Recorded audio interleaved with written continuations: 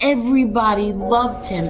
Hundreds of people would be by the courthouse, and he, put up his finger to the government, and that's it. This man is dying, and you still have him in solitary confinement. He was tied, his feet to the bed, and his hands were tied to the bed. People want to question if my father was weak or tough. He had a severe kidney infection. He was sick. He didn't get to see a doctor. By the time he got off the bus, he was covered in blood. If there was ever a time to become a rat or something, it would have been then. No, instead he fought 5 trials. Eli has never had any conversation with my father. You lie about my son? Like, this is how sick they are. I defend my family. I think I do a pretty good job of defending my family. But other people defend my family also. I don't ask them to do it, but they do.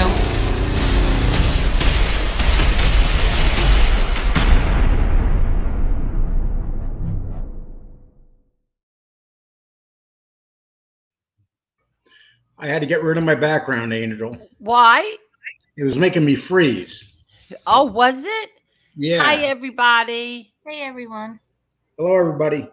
What was it anyway? I couldn't see. It was a bunch of homeless people behind me, and I was going to come in and tell people I was broke to please send money to my. I was homeless and broke. I was homeless and broke, but it didn't work. I just wasted all that time for like 2 hours coming up with a plan. Oh my God.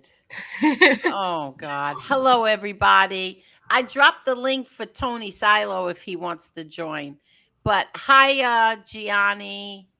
And Gianni said, not only could Gravano not shine John's shoes, he couldn't shine Junior's shoes, your mother's shoes, yours, and your sister's shoes, or anyone for that matter.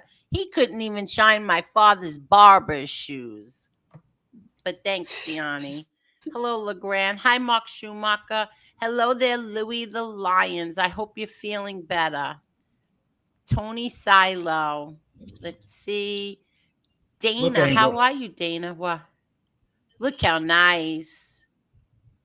I live in a dump, but you know. Oh no, that's very nice. What do you have? Those high ceilings? You kidding me? I have the high ceilings. I have a new computer, and I can sit in my recliner and do the show tonight. So I'm and Polly's not going to be jumping all over me. Oh, you're in the recliner? Yeah. Okay. Very nice. 3 pillows behind me, so my back don't hurt. Oh, very nice. Let's see. Steve Henderson. Steve Henderson. No man in no lands. No man in no lands. Louis, you didn't have to do this, Louis. I'm not even going to. I know, but I feel very bad that he keeps doing this. This is for you and those beautiful animals from the real Louis the Lions. From the hospital, much love to Miss Marla, Miss Angela, and chat members. Louis, feel better, quick, and stop. Feel better, Louis. And thank you, Louis.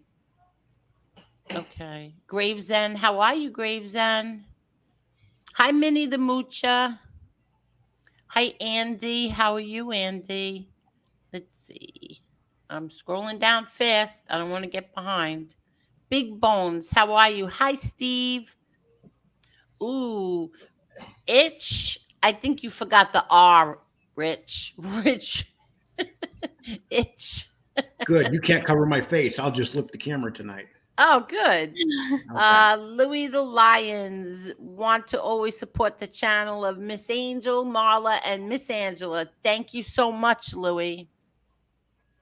Thank you. Hi, Boston Nick. Hi, Jared. Mark Schumacher. And we have Louis the Lions again.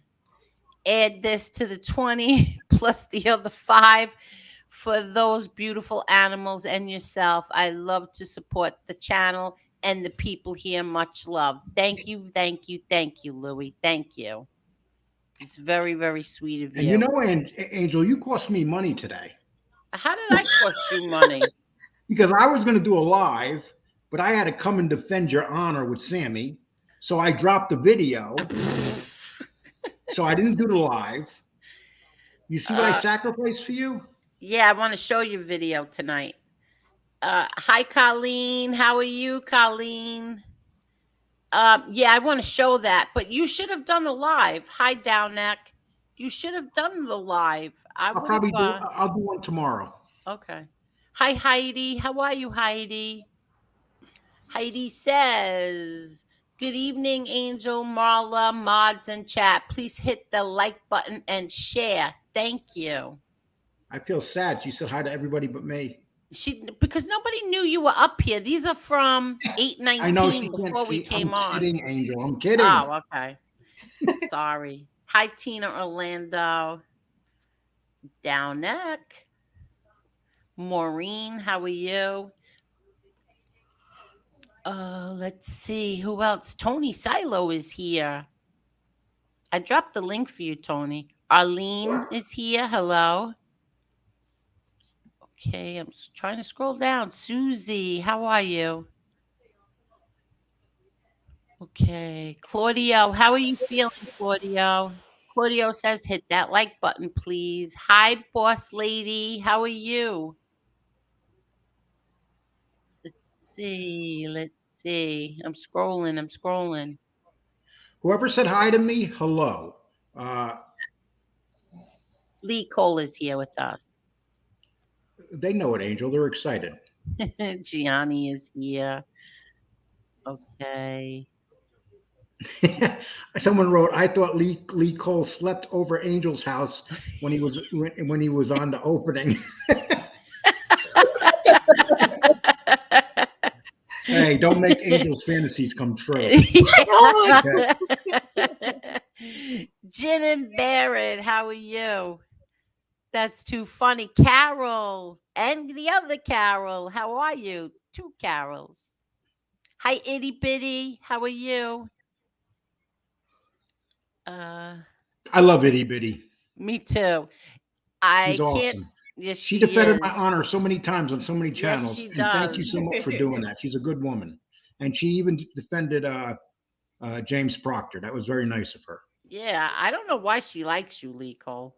I don't know either. I think maybe she feels sorry for me. It's like people like to feel, sorry for the degenerates. Oh, that's not nice. No. Hi, Kerry. How are you, Kerry? Hi, Bucky Palermo. Teresa Murphy. Hi.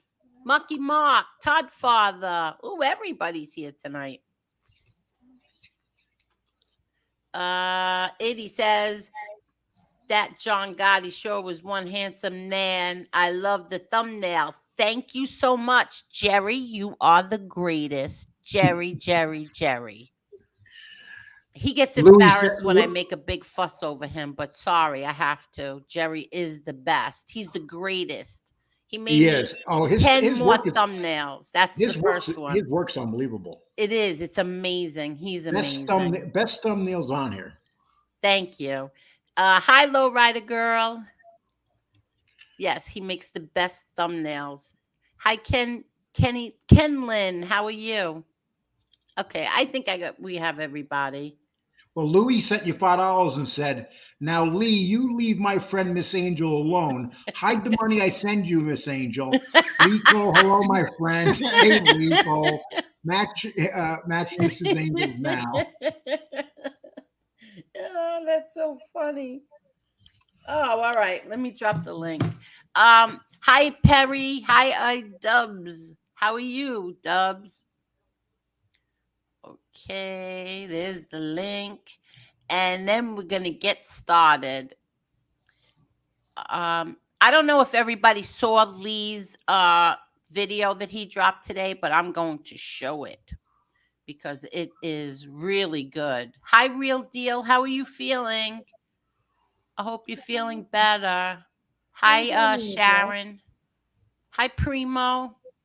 Will. Here's Tony Silo. Hello there, Tony Silo. Hello, Tony, beautiful ladies. Hello, hi, Mr. Lee. Great video, Lee. I seen it today. I appreciate that. I appreciate the remarks you left over there, too. You got it, buddy. I think it's very important for people to know that you and I may have had a little issue, an argument, whatever, but it's important that we're both friends of Angel's and none of that matters. We're here to defend Angel and be her bodyguards. You got it, brother. 100%, but don't. That's more important than anybody's feelings. And what You're about 100% Marla right. and Angela? I got both of them. Leave with That's me. right. Hi, Ange. Hi, Ralph. Wise Up Show. How are you? Hey, Lee, I'm going to give you a quick announcement compliment. to make. Good. Oh, it's not important. You go first. You better get the vegetables out of your mouth first. Lee, I know. I had to swallow real quick. Did you change your camera? Your head actually looks a lot smaller. I'm being dead serious. Like you lost weight. Look at him. Oh, I lost a lot of weight. 80 He pounds. lost a lot of weight. 80 yeah, pounds. And look at those beautiful hands. I was always proud about these hands. You know why I'm proud of them? They don't look like they had a hard day's worth of work ever. Look at them. Smooth like a baby's ass. Oh, God. No, I actually feel great tonight. I was looking forward to coming on this show, and I was looking forward to just everybody getting along, having a good time until some jerk comes here and messes everything up. But anyway. Which jerk might that be? Hi, I don't know, Tommy Angel. Sticks. Hi, They always show up, Angel, eventually. Yeah. We're not letting them get to us anymore. No, well, you got Angela in there. She's like a hit woman. Yeah, you're not kidding. Hi, Yankees for life. OG Mike D, what's up? Okay. So what's going on? So I want everybody to hear what. Oh wait, let me read this. Louie. Now, Lee, you leave my friend Miss Angel alone. Hide the money I send you. LOL, Miss Angel. Lee Cole. Hello, my friend. Hey, Lee Cole, match Mrs. Angel now. I just got I was chatting with my sisters, 4 of them, and they were all upset about Sinead O'Connor dying. And I'm like, please, this is the same woman that said that she hoped Trump would die when he got COVID and give it to his wife when she would die. She said that? Yes, she did. And she also said that she would not play in no venue in this country that played the national anthem. She also ripped up a picture of the Pope. Yeah, I remember that. Yeah. But she said, do you know that she said that she does not want to be around white people after she converted to Muslim, and the Muslim community condemned her for doing that. That's how radical she was. Wow. Was she a priest in the Catholic Church, or she tried to be a priest? No, she ripped up a picture of the Post. I think that was on Saturday Night Live, right? Yes, it was. It was on Saturday Night Live. Right. I remember the night she did that. I was in shock. Like, not that I'm, a big, huge, Pope person, but I still thought, like, wow, that's bad. And that, like, almost ruined her. I think it did. Oh, it did. It did. It hurt her. It hurt her. She also... That was like the Dixie Chicks, They did that thing and... Bad move by the Dixie Chicks. They could have been so big. Yeah, I used to like them until that little one started acting crazy. I love the Dixie Chicks still, but they don't really have much music out now. I mean, it wasn't a good thing to do, but I mean, they got death threats. They had to hide. They had to hide. You know how bad it is when you go over to another country and you say bad things about the president of your country while you're in another country? They know now. Hi, Tommy Lucchese. Hello, Jackie. Kelly Jean. Hello, Kelly Jean. How are you? So anyway, Johnny True Love and Will. So this morning, what happened is my phone was, I dropped my phone. And when you drop your phone, sometimes it switches it to silent mode. So I did that last night and I went to sleep and I went the whole day, practically the whole day, not knowing that I had text messages and phone calls and everything. So I didn't get to see your text, Tony, till a little later on, and then I watched it, and it infuriated me. I have to say, it infuriated me. But I went back and found that after I told you because somebody sent it to me. Unless I seen it, I wasn't going to send it. And right, that's right. Yeah. Remember when we talked on the phone, I said something don't make sense. But then I went back and did watch the whole video today. A lot of stuff just doesn't make sense. And I think Lee can witness it. He watched. No, he didn't. Lee doesn't know about this. I'm going to play it for everybody now. Okay. I'm going to keep it close to the mic. Let me know if you all can hear it well. Let me get it. Hold on. Okay, here we go. Let me unplug this. Shoot. Oh, come on. They put John Gotti in one car. I think George Gabriel went with him. They put Frankie in another car. I don't know. Agents went in with him. I got in a car with Frank and Matt. That's what. The ones who always watch me. I was cuffed. I was sitting in the back seat. Matty was driving, and Frank was sitting in the passenger. I believe it was Frank that turned. You can hear this, right?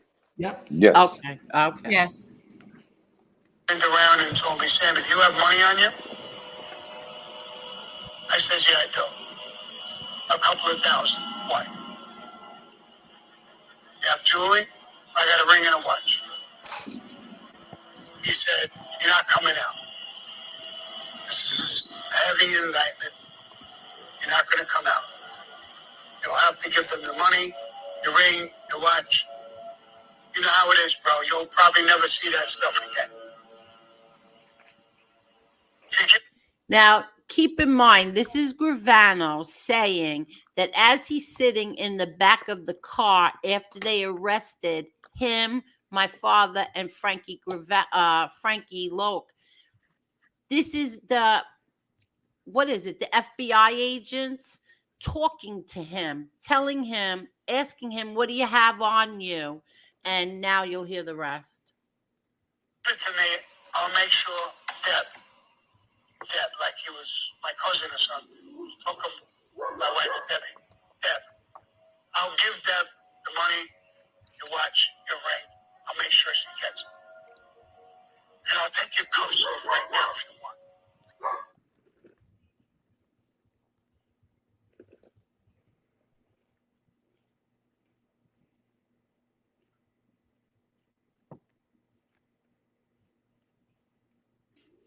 I'm sorry, she's barking at the TV.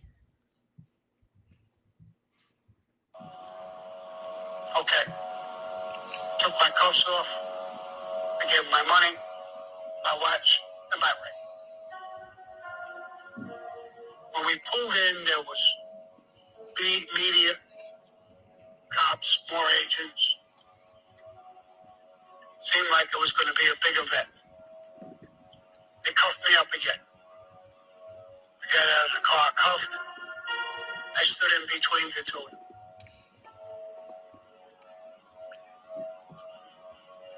The media was shouting out questions to me. I guess John was already in. Frankie might have been in already. I think I was the last guy in. We got in. Sure enough, they asked for my money, jewelry, whatever I had. I had nothing. What I did is I kept $50, I think.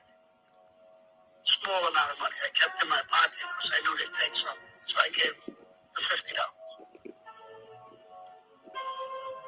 John did the same thing, so did Frankie Lacazza. When I gave the guards the money, and they marked it down and were telling me what I gave, John Gotti said something a little funny. It was funny. He said, Sammy, that's all you got in your fucking pocket is $50? I wasn't about to tell him that I gave it to Frank and Matty, but I said, yes, that's all I got. He said, remind me. Why wouldn't you tell him that you gave it to the detectives who said, I'm going to bring it to Deb? Why wouldn't you tell him that, right or wrong? Because that would show that you had some kind of relationship with Frankie and Exactly. Maddie, Exactly. in my opinion. Yep. When we beat this case, I got to give you a fucking raise. The agents laughed, the cops laughed. It was funny. It was funny. It really was. John had that way about him with these cutesy remarks and stuff. So it was cool. Piece of shit. So I know my father had money on him because my father gave me money that day. And I know that he had a nice amount of money on him. And I'm sure Frankie had money on him too, but they didn't get the luxury of having to give their jewelry and their money to the cops that were arresting them, the agents that arrested them. So now, after hearing that, does it sound like he had some kind of a relationship, Lee Cole, with these agents? When he tells the story, I always say to myself, it's 50% true and 50% bullshit. So I'm not sure. I wouldn't be surprised if he did. Are you kidding me? Well, Lee, let me ask you a question. I don't have it yet. I have somebody working on getting me the paper, which is public record. So maybe if you can get it. It did show that he only gave $50. It did show the amount that John did on his intake, and it did show what Frankie Lacasio gave on his intake. He also didn't have ID or anything to present at the desk. Everything he had was given to the agents. Now, here's the only question I have. Supposedly, they trailed him for 2 years. Okay, these same two agents. Almost 24 hours a day, the way he makes it sound. And if you look at the book from the guy, Frankie, I never found that. It was the guy, Frankie, the agent. It says a lot of the time they trailed him and seen him in major meetings. How come none of that ever came up in any of the trials or in any of the evidence? I wouldn't be surprised if he had a relationship ahead of time.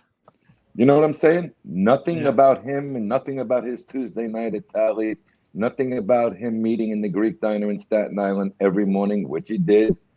Nothing. And it was something else in the tape, but we'll go over that after. Go ahead, Angel. I'm sorry.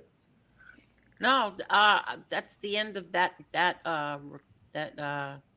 Okay. recording. Here's something I watched because I ended up watching the whole tape because I wanted to see what he was going to say. Okay. He says how him and Frankie plotted this and plotted that in the MCC. Okay. He's a liar. Wait a minute. It's easy to prove him a liar. How come he never said him and Frankie had a conversation outside of the MCC if Frankie was so much on his side? Go through any video. I called, I looked up as much as I could since we spoke last night. It never says that Frankie warned him that John was mad. Well, if Frankie was such a good buddy of his and him and Frankie had all these plans to do what they were never going to do because it's all bullshit, wouldn't there be some comment that me and Frankie spoke before we got locked up? You understand what I'm trying to say? Mm-hmm. He made a lot of derogatory comments about what him and Frankie were saying in MCC. Not one comment about anything that ever happened before the arrests. Yeah, but he's a liar because we all know that he's a liar because of the speech that Frank Lacasio made when he was getting sentenced. No, Yep. I get it. But we all knew Frankie was a solid man. But Frankie was in jail, and it didn't matter what he was going to say. He wasn't going to reach out to YouTubers or the internet or somebody. How come he never mentioned Frankie Lacasio in not one conversation that he had outside of the 11 months he spent in the MCC? What do you say, Lee? It's like I said, I wouldn't believe. I would not be surprised if he knew he was going to flip those 11 months before. If he already did, I wouldn't be surprised. he could have been in there getting information from your father and Frankie and giving it to the feds. Yeah, exactly. I mean, Who gets that kind of treatment? Like really, who gets that kind of treatment? John, want me to bring your 5-carat ring and your $10,000 watch and $5,000 you had in your pocket home to your wife and kids? That and here's didn't another happen with and my here's father. another question you got to ask yourself: why did they lock Sammy up with your father? That's a very unusual procedure. They usually break those guys up. Why did they leave them together? I tried to ask you that question in a chat months ago when the night that we were on your show, when the producer of his show left. That's the point I was trying to get to that night. Why did they put them two in a cell and Lacasio by himself? You're absolutely right. At that point, you wanted to separate them so they couldn't talk to each other if you're using your brains. They let them stay in the same cell. But who said that they did? He did. It's in reports that they were in the same cell for a few days. And Sammy's always talking about the conversations he's had with your fathers. But once again, with Sammy, you never know what's true. Well, yeah, I was just going to say that because they separated. They always separated everybody. They didn't want these people together unless it really was. Well, can I ask you a question? Why was Vinny and Joe Messina together? Yeah, true. Yeah, what they did there with Vinny and Joe Messina is they brought him up to meet Joe on the roof, on the roof of the building, and but it's very unusual that they brought him up to meet. Right there, I think that Vinny should have known something was wrong. Correct. Vinny actually said he felt like something was wrong, but he couldn't say no to the boss when he started talking. I hope that man gets a new trial. We'll soon know. I really do. I really hope that he gets a new trial. Just Larry. How are you, Just Larry? He says Sammy can never be a man like JG and take the time he did. Sammy even got his family into drugs. That's gutter. Exactly. Now, here's another thing, Lee. Excuse me. He said he flipped and made the agreement before they actually moved him for a while.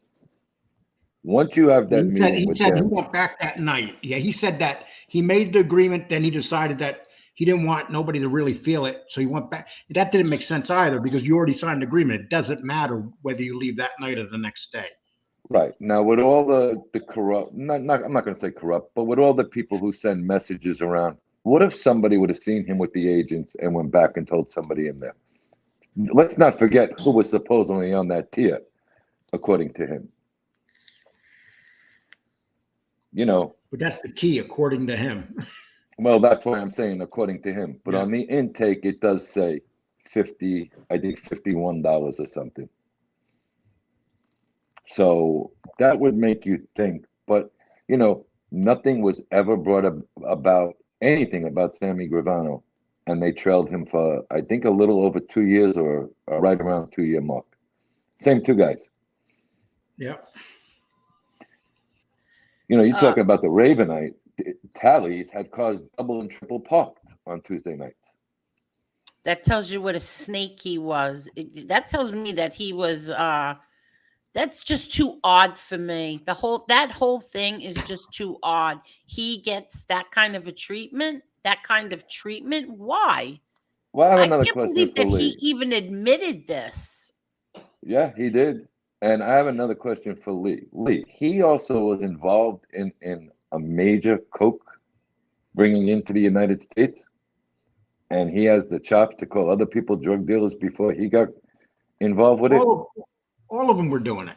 Yeah, I'm not saying they weren't, but he preaches that he wasn't. You know, before he loaned the money in Arizona. What I'm saying is, he actually held back in his testimony from the FBI that he got caught with in the middle of a 5-ton coke distribution. Well, he held back another thing. They called Alan Kaiser John Doe. I mean, They purposely held it back. I guarantee it. They didn't want that to come up in court.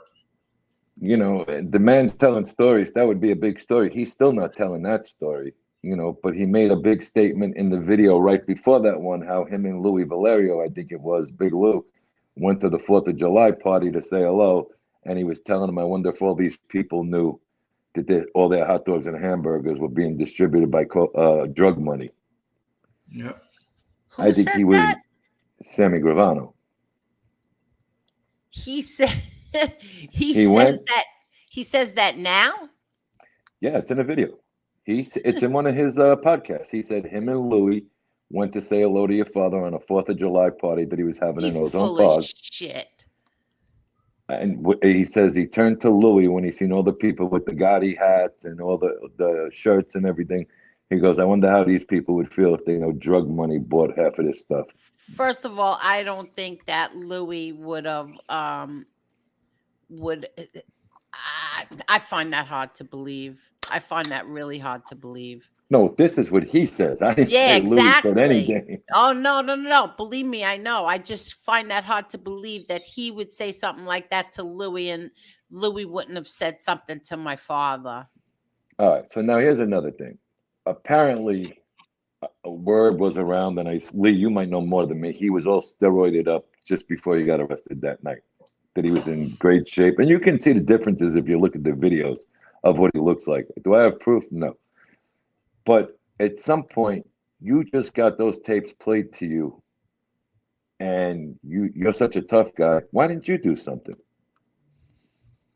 So I don't believe because he's not a tough guy.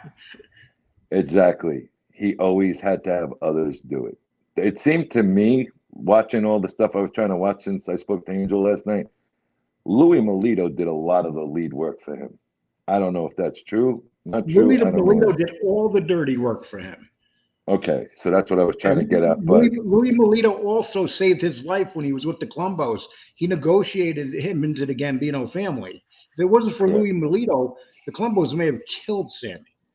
100%. Louis Melito is the one that pushed to get him into the Gambino family.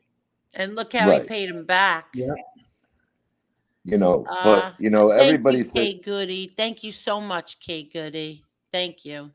I'm sorry. Go ahead. No. Everybody says how John wasn't using his head and John wasn't doing this. John didn't have him around any of his real crew. Before he became whatever they say he wanted to become. The only one who really got invited to come into the inner sanction in Queens was Mikey Scars, it seems like.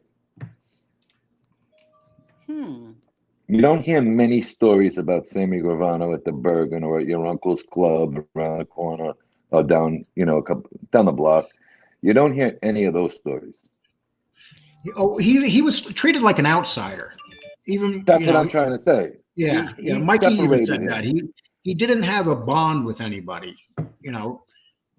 People respected him, but he had no bond with nobody. Right, and he uses dead men's names all the time. It's like what Castellano said in front of everybody. Well, everybody that was in that meeting where he said, you're the only guy here that's a racketeer and a muscle man. He's full of shit. They're all dead. No, not one of them people could come up and say he's a liar. Primo, thank you so much, Primo. Primo sent me a cash app and said, I'll match Louis. Thank you, Primo. Thank you. Thank you so much.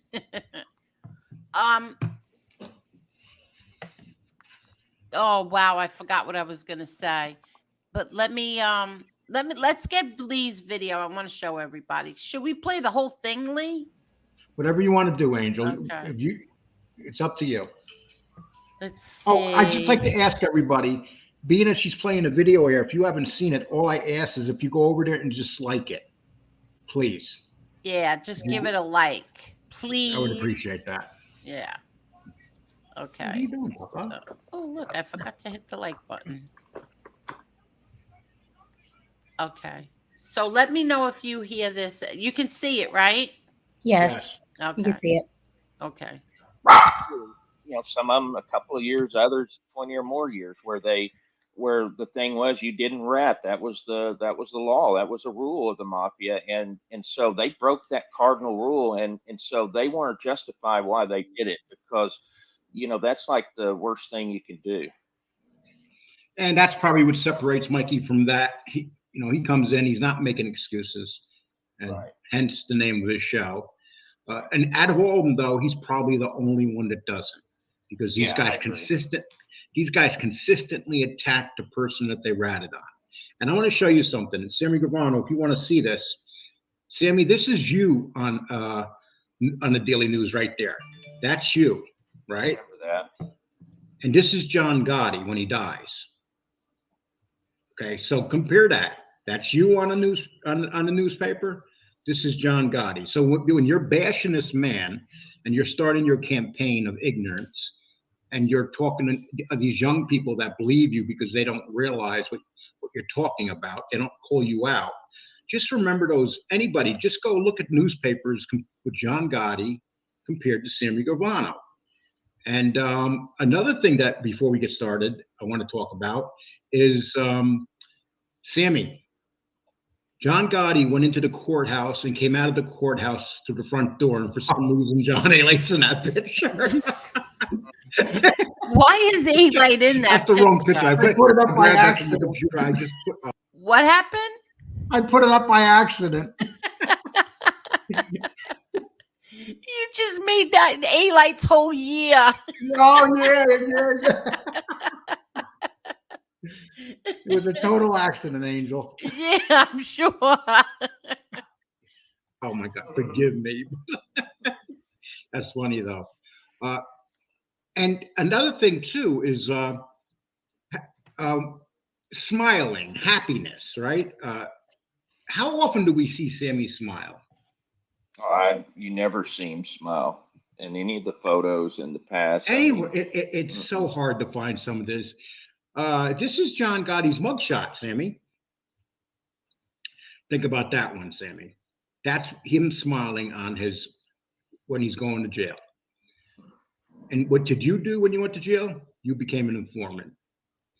But let's get back into other things that we're going to get into. Sammy said several things, but the first thing we're going to take apart, James, I want your honest opinion. Did John Gotti destroy the mafia? Oh my God, that's the worst.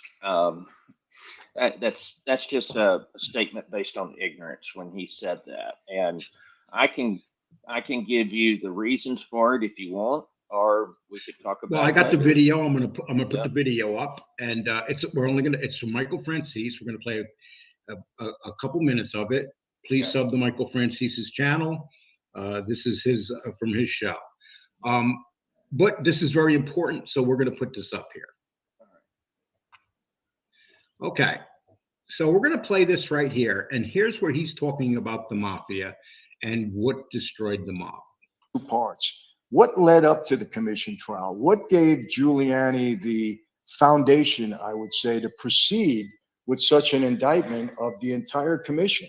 And I know we did a little bit of a quiz about it. And let me tell you what it was. It was Joe Bonanno's book, A Man of Honor. So for those of you that voted for that, you got it right. And I think to give you some good insight into this, I want to talk about Joe Bonanno today, because Giuliani told me on a radio broadcast that we did with my friend Joe Pagliarulo. We were on together about maybe 6-7 months ago. He said straight out that it was Bonanno's book that gave him the blueprint, the foundation, to go after the entire commission. And Giuliani also told me that his motivation to go after the mob was Bonanno's book. He was so incensed as an Italian American that Bonanno made the mafia look so good, like we were a family of benevolent people. It bothered him so much, and you know what? It bothered some Italian Americans also, that he decided at that point in time to go after the entire mafia, to crush it. And he did a good job in putting a lot of people away, I would say. At one point in time, Giuliani was an enemy of mine. Some of you know we've patched it up. 30 years later, he wrote a foreword to the book, Mafia Democracy, that I was very pleased with. He told the truth. He said he's watched me over the past 25 years. He believed that this transformation I made was sincere. I appreciate that coming from him. But he wrote a great foreword. And so I advise you to read it. I think you'll enjoy it.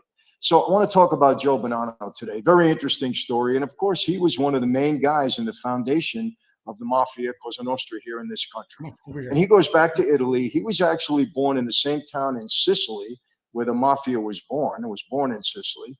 He came from the same town as Masseria and Maranzano. And Bonanno actually came over here to Brooklyn at an early age. He came here with his parents. He was actually undocumented at the time. He came into the country illegally, I would say. And they lived here for about 10 years, and then he went back to Italy. And when he went back to Italy, that's when he met Maranzano and Masseria. He had started to get involved with Maranzano, and they wanted to leave because... Well, I'm going to take that down because we already heard what he said, right? About the commission. Now, you explain, James, you explain why it was Bonanno that destroyed the Mafia. Yeah. So what happened was that around 1970, Congress, there was a law passed called the RICO Act, and that was a racketeering act, and that was a way to be able to bring down any sort of criminal organization, and it was based upon the idea that a boss could be taken down even though he didn't himself do anything or may even have any knowledge of it. It was just people that was beneath him or in his crews or organization that committed crimes. And so what they're trying to say is that if you commit murder along with another type of offense within the last 5 years, then that could be racketeering, or two types of organized criminal activities within the last 5 years it would be racketeering and could bring down everyone in that organization. And so anyway, the prosecutors, the U.S. attorneys had no idea how to use this.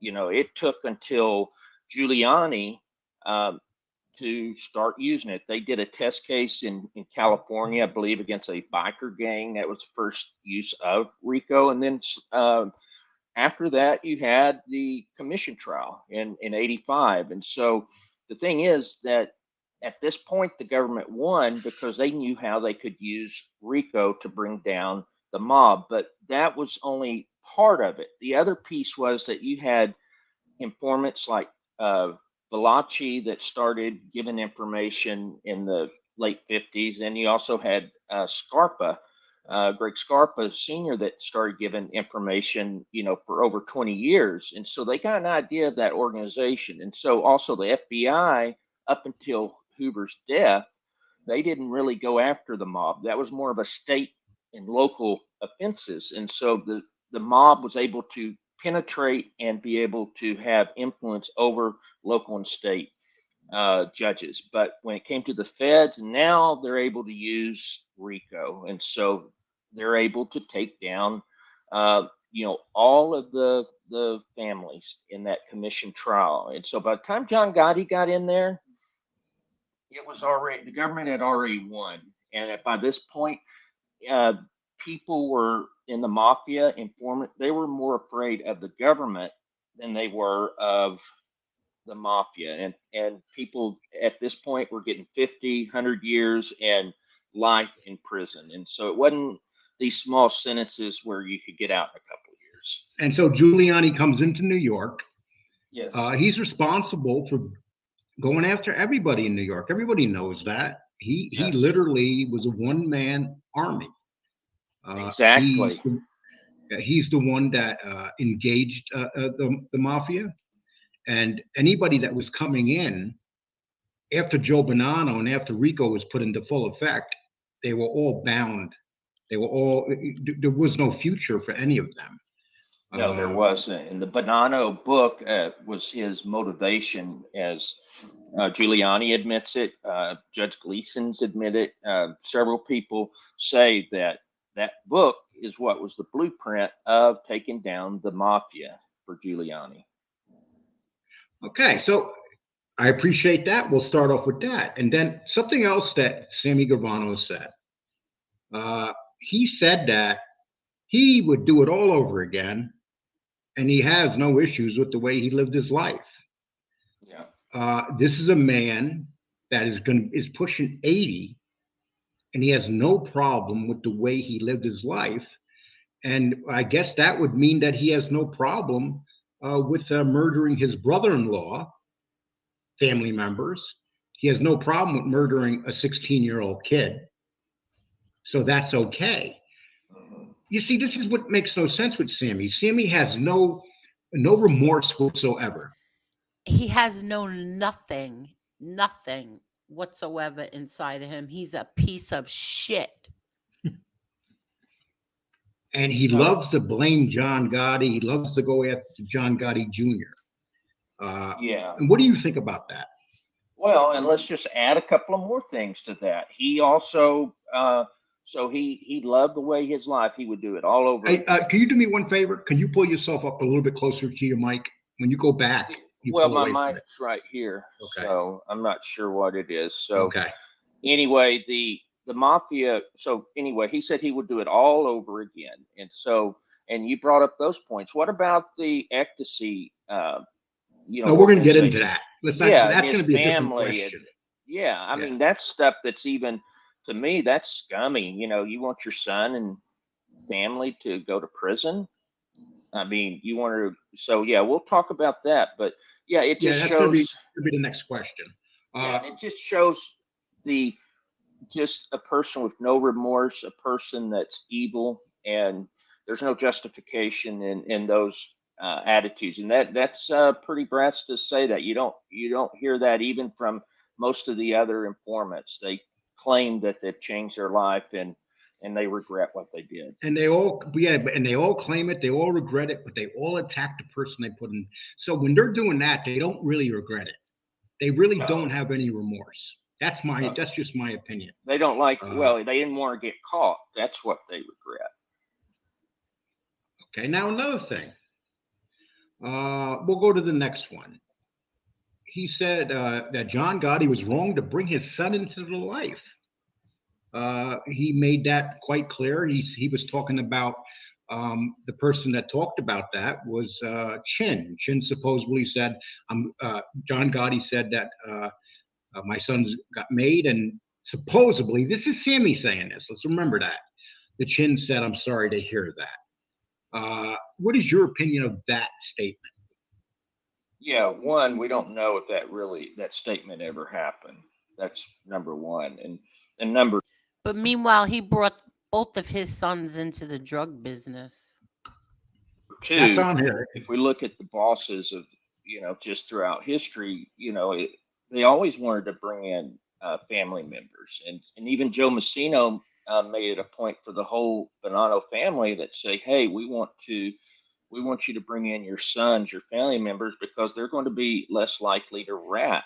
And so that's just something that in that life, look at Michael Francis. We just watched him. His father was Sonny. And so maybe it's unfair that these guys get ahead because of their father. The reality of that life. You just went out and came in. Okay. Yeah. Okay. So, and we're going to go on with that. Okay. So he's going to knock. Okay. And I don't like bringing family in this, but he's bringing family into this. He's always attacking the Gotti family, whether it's the mother Victoria, whether it's Angel Gotti, or whether it's Uncle Pete, or any of those people. He's always attacking them. So here's what I like to say to you, Sammy. Have you ever seen a woman in the Gotti family and doing a mugshot? Have you ever seen like a daughter doing a mugshot because you brought him into a life of crime? Is that a mustache? Probably. You brought your children into a drug empire that you were trying to create. Okay? And your son. Now, you talk about John Gotti Jr. being brought into the life. You literally had your son into a drug empire that you were trying to build with your son, your daughter, and even your wife. And you're going to knock that family. You don't see Victoria Gotti in any mugshots. You don't see Angel or her sister Victoria in any mugshots. See, this is proof right here. So you don't think, Sammy doesn't think about what he's saying. Okay, so what do you think about when I put that up and just say, okay, Sammy, you want to go after the Gottis? None of them are mugshots except the ones that chose that life. But the ones that didn't choose the life are not in those mugshots. Yeah, and that's a big point to make, because it's the men were the ones that were in that life, and so Sammy brings in his family members, his wife, his son, his and daughter into that life, and so Sammy saying, "Oh, you shouldn't bring your son into criminal activity." He's talking about the mafia. Well, he did it. He was trying to make his own mafia family in Arizona. That's what people were saying. Even Gravano family were concerned about it, and were making, it was on tape that they were trying to figure out what the hell is Sammy Gravano doing down here. And so the problem is also, he makes the comment, before, that he doesn't regret anything he did in his life. He would do it all over again. So you want to put your daughter and your son through that? When his daughter was devastated when he cooperated. She was so angry. She was so broken. She was so angry, but she's living off the name of his. Well, now she defends him now cooperating. Yeah, now it is. But then it was all bad. He gets a divorce from his wife Deborah, which I still think it's just for business reasons, to protect his assets in the Son of Sam law. I believe that. And sure. And the other thing is, my understanding is that his son Gerard's he's reformed and a decent kid, and so why would you put him through all that? I agree with you 100%. And Gerard, this is nothing toward Gerard, this show I'm doing. This is about Sammy. And Sam. The fact of the matter is, Sammy's children were involved in that. Can you imagine John Gotti? Do you know that I believe that when he testified against my father, he said the reason why he was testifying was because he didn't want his son following him into that life. Yeah. Yeah. Okay. Bringing his wife and his one of his daughters into dealing drugs. Can you imagine that? You could never do that. You would never picture that. And this is another thing that Sammy does. I mean, he doesn't think. And the people that listen to him, they're like, "Oh, Sammy, great. Here's $100 envelope. Tell us more." But he doesn't tell you these things. Yeah, it's just and it's just people. It's very insensitive, for the victims' families, and it's just, to me. But besides that, it just shows a person that he's not remorseful, he's not rehabilitated. The only reason he's not committing crimes now is because he's pushing 80 years old. But he's also making money off people. He probably thinks that. He probably thinks of, what people thought of, the mafia thought of the people that were on the streets that weren't mafia members, just regular people. They were called suckers. He probably thinks all of those donations and donators are suckers. And Sammy also makes the point that John Gotti Sr., everybody on the street knows he destroyed the mob. First of all, John Gotti Sr. is so respected by any real mob people. If you went to Vinny Basciano, or these guys sitting in prison, or if you go to the real guys out in the street, Sammy. But see, you can't go to the real guys out in the street. Sammy cannot, because he's considered what he is. And and so let's talk about as family men. Okay, John Gotti went out of his house and went to the clubs, and he was a mobster. But when he was home with his family, he was a family man. Look at all the pictures, hundreds, thousands of pictures of John Gotti with his family. Sammy, I have never seen, like, maybe, what do you got, like one or two of them? Of you with your family? Yeah, I mean, he said in the broadcast that what he's doing is he play handball with the kids in the neighborhood or something. But yeah, you don't hear Which there's him. no evidence of that. Sammy playing, No, yeah, none whatsoever.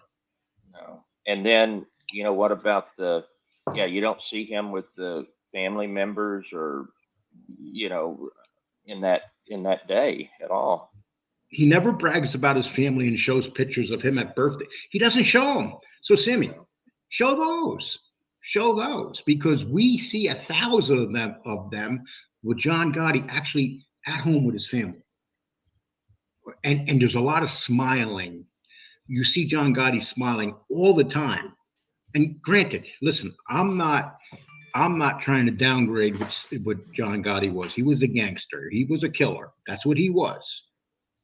He was a boss of a family. See, that's two different. But see, there's a difference. Sammy was a snake. Let's get into the next thing. Let's compare loyalty to your longtime friends.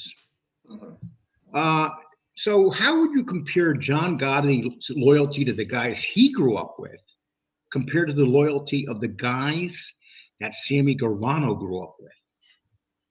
Yeah. So what we know is that obviously the people that Teresa Murphy, thank you so much. That's so generous. Thank you. She said for the animals and little Chucky snacks. Thank you. Thank you so much, Teresa. Really, seriously, thank you. That was very, very kind.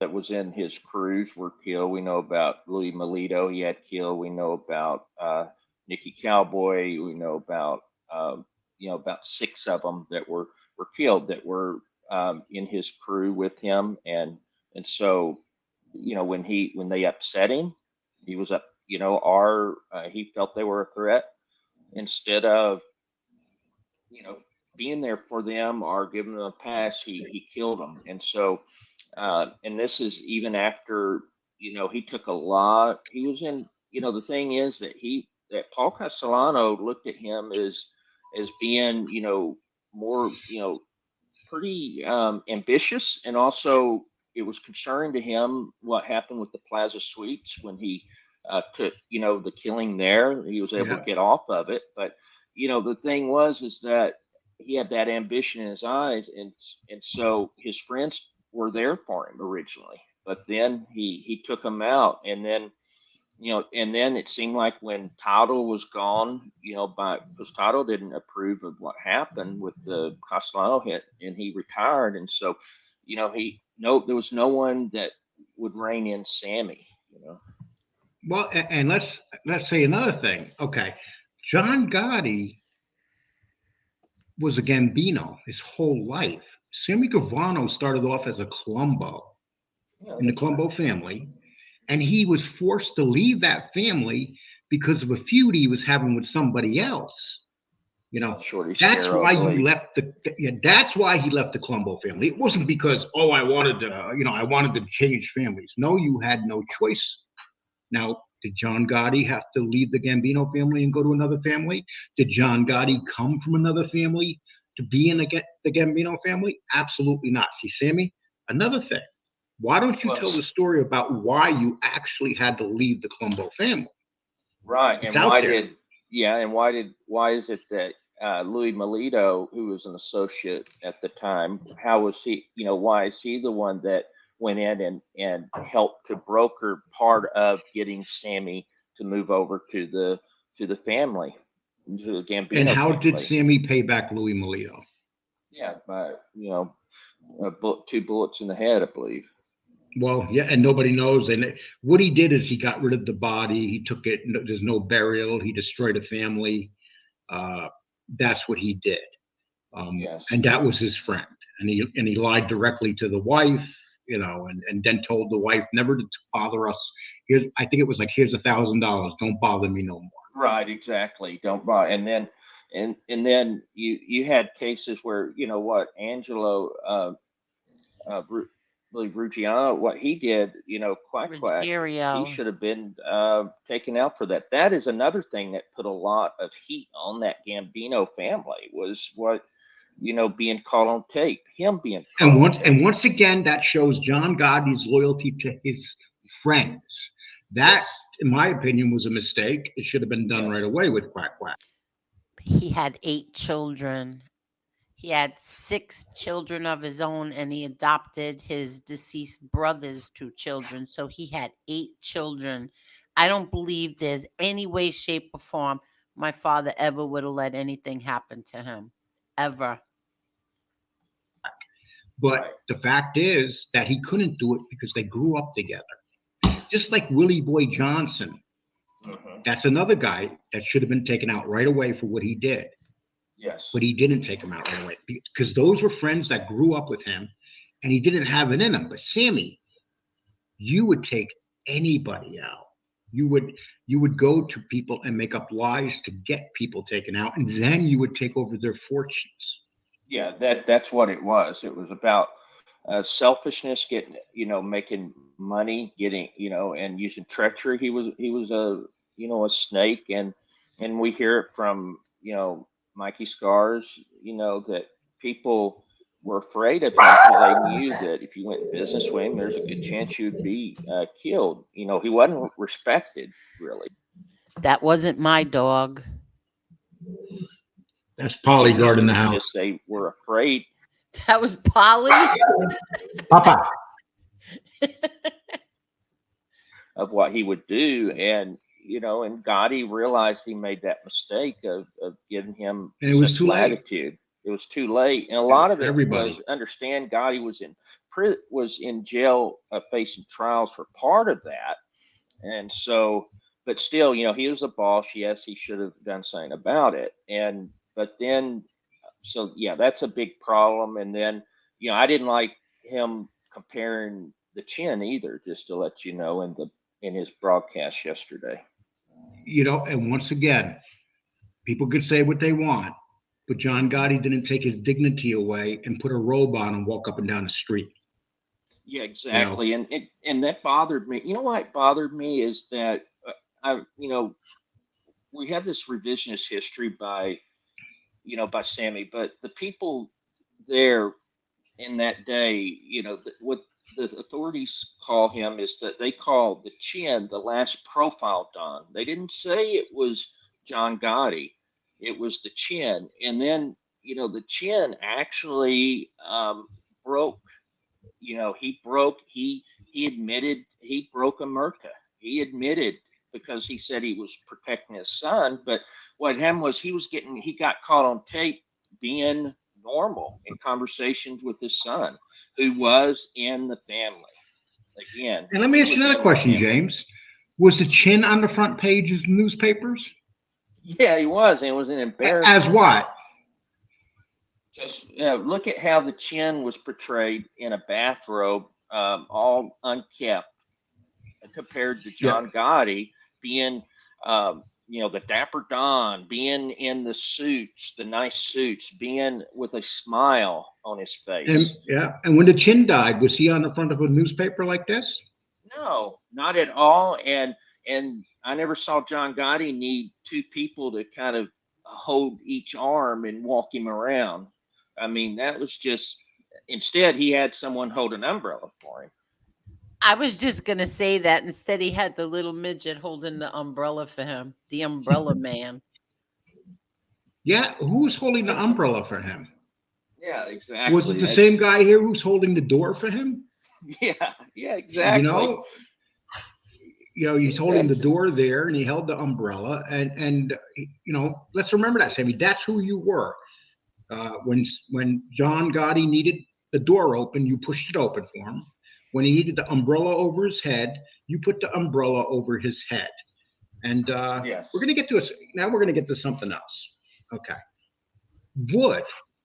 Would John Gotti ever sit down and say that this guy is the real deal? Oh, I didn't even see this part. Yeah, I don't think so. Oh, answer it. I didn't even see this. James? No, I don't. No. I need a complete answer from you, James. No. I think no. Okay, no, I need more. Oh, complete answer. Okay. Yeah.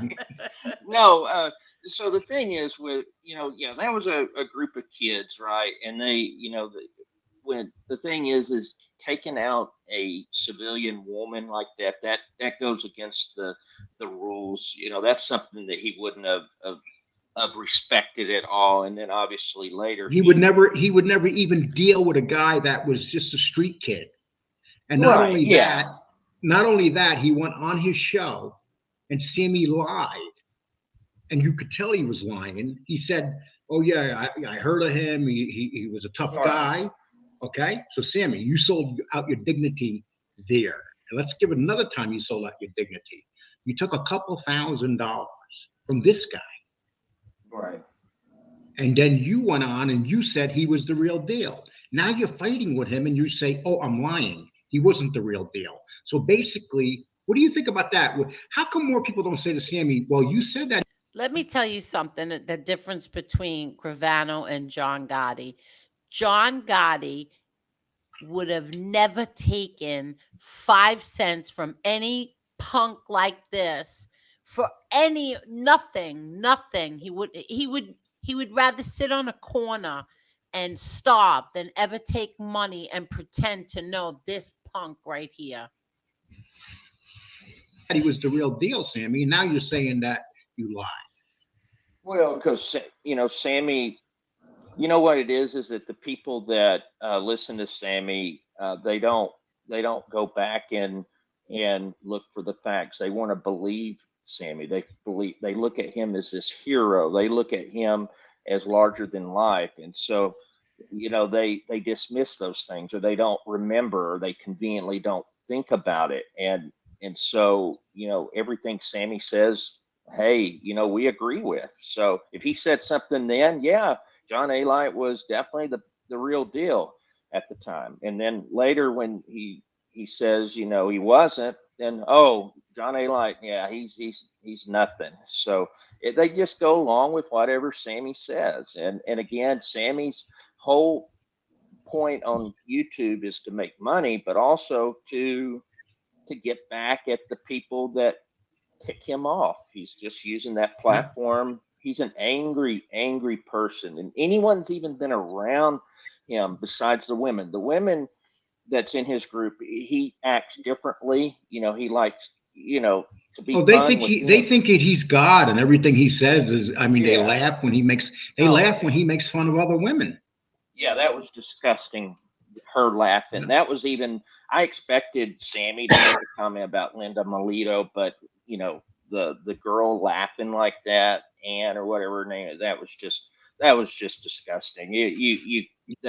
I'm sorry. And so, but any man that disagrees with Sammy, he just yells and screams and acts like an idiot, and he won't let it go. He cannot let go of anything. And there's people and that another he's thing, him on, and he will not talk to him anymore after he'd been on their show previously. And another thing that he did, he brings up how Michael Francis agrees with him about Gotti. He doesn't. Michael Francis has been out there, and he said that his exact words, Sammy, was that you are nothing compared to John Gotti. He says that you can't even mention your names in the same breath. That's what Michael Francis said about you. And now you're saying, oh, Michael Francis. There's tons of video evidence out there, people, of what Michael Francis really thinks of Sammy Gravano.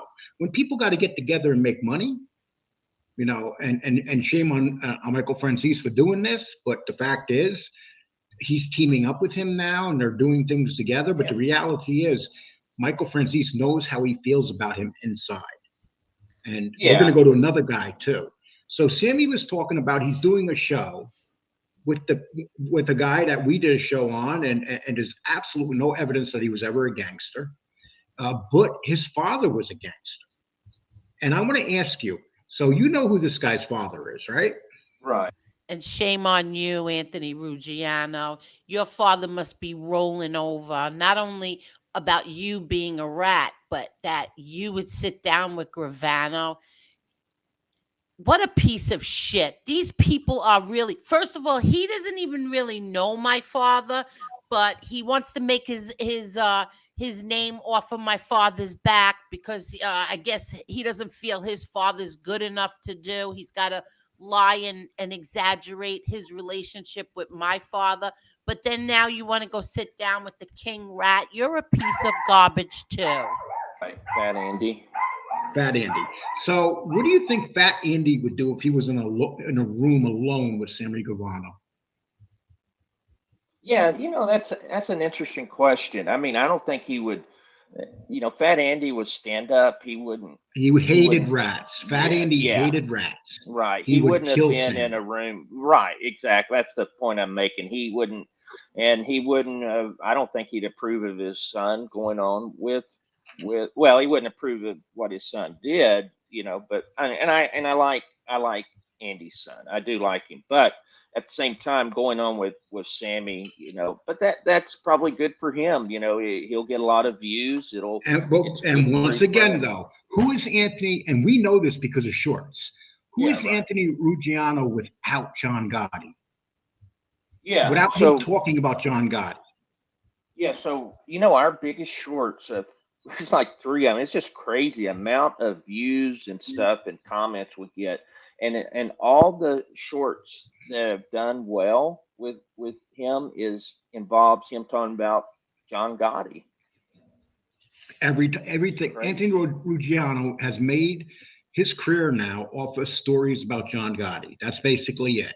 And he's saying, okay, he's bringing Anthony in, and he's going to sit down with Anthony. So basically, you're sitting down with 3 guys that were on the very borderline of the life. If anything, maybe they did some stuff in the life. They made sure they knew gangsters, but these are guys that John Gotti wouldn't even associate with. Sure, Ruggiano may have known Gotti, but the fact was that's because John Gotti and Fat Andy. That's it. Yeah, and I'm worried. Not worried, but I'm interested in this. Ruggiano lies about that because my father and Andy didn't even like each other, so he's a liar. But they did know each other. They knew each other, a long time, but they did not like each other. But Angel, you got to remember one thing. For you have I can't really take you serious because ever since Ruggiano broke your heart, you haven't been the same. Remind me, I'll show you pictures of Lewis, and then we'll see pictures of Ruggiano, please. Hey, don't get mad at me. He's out there talking about you. Okay. Lewis was a goddess compared to him. It's dynamic because, Fat Andy's son, it seems to put Gotti in a high regard, and he's going on a show with Gotti enemy number 1, right? And so I'm wondering how that conversation's going to turn out. It's interesting. It's gonna turn out to a Sammy Gravano ass kissing festival, just like any of these other informants that. He really should be ashamed of himself. He really should be. Can I say something real quick? Yeah, go ahead. He's a major drug advocate, he says, correct? Yeah, Anthony he was Ruggiano. a major drug addict. Well, drug advocate now, he says, correct? Right. Okay. He's sitting there with a man who has no remorse about being a drug dealer. That looks real good to tell your clients when they say, why were you with that drug dealer? Oh, shoot. I didn't even think of that. Come on now. You're right. I didn't even think of that. Okay. Wow. Go on with him, do the same thing. Sammy is their king. Sammy is the leader, and they got to treat him nice. But that'll lose his every credibility. That we know that have been with him. Right, and he'll lose credibility by going on the show if he does that. If he kisses, in my opinion, if he kisses Sammy's ass, but who's he going to lose credibility with? See, this genre, the mafia genre, the people that he's going to lose credibility with like 2% of the people that actually know that Sammy's full of crap. Yeah, that's true. It's a very low percentage of people in here that actually understand the mafia and understand what Sammy did. I wish it was a higher percentage, but it's not. Yeah, And Ruggiano's going to go on there. He's going to pick up a lot more subs, and he's become more popular. That's what's going to happen. It's not going to be the other way around. It's a good thing for him. I know that he's definitely making money from it. He won't go on shows without money. I get it, but and I understand he's 70. He's trying to build his brand, make some money. God bless him. But the thing is that he brought his whole career is based upon the Gotti name, and now he's going over to the enemy. So it's kind of interesting to me. But you're right. Less than 2% of the people will even care.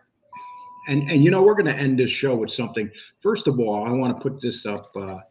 Please subscribe, hit the like button, and the reminder bell. Please do that. It's very important. But I'm going to keep that running under here, people. And I want to finish this show with something really interesting. Sammy, when you die, do you think that this will be the reaction when you die? And it says, oh, I'm sorry. I hit that by accident, but I will tell you this. I will have a block party. Okay. And you know what? We weren't planning on doing this, but Sammy Gravano was so. You don't see, he said when he came out, he was going to the back section of the obituaries, kind of like an unknown actor or something. An unknown. Okay. I'll tell you what, Sammy's an actor because 90% of the stuff he's saying is acting. Yeah, and that's what I think of him as. That's why I equate him to now. He's an actor. He's playing a part. That's what I see him as. I don't see any legitimacy in him. You don't see. He said when he came out, he was going to. I remember the term. He said, "You're going to hear the good, the bad, and the ugly of this," and you don't hear that. Just the hero, the good. Okay, and you know what? We weren't planning on doing this, but Sammy Gravano was so mean and nasty yesterday. He deserves a response. I'm sure he'll get one probably from Mikey. I know he's probably going to get one from Angel, and he deserves any response he gets. James, I appreciate you being here.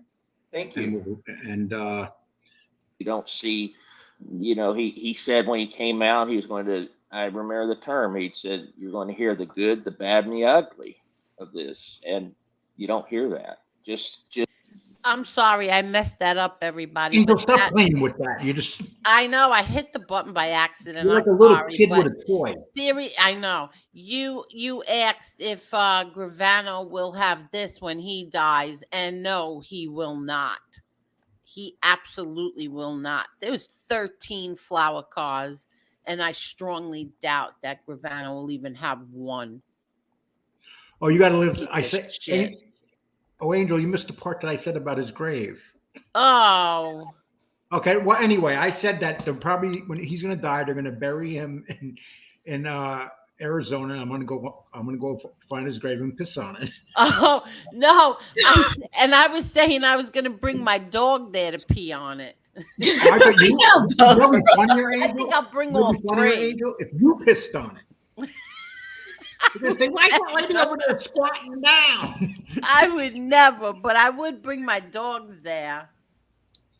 Now, just for the simple fact, all right, let's just forget about he ratted on 30 people. Angel, before you say talk anything about else, what he did to Alan Kaiser, that's disgusting. Tony, are you aware of how much Angel was in love with Luciano when he was?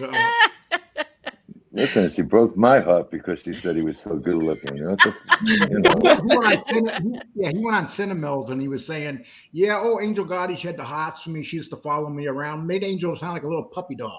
Could you imagine the nerve on him to even say something like that? You sick bastard. Look. Put up his picture and then put up your husband's. There you go. Lewis. Look at Lewis, okay? Look at Lewis on our honeymoon. Look at that face. You got to be out of your mind that I had a crush on you. He looks like he was on 3 honeymoons that night. Look. I was pregnant with little Chucky there. Look how handsome he was. Are you kidding me? You know who he looks a little true. bit like in that Who? picture? Lorenzo Lamas. Oh yeah, true. That's right. Look at that picture. Wow, He does. yeah. And that was one of the 5 best looking men in the world for like 5 years straight. Yeah. Oh man, I forgot about Lorenzo Lamas. Wow. Angel, maybe you just were in love with the way he used to like walk or something about him. Who? Ruggiano. No, never. I told everybody this 100 times. The first time I ever met him, he was with his wife, and she ended up becoming one of my closest friends, Alice. And I never ever had a crush on him. I don't know where he got that from. And you know how I know he's It lying, was Angel? not me.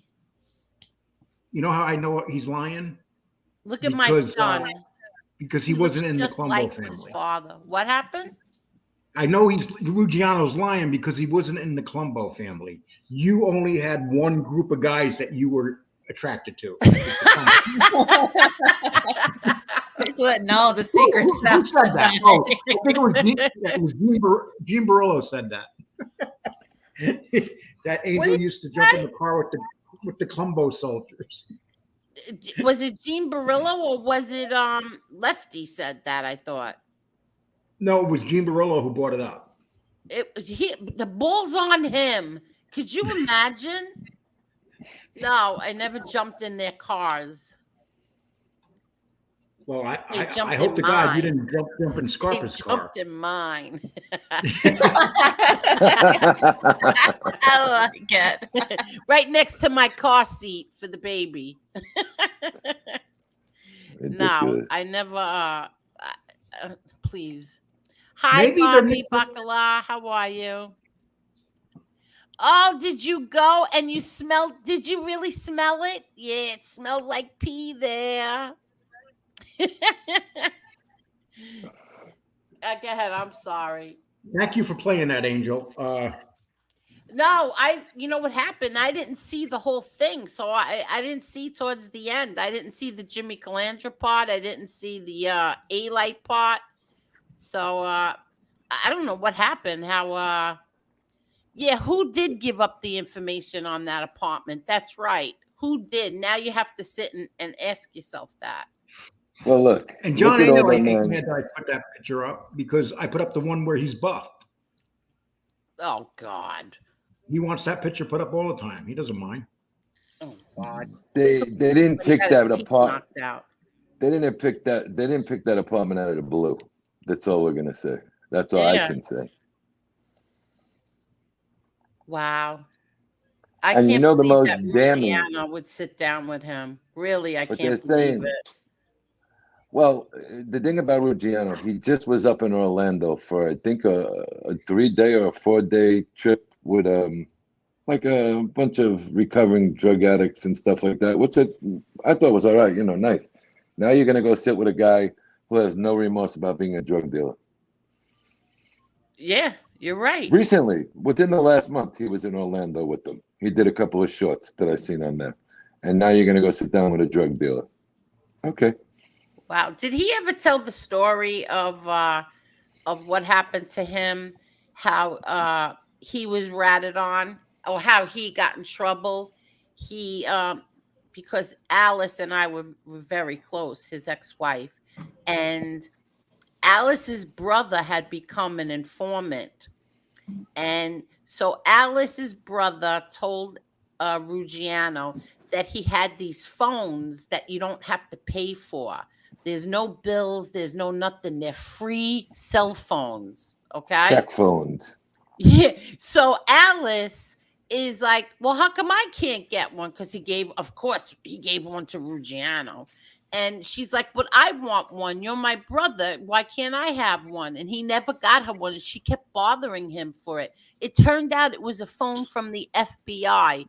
And it was bugged. And everything that Ruggiano did and said on that phone, they knew about. Did never he ever heard tell that story? I've never heard that one. Oh, That's he funny. never told that one. Yeah, her brother Albert. Albert became I think that was his name, Albert. Maione, whatever. But yeah, or maybe his brother's name is Albert. I forgot her brother's name. but whatever. So yeah, that's how he got caught, because the brother gave him a bugged phone. You want to hear something funny, Angel? I Yeah. put up three shorts on Ruggiano, right? Yeah. I go to sleep. I wake up the next day. There's 20,000 views on them. Because I guess because he's new. Who knows? I don't know why people do like the way he talks. I've never watched one of their shows, not one. The only one I ever watched was Scars, Mikey Scars. That's it. I've never watched any. I've never even watched that thing that I saw that I just played from Gravano. I've never watched him. I watched one Ruggiano, and that's it, because it said my father gets punched out. Who the hell? Somebody in the neighborhood that they were shooting fireworks off, and he came out of his house and punched him in the face. And then went to a bar on the corner. It's in one of his shows. And Andy Ruggiano went there with a couple of his friends, and they talked it out, and they let him off the hook. So he said his father couldn't open his eye for almost 2 weeks. The guy punched him in the face. Who the hell's going to go on and tell you how your father got blasted in the eye, and then he never did nothing about it? Yeah, I find that hard to believe. That wasn't the type of guy you punch in the eye. Did you see that show, Lee? No, I didn't. But when you mentioned Fat Andy, I'll send it to you. The Hell's Angels accepted that dude. He was a tough dude. If you punched him in the eye, he's coming back. He's coming back to get you.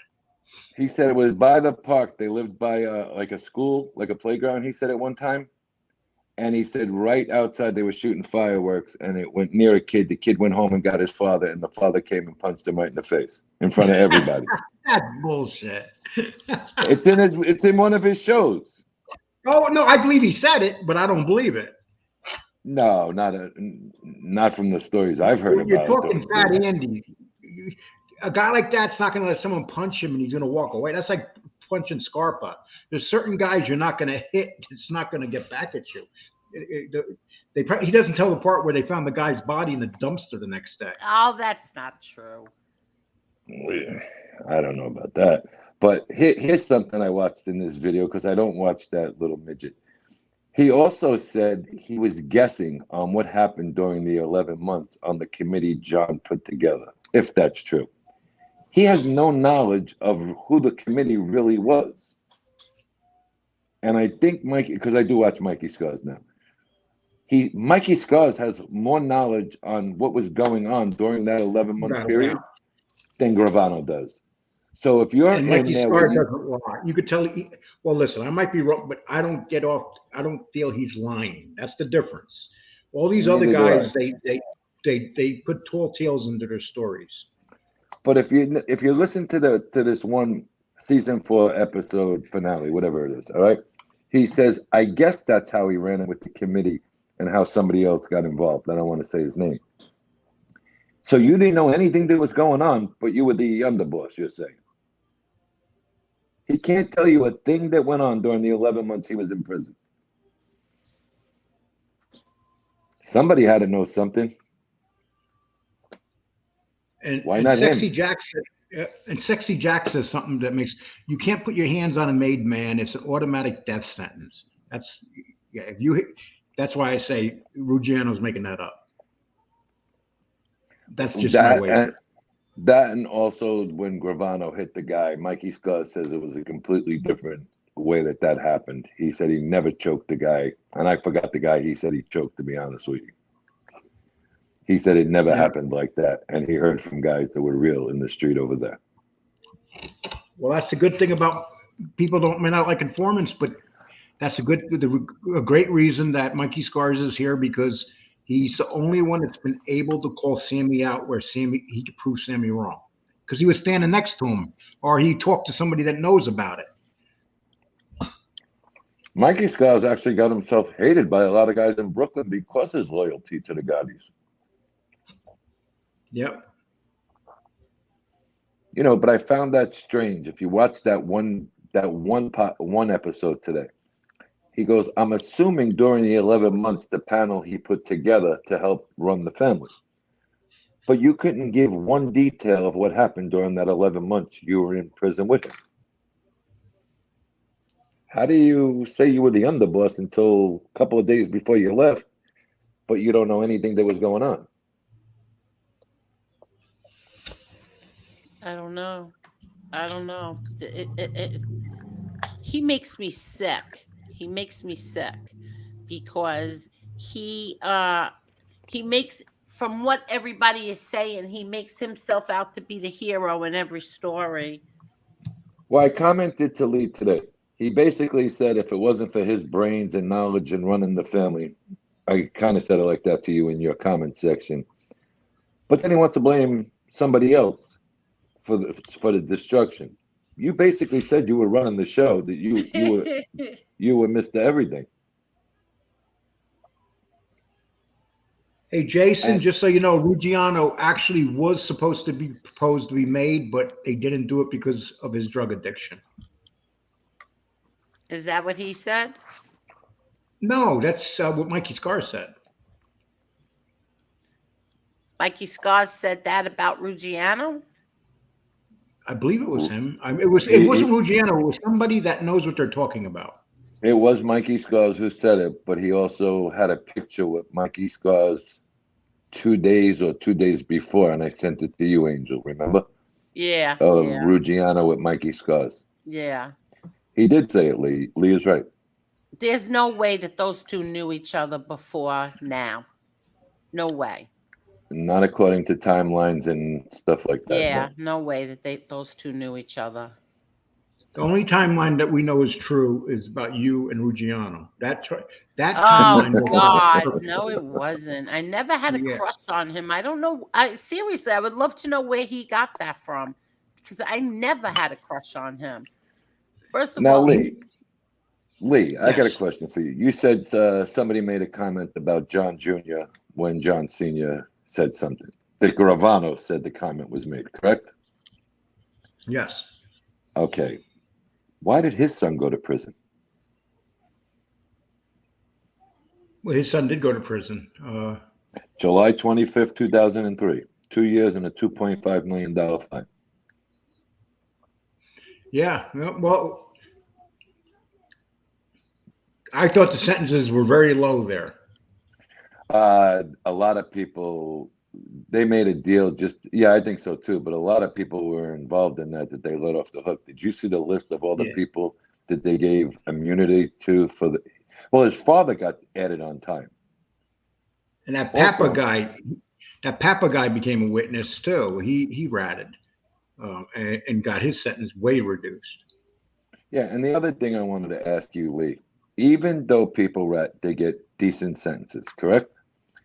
Why Yeah. with 19 murders, and you were a big witness in that and all that, only 5 years in prison? not even 5 years. He did Not less even. than Come 5 on. years. Yeah. That's why something don't make sense about that. And he did 5 years in Witsack. Exactly. That's like standing on your head. It's like nothing. Right, but It's not like he look did at- any. He didn't do no. He didn't do any hard time, and he didn't do any 23-hour lockup or anything. No. But look at all the things he did do, and to only get 5 years, and you admitted to 19, and they know he left stuff out. Without a doubt, he did. But unfortunately, if they can let Joe Messino go, they can let anybody go. Yeah. That's what they do with these guys. These guys are pure evil. I mean, Joe Messino killed the 3 captains, and he was there when they were getting killed. And and look what he got. And he's home now. With all the stuff he did, he's home because he Johnny, gave evidence. And I'm sorry. Johnny True Love, he never was in the car with my father ever. He was not he never picked up my father ever. He was never Who's even that, had a Angel? conversation. A-Light.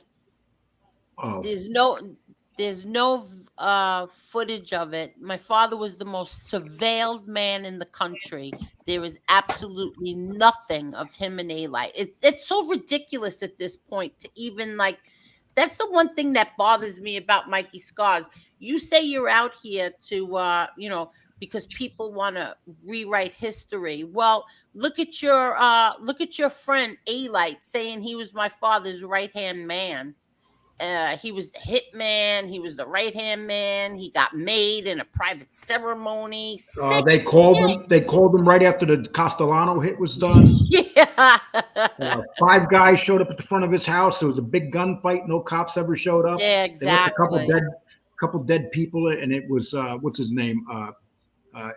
Tommy Crotty came to kill him. Tommy Crotty was scared of him.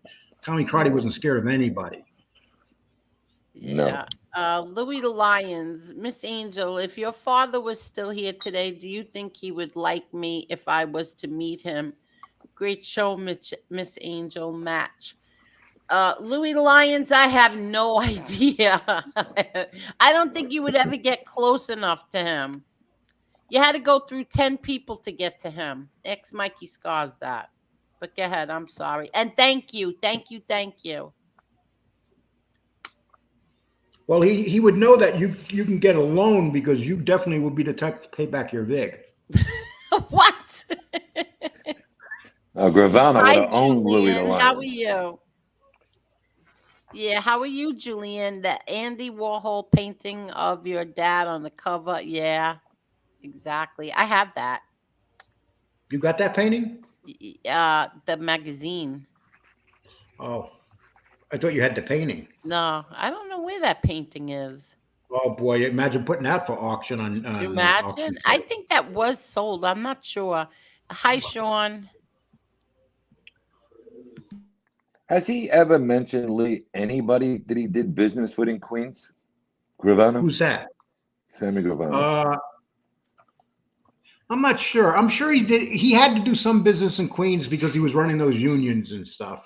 I would assume that he had to come across some builders or cement guys or. No, I'm talking about any of the guys that were in Queens, the guys in the clubs and stuff. He really doesn't say if they didn't have a Brooklyn connection. I've never seen a show where he talks about anybody from Queens. Well, we know. Yeah. Well, I really can't answer that. I wouldn't be surprised only because he was in Queens. I mean, quite a bit. I don't ever remember seeing him at the Bergen. I could be wrong, but was it raining one day there? And I don't even remember it was raining on the 4th of July. What? I thought it was raining there one day, and they sent for Sammy to put an umbrella above your dad's head. No, I'm serious. I don't ever remember seeing him at the Bergen. Like even on the 4th of July, I don't remember seeing him there. He said he was in. Go ahead, Lee. Did you ever see John A. sitting at the table having soup with your father? No, never. No. And also, there was something else I was going to say, and that you just made me forget. I remember I said this 100 times too, that the 2 times, I only met him 2 times. One at my brother John's wedding, which he was not at mine or my sister's wedding. And I met him at my brother John's wedding and in the MCC, where he complained 2 times that you don't get mail on a Saturday. And my father got embarrassed by him saying that. Like he was actually like whining over not getting mail on a Saturday. Angel, I got to change the subject real quick. Go right ahead. I'm looking at the TV right now, and I'm looking at Lee Cole the Turd. It's your turn to be bashed that Tony did today, and he has me on the thumbnail, and I have a T-shirt on that says "Pills, Scammed, Kidnapped in a WWE," and there's a woman laying hostage in the back. Stand you, Lee Cole. He thinks that bothers me. I think it's funny as hell. I can't stand you. And we know that your retarded ass ain't making those. Oh my God! You could barely write, Pizza, and I know you're listening, Pizza. Oh my! I think God. I'm going to give you a nice show tomorrow, and I'm going to give you another show, Tony. Pizza. Okay, you deserve it. Okay. Oh God! You know what happens? is that he gets mad at everybody else and then puts me in the title. He puts my name in there. Meanwhile, I don't even say a damn word about him.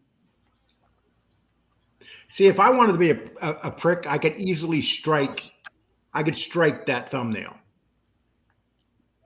because my face is on it and my name's on it. But you know what? It's funny, so I'm going to leave it alone. Oh, you're so funny. But of course, you got to put my brother's name into it. You living piece of shit. Why Tony, you should. Huh? Why is your brother in there? He has a tombstone with my brother's name on it. Oh, that's not nice. My gosh, Come on. That's Despicable. disgraceful. But I don't care. The guy's going to gag on his own spit and die of cancer soon. And everything he's doing, he doesn't realize the things you do in life you pay for. Eventually, and he's going to pay real hard because he's going to be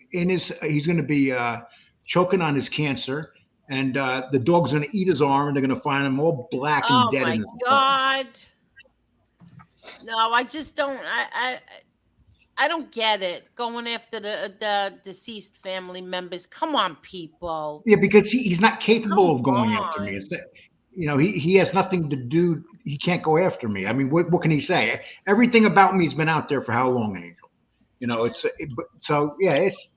It's just who he is. He's a mentally ill, deranged old man. That's all he is. It's a shame. And you know what? He's not even that old. I don't think. Yeah, and he looks. Yeah. He's younger than me. He's younger than my brother. He's what, 56. He's younger than my brother John. He's younger than me. He's younger than my sister. He's older than my brother Peter, though. Yeah, it's like I was telling stand-up guy last night. If someone went to his apartment and choked him with a belt or something, there would be like 100 people on the list of who the suspect is. Well, I'm not one of them. If there was another content creator that happened to, I might be on that list. Okay, but if I do it, I want people to remember I did it at the directions and the orders of a Gotti. Yeah, okay. Angel called me up and went, Lee, I want him dead. I want him dead. I'm only kidding. But someone match. No, don't do that, Louie. Thank you very, very much. But nobody has to do that. Thank you. Getting ready for my pain meds. Go take your pain meds, Louie, and feel better. Good night, Susie. Good night, so Susie. Lee, you got somebody who remembered last night your brother's car. That was nice, though, right? It was one of his friends, and he came on when I was on Stand Up Guy, and he said, "Hey Lee, your brother used to drive me to the Bronx in his." As soon as he said brown, I forgot what type of Jeep it was. Cherokee. 79 Sierra Cherokee. No, it was a 90. It was a 92 at that time. It was brand new 92. Actually that year. Yeah. So, but as soon as he said that, I knew he was telling the truth because my brother used to always go from Yonkers into the Bronx with his friends all the time. And that was like their main run. Oh, what are you talking about? For some reason, they thought the girls in the Bronx were hot. What are you talking about? That was really nice, though. Somebody knew Lee's brother and Tom. said his car, his brother Tom, and knew his car and everything from how many years ago? He came into the chat room. He's never been on me. He came into the chat room and goes, Lee, I know your brother Tom. He used to drive me. And then he described his Jeep, and I knew it was legit. Really? Where? What chat? Stand-up guy. And stand-up guy. Oh, last night. Oh, okay. Then we had a little conversation back and forth. He was mentioning some of my brother's old friends. Half of those kids are dead. Oh, you're kidding. And I remember they were kids. They were with this group of guys. They were a bunch of good-looking, tough Guidos. That's what they were. Tom wasn't, but the guys he hung out with, they were all from the Italian neighborhood there. Some of them died of drug overdoses. Some got killed. One became a member of the I can't think of the name, that gang in there, and got killed. Really? But it's just nice to hear someone that hung out with my brother back then. That was really nice, Lee Cole. Did you hook up with him? I left him my email and told him to write me. I haven't checked my email yet. Oh, I told him my okay, email and told okay. him. It's funny though because you have people on here. Yonkers is right next to the Bronx. Yonkers is just like the Bronx, so that doesn't surprise me. Is that where your brother lived? He lived on Lake Avenue in the Lake Avenue area of Yonkers. Oh, wow. I have so many friends from the Bronx and Yonkers, and now White Plains, because a lot of people moved from the Bronx to White Plains. That's like their Long that's when Island you're from moving on Queens. up. Yeah, That's exactly. That's when you're moving on up. When you move to White Plains, you're moving on up. Yeah, you're not kidding. The house is Scarsdale or gorgeous. Hartsdale. Scarsdale too. I remember I was checking on Anthony Ramundi one time, and I found that he owned a $400,000 condo in Bronxville. That's money. Yeah, and it's funny because he had a little dumpy place in Brooklyn, and he got real nervous when I mentioned it. It was like, so I didn't say nothing no more because I figured maybe he got it for someone in his name or something. But he actually in Bronxville, Angel. You know anything about Bronxville? Yeah, Bronxville is beautiful. And I'm like, how the hell does this guy live in this apartment in Brooklyn and have this gorgeous condo over in Bronxville? Wow. The FBI had a ball with Scarpa and Willie Boy. Both committed crimes freely for 20 plus years without consequences. The government ought to be ashamed of themselves. Yeah, they ought to be, but they're not. They have no shame. But that Scarpa thing's kind of funny though, because can you imagine that they were having trouble with that one Klan member down in Mississippi? So they went and asked Scarpa to go down there and get him to talk. Yeah. And Scarpa got him to talk like in 10 minutes, Angel. Really? Yeah, Scarpa did something to his balls. That's all I know. Oh. Yeah, that's on his that's on the records of the stuff that was filed by the FBI. They confirmed that he did go down there twice for 2 different cases. Can you imagine that the feds are using a psychopath like that to go down there and intimidate people because they can't? Nothing shocks me.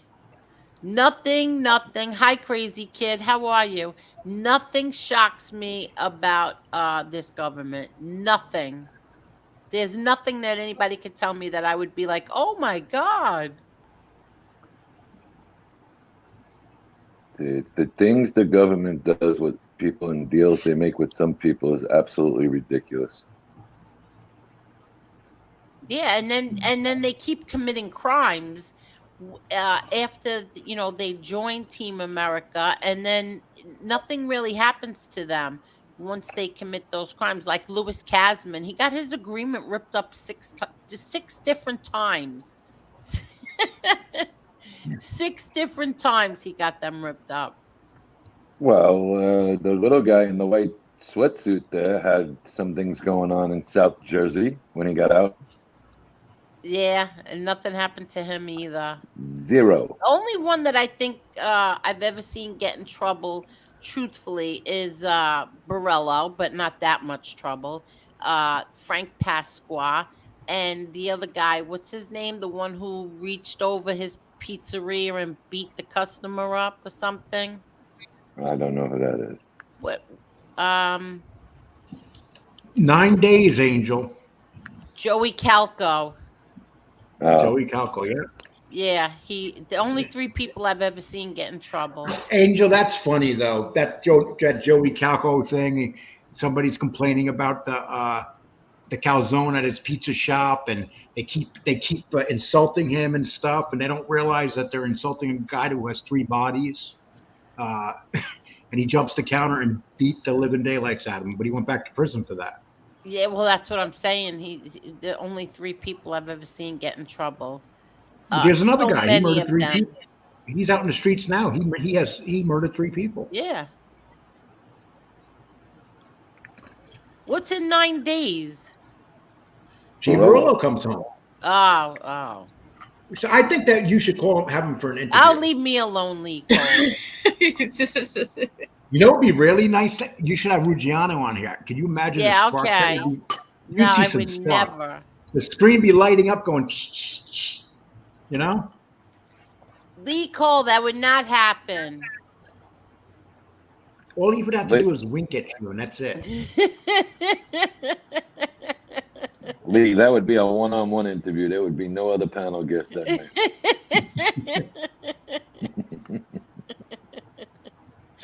And you were friends with his ex-wife. Huh? Angel was very good friends with his ex-wife, yeah, too, right? She was one of my closest friends. That's right. She died. She had Parkinson's. She died. The only reason Angel was close to her is because she wanted to get close to him. Get the hell out of here. No way. No way. He wasn't a very good husband. She was tired of having that handsome man laying next to her every night in bed, her husband. So she wanted to go to him. No. But I'll say something. He was remarried. They were divorced.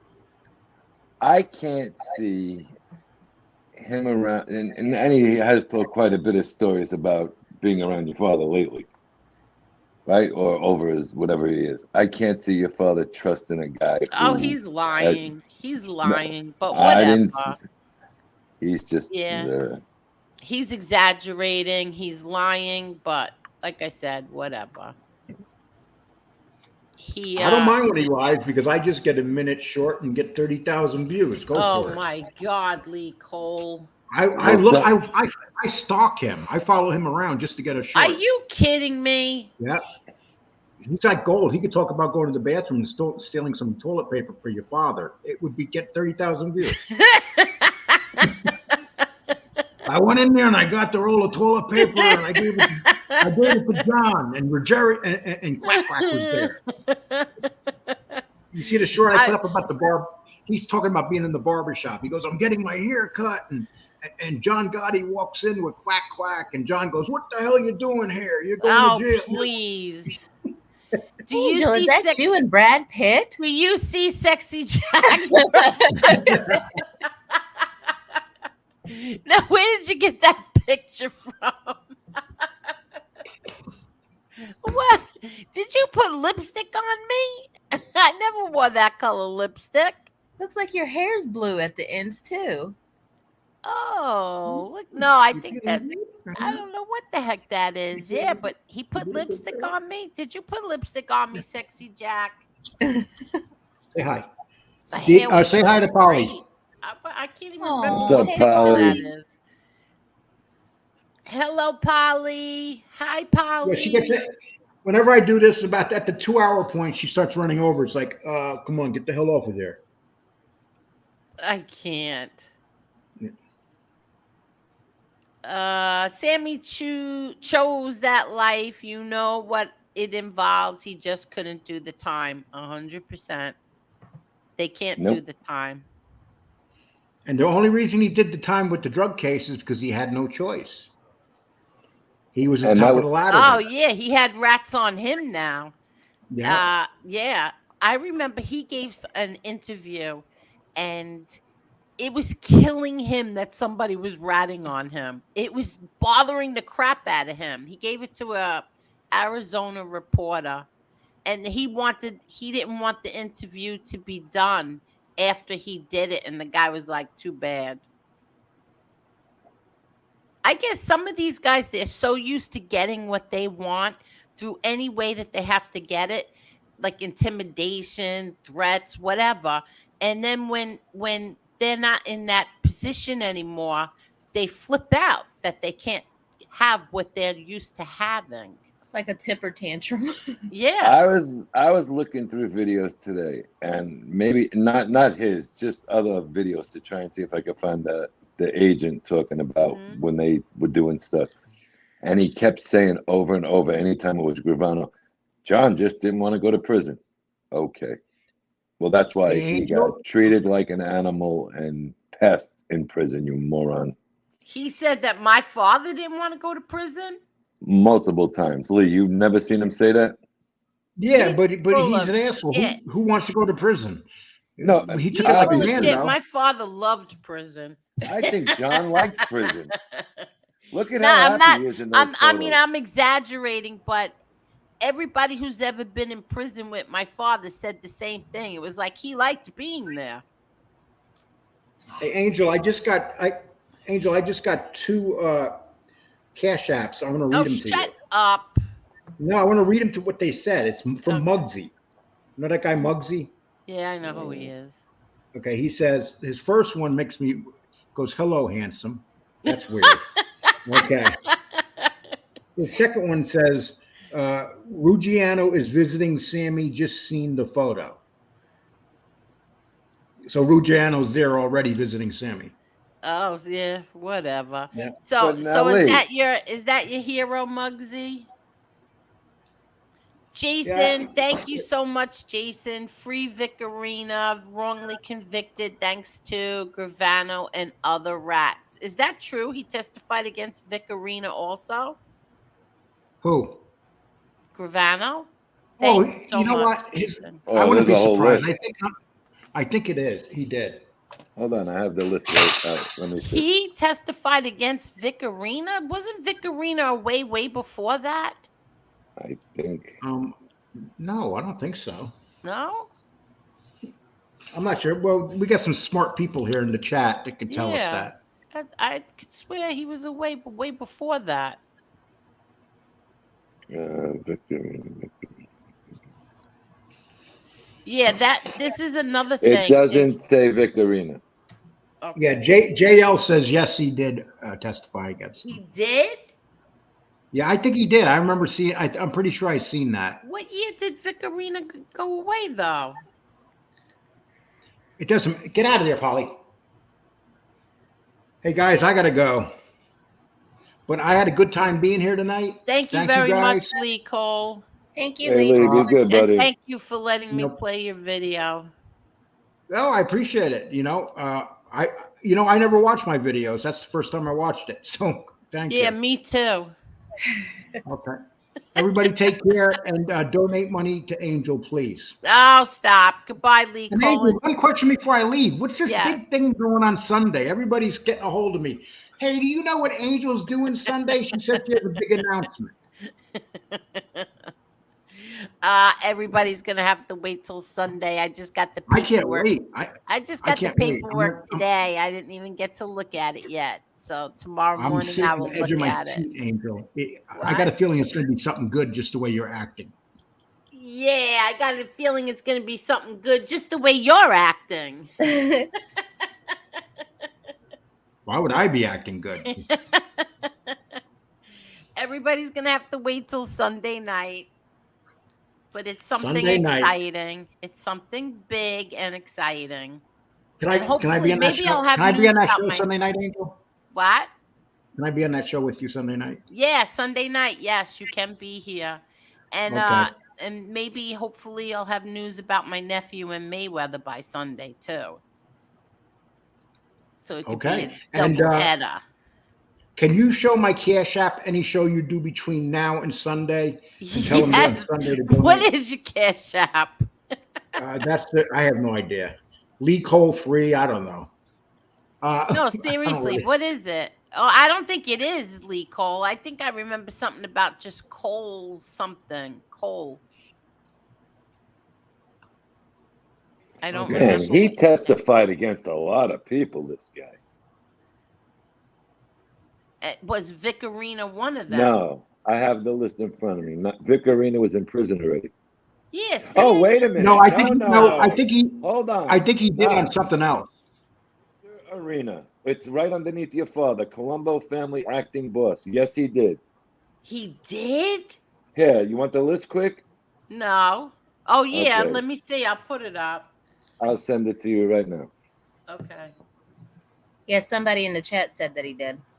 Wow, I thought he went away. I was earlier. passing it because Vic was listed as a boss, and it's on the top right under your dad. Wow. Sorry about that, guys. Oops. Hold on. Wow. Look at some of the names on there he put away. Holy shit.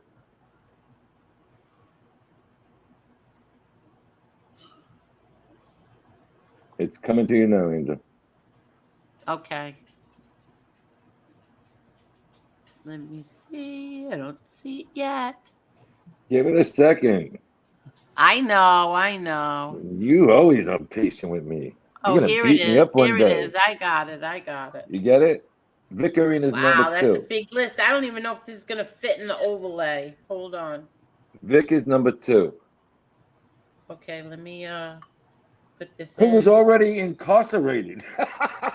Oh, so he was already incarcerated. So he was Yeah, already in prison, and then he testified against them again? Yeah, I don't know Good what he could have Lord. did to him again. The guy had like 80-year sentence. Wow. That's Okay. why I thought he went away in the early 90s. 89. It was 89? It says he was on trial in 89. I don't know when he went away. Wow. I remember when he got arrested. Let me look at it. I lived in where did I live? Northwood, Maine. He lived in Valley Stream when he got arrested. They raided his house. Let's see, Vic Arena. Okay, let's see this list. Hold on. Some big names on that list, and he says the only one he put away was your father. Oh yeah, I good can't Lord. even look at that list. I can't even see it from there. Let's see. He You got even life put an in. NYPD detective in jail? 2 cops are on that list, I think. Wow. Oh yeah, Okay, John Gotti. Angel. Let me read the list. Well, wait a minute. John- One second. Go ahead. He got Vic Arena got life imprisonment plus 85 years in 1992. See, I told you it was the early 90s. I just said I knew he got arrested in 89. I didn't. That's why I Googled it. Oh, okay. It says this is the list. All were convicted. List of those Gravano fingered, all were convicted. John Gotti, Vic Arena, John Rigi, Frank Licasio, Venero Mangiano. That's Benny Eggs. Okay. And Benedetto Aloy, Cool. Robert, I don't know what that last name is. Bisaccia. Thomas Gambino, Pasquale Conti. Oh, I know who that is. Patsy Conti. Joseph Correo. That's Joe Butch. James Fiella. Danny Marino. John Gambino. Ralph Mosca. Paul Graciano. Anthony Vinchulo. Anthony Vinchulo. Yeah. Domenico Cefalu. Francesco. Cephalo. Yeah. Francesco something. Versaglio. I don't know this other guy. Or is he whatever? Never heard of that guy. Oh, Louis Astuto. I know him. Philip Mazzara. Dominic Borghese. Joseph Gambino. Peter Mosca. Virgil Alessi. Lorenzo Menino. George Papp. Joseph Passanti. I know him too. George Helbig, Peter Mavis, William Peist. He's a cop. William Peist? William Peist was a New York City detective. Wow. Barry Nicolo, Robert Sasso, Michael Carbone, Michael Borgal, John Probihan, and Joseph Matarazzo. Oh, these are Teamsters Union people. NYPD detective. Juror. Oh, the juror in that case in 86 is George Gambino, DeCavalcanti, Colombo. What a piece of garbage. I mean, look at those names, and he only uses one name in his podcast. Could you imagine his whole thing is Gotti. I got obsessed with it when I seen that one clip that guy showed me that I told you I was doing some work with. And when he showed me that, I says, he did what? He gave $50? But he says it gets better. He goes, what prisoner ever gets their belongings given to their wife? Yeah, I don't know. I don't know. That kind of, doesn't that throw it off a little bit? I mean, come on, man. You're in the car and they let you hand your jewelry. First of all, how do they know it wasn't a stolen watch that was under investigation? Because at the time, Rolex was having a big problem in New York. Diamond ring that he says in another show, the guy looked up, he says they took when they arrested him at his home one time. I don't know about this, but somebody had to give information on where the bug went and how the bug got there. And it is never, ever, nobody's ever taken credit for it or said anything about it. Yeah, isn't that strange, right? Now it is. And guess what? The most damaging tape by Mikey Scars and the guy Gleason said, guess who wasn't in the apartment? Who? Sammy Gravano. Sammy Gravano wasn't there. He was caught on tapes in that apartment. No. I said the most damaging tape.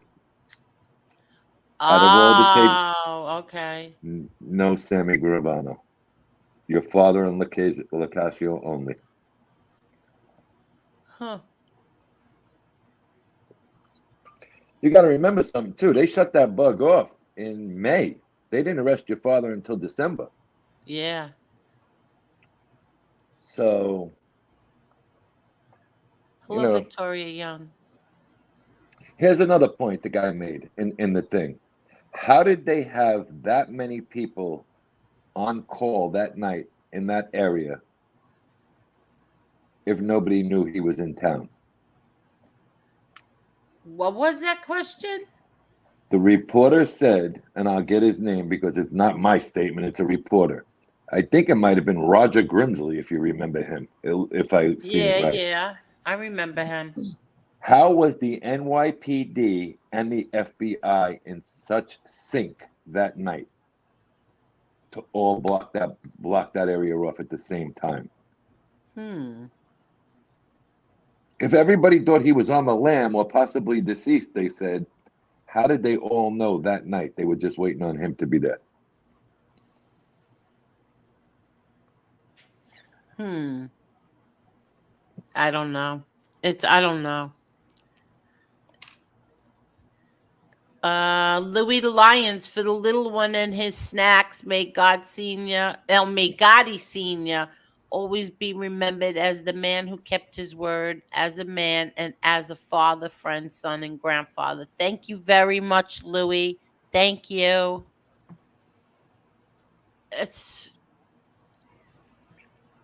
So there's a lot more questions that could be answered now, but I think they had to take him out of there because he could have went to trial, rolled the dice, and still flipped on 38 other people.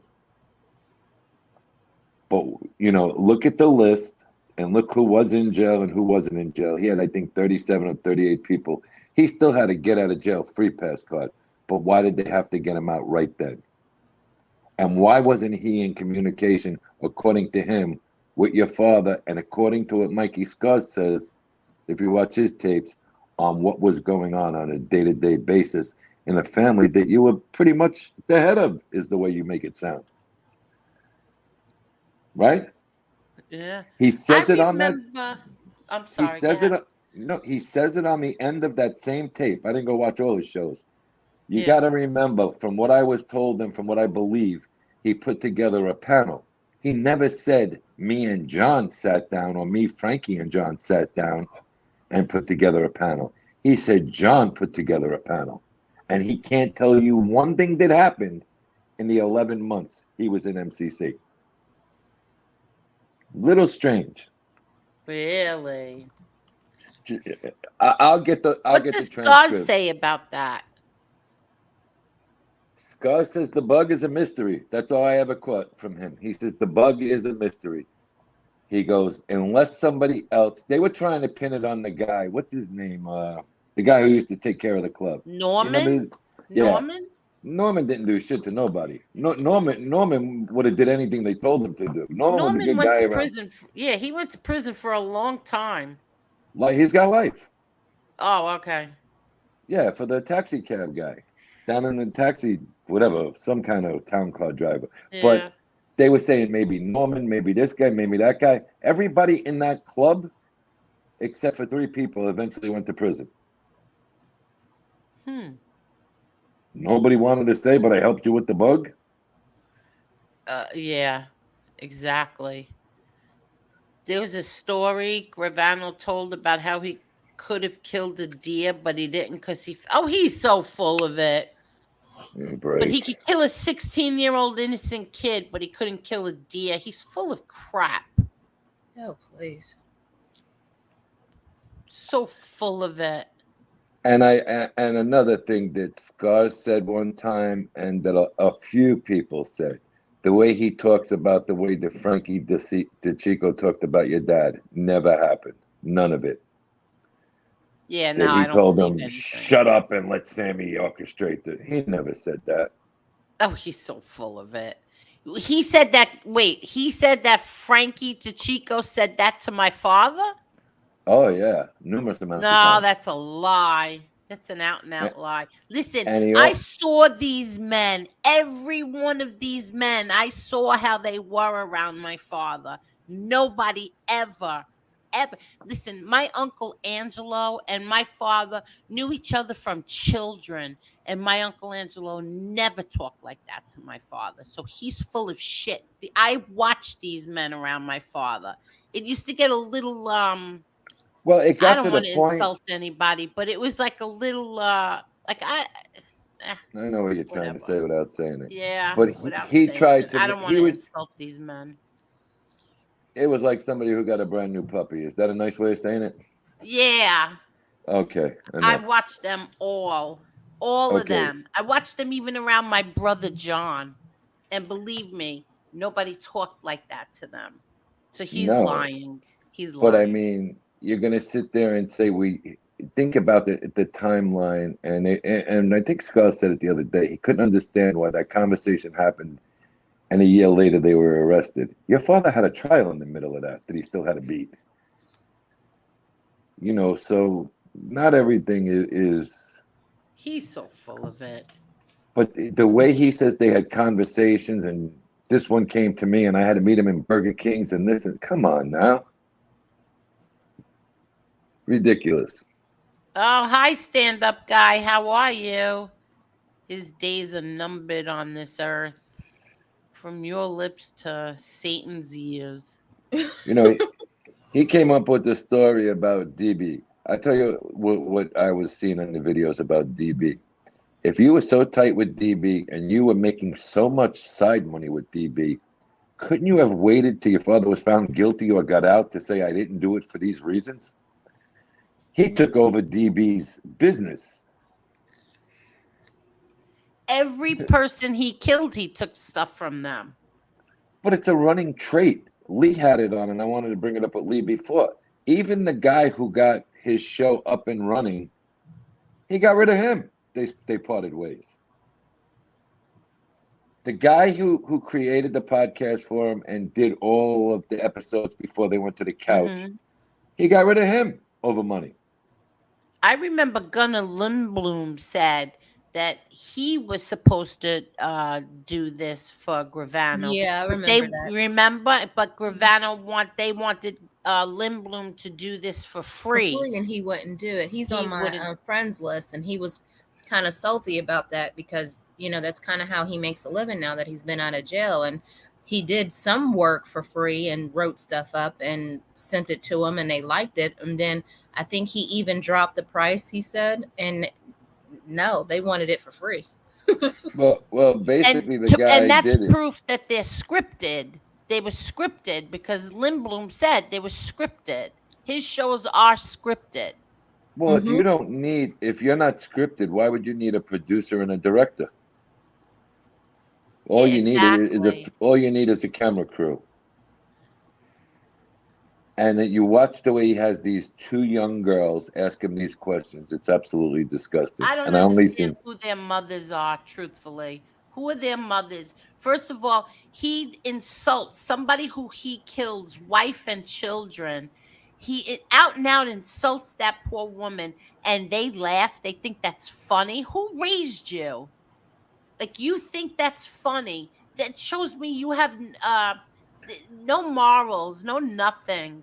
It's That you this would laugh. generation. It's this It's this, I leave generation. it. yeah, but I you know do what? it. My kids are this generation, and my kids aren't like that at all. But you put an effort into raising your kids. Some people did not. It's old fashioned to have class. I'm telling you that. Yeah, And I'll you tell know, you another guy who's not much better. That Patrick Bet David with the statement he made that time. yeah, exactly. That turned me. I didn't like it because he put him on, but that's his living. But then to say it was okay when the principal called him up at home that, yeah, my son knows him. And then I believe he said he would trust him alone with his kid. You're a psychopath yourself for saying that statement. Yeah. Yeah, exactly. Thank you so much, LeGrand. Thank you. Thank you. Thank you. Thank you. Yeah. How could you? How the F could you kill your brother in law and lay in bed with his sister? I don't know. How could she stay with him? Oh I my don't gosh. know. No I way. don't know. The government would have had to wait in line. You're not kidding. They would have Well, found I'll tell you what, if you look at the finances and if you look at a couple of the comments that your brother said in snippets, he got to leave with all his money, Marla, the first time. No, that's nothing. The government went out collecting his money. Did you know that? No, but I'm trying to give Marla a better thing. Marla, everything was under his name except for the house. All of their other investments and everything was strictly under his name where she couldn't touch it. So I'm not sure they lived together in Arizona because he says he had his own place multiple times. That would be a question to get answered. You listen to her, you listen to him. They never lived together in Arizona. Oh, yeah, So- that's according to him. According to him. Yeah. Yeah. I told everybody this story already. When the time I went to visit my father and I ran into him, he was coming off the elevator, and he winked at me, and I was with my sister and my Uncle Pete. And when we got into the elevator, I said, because he looked so familiar, I couldn't like think, because we were upset. We were going to see my father for the first time right after his surgery. So, and he came off the elevator, and we were getting on the elevator, and I said to my Uncle Pete, that guy just winked at me and he started laughing. He said, that's, and then he said his name, Vinny. I think he said the chin or Gigante, whatever he said. And, and I said, he winked at me. He said, yeah. He got on when they got arrested for the Windows case, they were, I guess that's a paddy wagon, it's called. He said, Yeah. and when he came in, because my uncle was in there first, and then they brought him in, and he said, "Hey, Vinny, how you doing?" And he went, You know, do you know, he did that to my Uncle Pete. do you know when he first broke character when he was away? They what? When he first broke and they got him on a phone call. When he was away. It lasted until he was away. He was playing that act. Do you know when he finally... Really? Oh, yeah. You know how they caught him? Yeah, I watched his daughter's interview when she said he was talking normal after 9/11. Right. He was Right after very 9/11. upset over 9/11, yes. Because the majority of the family either hung out or lived in that area. Yeah, exactly. Exactly. And that's where they caught him. They caught him on a bug that he was talking Yeah. perfectly normal. Because of his kids, his family, exactly. And Wise Guy TV, is there any possibility quack quack? You mean my Uncle Angelo would have talked to the feds? Absolutely not. Absolutely not. No way, no how, never. Never. If you He would read, have never done that to my father, not in a million years. If he was facing the chair, he wouldn't have done that. no. And if you read stories, the man had, how do you say it? You know what? Of steel. He wasn't afraid of anything either. Nope. Let me tell you something. This again, I also told before. When my son's baptism and we went to the restaurant, we got there at 3:00 in the afternoon and we left 6:30 in the morning, right? So now we were there all day and all night. The men started playing cards and they were drinking, and my dad was drinking, and my Uncle Angelo was with us, but then he went home. He took my aunt and the kids home. He tortured me. My Uncle Angelo tortured me because we didn't have cell phones then. Altadana's, the restaurant, had a pay phone or a regular phone, whatever it was. And he kept calling I don't know, every half hour. He was so annoying because he kept saying, Angel, make sure daddy doesn't drive home. Angel, make sure he doesn't drive home. Make sure you drive him home, Angel. This was every call. Angel, what time he is leaving? I go, I don't know, Uncle Angelo. I have no idea. Well, what are you doing now? I said, bringing out olives. It was like, he's like, what? I go, yeah, he wants olives. So they're bringing out olives. And then he was drinking and they were playing cards and they were talking, telling stories. My mom went home already, I want you to know. And it was just like us, my father, my uncle, not uncle, my brother-in-law Carmine, my sister. We brought up cribs with us, the playpens, so that we put the babies to sleep in there. And my brother John, my sister-in-law, we were all still there. And he's like, well, when he's going home? I go, I don't know. Every half hour, tortured me. I said, Uncle Angelo, I promise you, I swear on everything. I swear on Frankie boy, I will not let him drive home. Do you know my Uncle Angelo did not even trust me? He came to that restaurant at 6:00 in the morning just to sit there and so that he could drive my father home. It didn't matter if all of us got on the phone and swore to him that we were going to drive my dad. He wasn't going to have to drive, after he was drinking all night. My Uncle Angelo still made sure he came to that restaurant to take my father home. So would he have ever done anything to hurt my father? No. No. No. Listen, there's another good man, John Caniglia. He could have had a 6-year or 7-year prison sentence. And because he believed in your father, he went to trial and took his medicine. Yeah. Didn't they get a mistrial the first time? Yes. No, the prosecution caused a mistrial. Yeah, I don't remember. There's a video of him pissed there is a video of John Caniglia pissed that the prosecution knew they were losing, so they caused a mistrial. Oh, really? Yes, I will find it for you. I don't even remember. He was remember. Pissed. Let me see if I can find it. He was pissed. I don't remember. I just remember that when my daughter was born, we picked my Uncle Jeannie and his wife to baptize my daughter. Because I figured he was going to go away. Let me see. I'm trying to find this video because it's only like a 20-second video.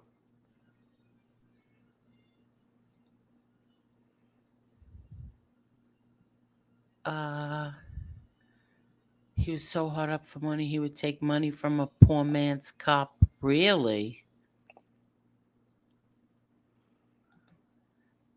He does look like the devil.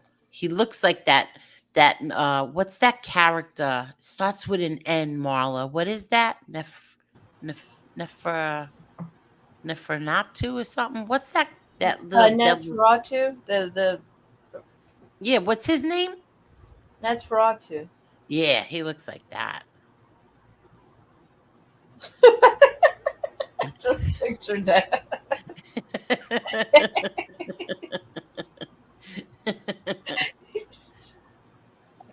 Yeah, he did. It's so disappointing that he did. Yeah, he flip-flopped on his words because he said he was never going to work with Gravano. Meanwhile, he is.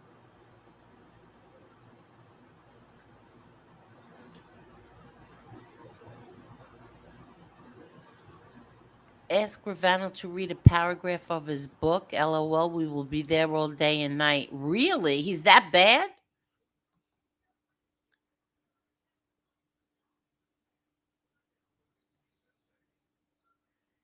Okay. Their wine. Oh, I don't know. Wow, a lot of people say the same thing. Francis disappointed me big time. He can sleep with the fish too. Yeah, I have to say it was pretty disappointing. I used to watch him for the Christian aspect of his commentary, but I don't know. It's not a good look for him. Wow, I'm really far behind. I'm like an hour and a half behind. All right, I have to I sent down. it to you. Okay, what did you send me? Caniglia on the mistrial with you and your Uncle Gene's in the short. It's a short. Oh, really? He pissed. Oh, what's the matter with my phone? I hope I sent it to the right person. Yeah, yes, I did. I did. Jury tampering caused a retrial, prompting another alleged mob co-defendant to a rare display of public speaking. Gentleman ran away from the case, is what I think. This case was clearly won. I feel sorry for all the defendants, all the lawyers that worked so hard in this case. We're on trial for 9 months. We're 3 weeks from an acquittal. All 10 defendants, and the government abandoned the case. In a recent case against Johngotti, allegations of jury tampering I remember that one. Prompting another alleged mob co-defendant to a rare display of public speaking. Government ran away from the case, is what I think. This case was clearly won. I feel sorry for all the defendants, all the lawyers that worked so hard in this case. We're on trial for 9 months. We're 3 weeks from an acquittal. All 10 defendants, and the government abandoned the case. In a recent case, wow, I never saw that before. Yeah, but now wait a minute. I'll give you the story behind that real quick. The government was told without the jury in the room, do not bring up 3 things. Not once, twice. They said 1,000,000 times. All right, that's the way they said it. A lot of times. Yeah. And they brought up all 3 things back to back to back in the same in the same sentence. Oh, really? Okay. Okay, wait a minute. They polled every prospective juror, or every juror that the reporters could get, not guilty 100%. Oh, wow. See, I remember, back then, of course I saw it, but I didn't remember it now. Wow. I never saw, I never thought that John would talk to the press or anything. He must have been mad. They came out of there so pissed off, he turned around and just snapped on him. Because if you look at it, he was walking away. Your uncle was walking away, and he just turned around and went boom. You're talking about a man who had to do what, 28 or 29 years, 27, 28, 29 years, something like that? They did 29 years, yeah. 29 years, and you almost walked out, and you could have walked out the door, but the prosecution was allowed to get away with that. How about it was so bad that they let them leave, they gave them bail. Oh. Remember they were taken in, no bail. After the mistrial, they gave them bail. Oh, wow, really? Yes. I don't remember any of this. I really don't. Louis the Lions, I hope my other don't. Yes, they did, Louis. Thank you. Thank you, thank you, thank you. Silo, did you see the new channel that came out today, the Playhouse channel? I would play Peacemaker because it's not good. What does that mean? I don't know, and I really don't care. Account. I'm sorry. I thought I deleted that. I don't know. I was trying to keep it peaceful, and it's been peaceful all night. That's what I've been looking at. So this is the fake Tommy Lucchese? That's a fake. Yes, we have two that come in here. That one's a fake. Because it just got started on the 13th or the 14th. Oh, okay. So then that's a fake one. Yeah, the other one's. Oh, speaking of that, I want to show something. Okay, all these clip channels, they made sure that they left. They said that you threatened NB, and they left it where you said something, but they didn't play what came after that. I'm going to play that. They did not. Exactly. I'm going to play that right now. Cheaters. They made it look like you actually physically threatened her. No. Okay, here we go. Let me know if you could see this. Can you see it? I can see it. Okay. And sure enough, guess what happened? It started a whole riot. A whole thing. I used to like, I always liked stand-up guy. I like stand-up guy. But then if you went anywhere near stand-up guy, you couldn't because he got mad and I think he called her a tramp, whatever he said. You couldn't go anywhere near stand-up guy. But my point is that why start trouble like that? And I believe that you're starting trouble again. That she's starting trouble again. I believe Not for long. Not for long. I can promise that. Not for long. And you remember the comment you made one time? I have two men that are always going to protect me, NB. I got news for you. They can't protect you from me. Have a nice day. That sounds like a threat. It's not a threat. You're going to continue to go at me. Those two men will do nothing to me. That's all I'm saying. That's no threat. The problem is people don't like anybody who stands up for yourself and Marla and Angela. End of story. Because that kills all their drama. But they were attacking you way before you even went on Lofo's show. They attacked me about 4 shows after the fight. Three shows after your nephew's fight. Exactly. But you see how they cheat, how they made people think, hi, conservative Colin, how they made people think that you threatened her. They stopped it right there, but didn't go on where you said what you just said. Not at all. Could you believe how creepy these people have become to do stuff like that? That's on them. That's fine. There's always a reply to, there's always a reaction to an action. Here's what I got to say. Me, Tommy, Real Deal, Joey, and I forgot who the other guy was on there one day talking about sports, and she was on there, and she brought up a kid. I don't talk about kids. And she said, you see the army I have around me? Somebody come play with me. And then she went crazy on somebody. The show got the lead. Swear to God. Swear on my son. Okay. So she's made the comment more than once about the men around her. All I said is they're not going to shut my mouth.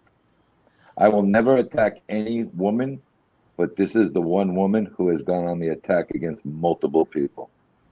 So if you want to attack somebody, you leave yourself out there to be attacked verbally.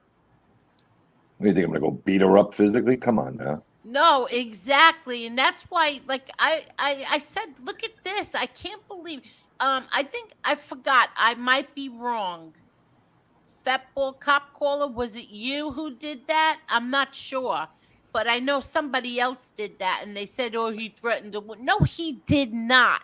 That's cheating. That's so dishonest what you guys did. That's all I'm going to say. Very dishonest. He never Let me ask you a threatened her question. with harm. Because I think me and you'd be too impartial to this. Mo, I'm gonna ask you, and I mean no disrespect to Kane Shades right now. I know he's going through a battle.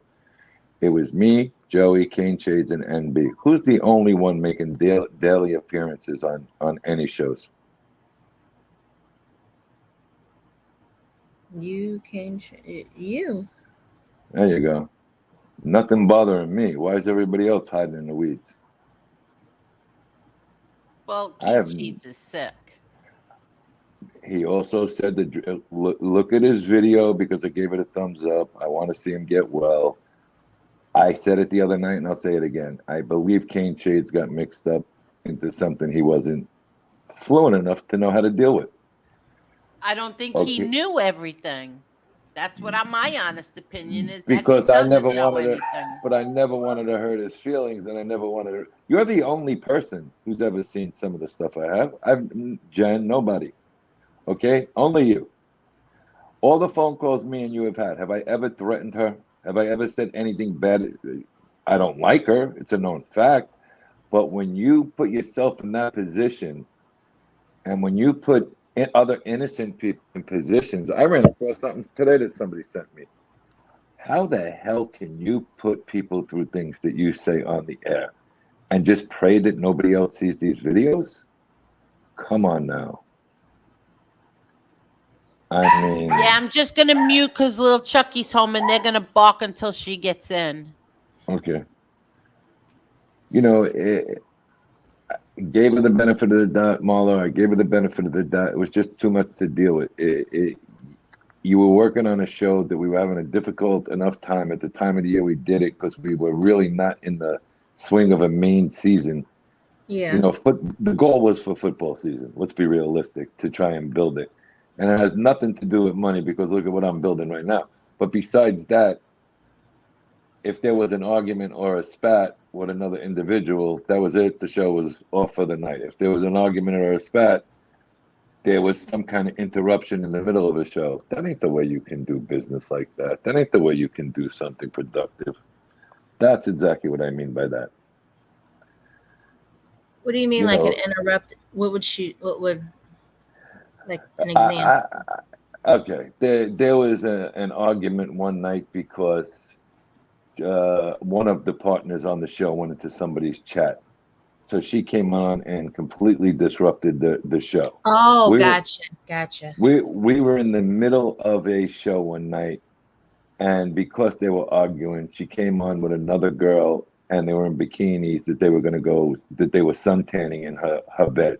This is a sports show. What's it got to do with these kind of figures in tanning and in bikinis? Come on. You know, listen, there's something called class and dignity of a lady. You don't come on a show in your underwear. Okay? Wow. And it was mentioned by a lot of other content creators. That caught me so off guard that night. I didn't know what the hell was going on the screen. And I was part of the show. You know, it plain and simple, it was an uncut, controllable force with her. So at the end of the day, what do you say? Deuces. Exactly. You know, very nice. You go your way. I think you guys are very good at what you do. I'm going to go my way. That's it. Came on here to talk about the fight. That hurt people's feelings. Stayed with you guys for a week straight when we talked about the fight. And by the third or fourth day came the avatar bullshits, came the bogus accounts, came people coming on disrespecting the fight. I don't care if he would have been knocked down 10 times. It's her nephew. You don't come on here and kind of rub it in if you're a friend. That's kind of like where I'm how I feel. You know what I'm saying? Yeah. What was the need to rub that in? So if you think you're threatening me by putting up little chats and little things up there, you're in for a big surprise, boys and girls. I got a lot of information that you think I don't got. So their goal is probably, before I go live, let's threaten them and do this. I don't even watch your shit. I have no need to watch it. You know, that's it. What's it going to be? I'm looking forward to Saturday. I can't lie. I am looking forward to it. Here's the type of person I am. I might get a little nasty Saturday night. I will not do it on this platform. I'm not looking to create a lifelong show. I like to do boxing. I like to do a couple other sporting events. But we might as well mix this in as long as you started the attack. I said nothing about nobody until those fake accounts bombarded this channel. I think it was the Wednesday or the Thursday after the fight. I still don't understand the big deal about you coming on here. Everybody comes on here. I mean, most people come and stop by, and I don't understand the big deal with you coming on here. Why is that such a big deal? Oh, I don't understand why it was such a big deal that I was part of a show and I didn't know that we felt slighted that Angel went on the Saturday of her brother's passing anniversary. I didn't know anything about that. And I will be the one to tell you. We were supposed to go on at 10. When me and Jen got home from the restaurant, the show was changed to 9. We got home at about 5 minutes before the show. I said, wait a minute. Go back to that show if it's still up. Kane Shades was about 20 minutes late because he said it was supposed to be a 10 o'clock start. And he was absolutely right. So they didn't even give y'all a heads up? Had no, I don't think anybody knew except for the person who changed the time of the show. And it had to be answered on this show. You guys were up here that night. I wasn't up here. It was you, Angel, Angela, Joey, and NB. That's the night with I missed the whole thing because I took the headphones off. So what I was saying was the night of your brother's passing anniversary. Right. I wasn't aware the show. Our show was scheduled for 10. You made a comment that our show was going on. I do know that because I was listening to your car on the way home, your show on the way home from the restaurant. Jen chatted in your show that night. When I got home and seen it started at 9 instead of 10, I was like, whoa, what happened here? No, it was 9 all along. No, it wasn't. I know it wasn't. And if I go through the screenshots, I'll prove it. But then Kane Shades was late because he came on and said it was a 10 o'clock start. No, you can't even tell the time right. Okay. I don't know if that show's still up. I don't even go look at them. But it was, if you remember, somebody felt slighted that you were snubbing our show or our time. It's not even the same genre. It was a boxing match. Whatever. So, I mean, you were on 2 shows. You did your own show, and then you were on another show a day later or 2 days later to talk about it. I don't know what snub could have been from what you were talking about and what we were going to do that night. Well, mine was about my brother. It was about his anniversary. I don't know if mine was planned or if I don't remember right now. You did it that morning. That I announced at 10 o'clock that the sports show was going on. You absolutely did. You 100% did. But how about a main event of a boxing match don't start until 11:30ish? So why did they go on early? You tell me. I learned that a time change when I got home. It was originally a 10 o'clock start that got moved back to 9. I don't know. Okay. Kane Shades didn't know. Okay. So what do you think? Me personally, I believe she moved it back to say that you were playing with us, and she thinks we're stupid enough not to look at the time our show was scheduled for. Oh, I see. That's what I think. Okay. Louis the Lions, thank you so much. Lee Cole, much love and respect. And Richie, thank you so much, Richie. God bless Angel. Everyone try to keep the negativity out of your lives. As I'm older, I realize it's for the best. Yes, it is. You know, when I realized, I'm so sorry. Oh, go ahead. You know, when I realized one night I was watching the show, just watching the show with Jen. We were in the chat a little bit here and there, but we were just home relaxing. And she jumped on and she had no shirt on, so she had to put a blanket above her or something, hold her hands up with the Brian G bullshit. Oh, right? Yeah, with the Brian G. Well, if you're in bed sleeping like you were, a million text messages, you want a million text messages to you. Sometimes people need to use common sense. Common sense says you and your buddies were watching the show, and as soon as you thought they talk about you, and it's happened many times, she just happens to pop up, drop the link. you can't always come up on here and always trying to defend yourself. If you didn't do nothing wrong, let it go. Answer it another day. Oh, I see. Tony Pizza was on here. Who showed up on your show that night? Yeah. Why did Pizza even come on? I don't remember. Why? What was that about again? The memes or something? I don't remember. Yeah. Oh, yes, it was. Yeah. It was. But there's always been a competition in that lady's head with you.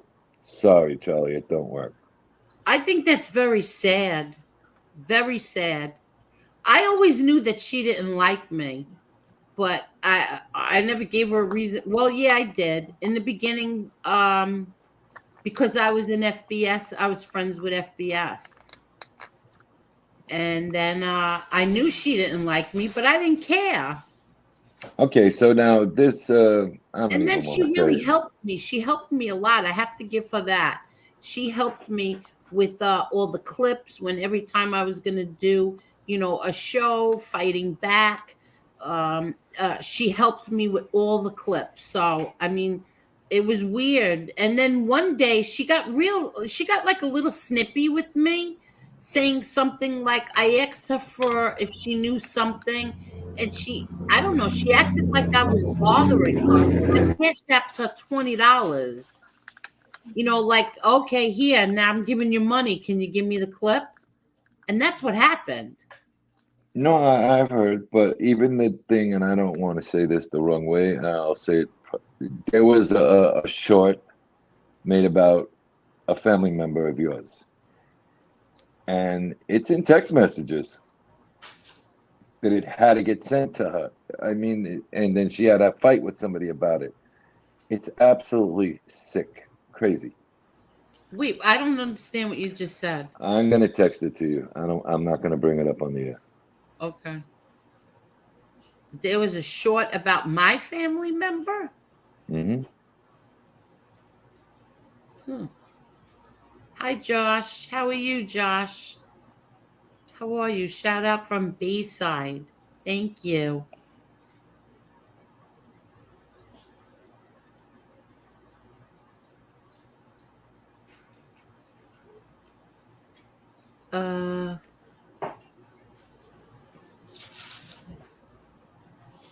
You see Sinead O'Connor died? Yeah, we were talking about that earlier. Yeah. Why? She sick? I don't know. She was awfully young, 56 years old. I mean. That's young, but I think she had she was manic depressive. I'm not sure, bipolar, something like that. That doesn't tell you though. No, but how did she die? Does anybody know? I don't know. Yeah, I don't know either. I don't think they've said yet. No, the news clip just said that the family confirmed her death. They haven't given any details yet as to how it happened. I haven't seen any yet. Oh, so nobody. Hi, William Brooklyn. How are you? Deborah, how are you? Beck Brooklyn, hello. What's up, Beck? I wonder, okay, let me see. War. A literal war over that.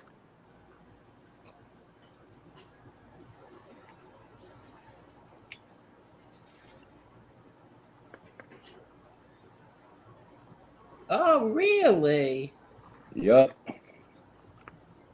Well, that's what I said, like, whatever. You know what? I don't care. But I thought it was I just know what you're saying. I was going to say something, but you know what? Shame on him for sharing that with her. He lied to me and told me he never told her, but he obviously did. And she couldn't wait to run and tell Tony Pizza. So shame on the two of them. And that's not the first time or the only time that that happened. No. But And Bucky Palermo is right. Sinead O'Connor's son, 17 years old, passed away a little bit ago. Oh my God, are you kidding? Was it a month ago or 2 months ago? Oh, she had a son that died, Vic. Very, very recently. A young son that died. What? How did Sinead O'Connor had a young son that died? I honestly don't know how he passed away. Somebody told me about it in the car today on the way home on the phone. Oh, wow. BK Sal Crook, thank you so much. But you don't have to keep doing this, BK Sal. Thank you, thank you, thank you. All the best. Thank you, BK. Steve, are you talking about Sinead O'Connor or her son? Sinead died today. Yeah, she died. No. He's saying one of them was suicide. I don't know. His was a suicide. Oh, the son died of a suicide? Yeah. Oh, I hate to Hey, how hear you that. doing, Sons of Italy? Nice to see you. Oh, Steve's saying yes, both Tony. I don't. Her too? Who? Steve just said yes, both Tony. I'm sorry. Both died of a suicide? She did not. They did not say that yet. His was a suicide. Bad enough. I don't have no She's idea. jealous of Angel and MRE's friendship, and look what she did with that. Well, she didn't have to be. That was so ridiculous. She did not have to be. There's something wrong with her if she was. But now she could have them all to herself anyway.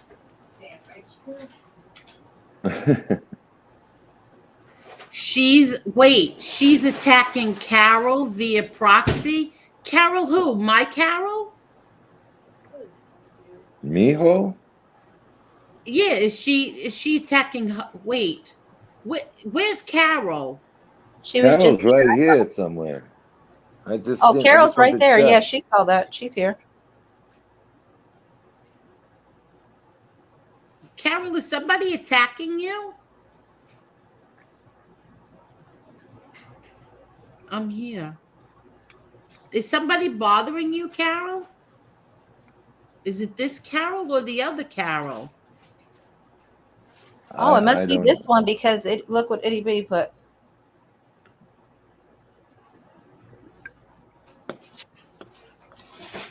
Wait a second. Hold on. Where'd that go? Whoever threatened Carol last week was on account of NB. Was because of NB? Is that what you're saying? You can't tell me any different. No, there's two Carols, BK Sal. There's two. There's Carol Quill and Carol Mijo.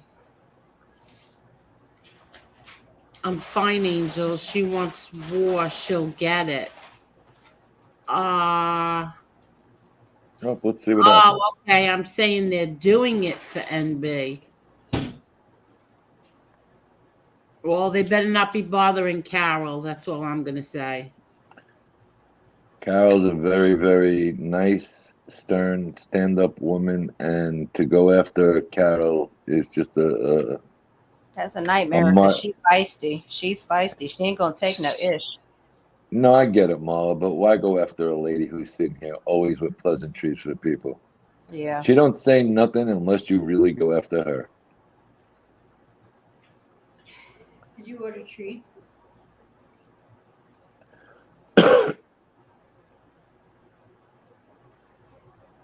It's just very unfortunate the way people get thrown into all of these things because one person wants to sit back and I'm taking the summer off and enjoying the summer. I'm not looking at YouTube. Well, then why are you in about 40 comments? Sinead was bipolar and sometimes stopped taking her medicine. A lot of bipolar people do that. They stop taking their medicine. And she is saying they're doing it. Yeah, believe me, they can make all the jokes out of this that they want to, but I know exactly what's going on. You know, here's something sad, and I'm not going to say the person's name on Saturday because I wouldn't do that. But to do that, let's say you got in your car and you put YouTube on and you hit one button by accident. Let's just say you hit it by accident and you ended up in this mess.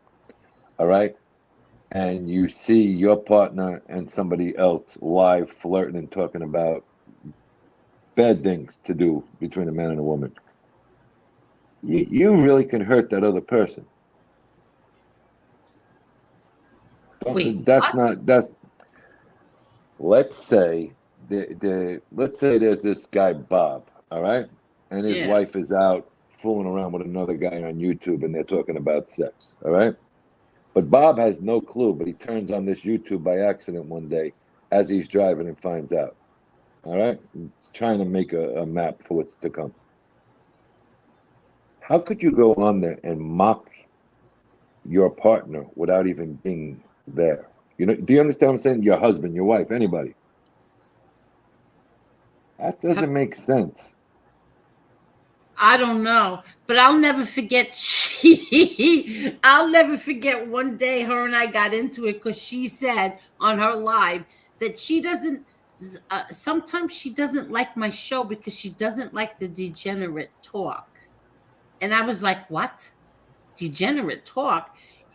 You got up in your bra and underwear, but you don't like the degenerate talk on my."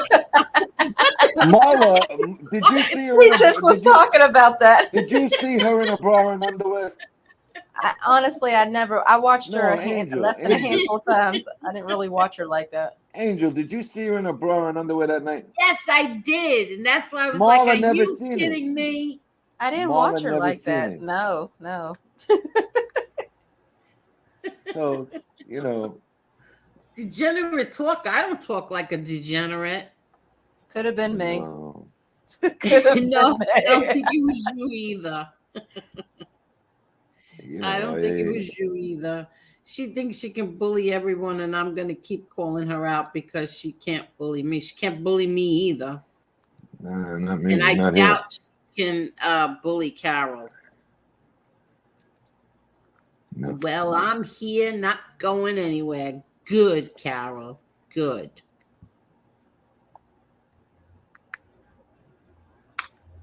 Yeah, people make mistakes of stopping their meds when they feel better. Big mistake. Yeah. Listen, I was very close to someone with bipolar and bipolar / manic depression. Oh my God. That was a nightmare. Let me ask you a question. Sad watching them go through it too, because they want to be normal, and I watched this as a grown man cry like a little baby, just wanted to be normal. Very, very sad. It's true. And It's a depressing state for people. yeah, and it takes a long time to get the right medication, the right dosage.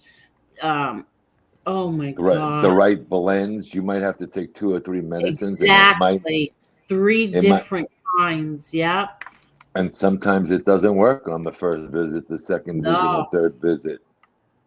You know, and then you got to see if those medicines are capable with anything else you're on. And we're fortunate with technology today, like CVS knows right away if a doctor calls something in that isn't aware of another doctor, you could have dropped dead of a heart attack, God forbid. Yeah. Because you took both medications.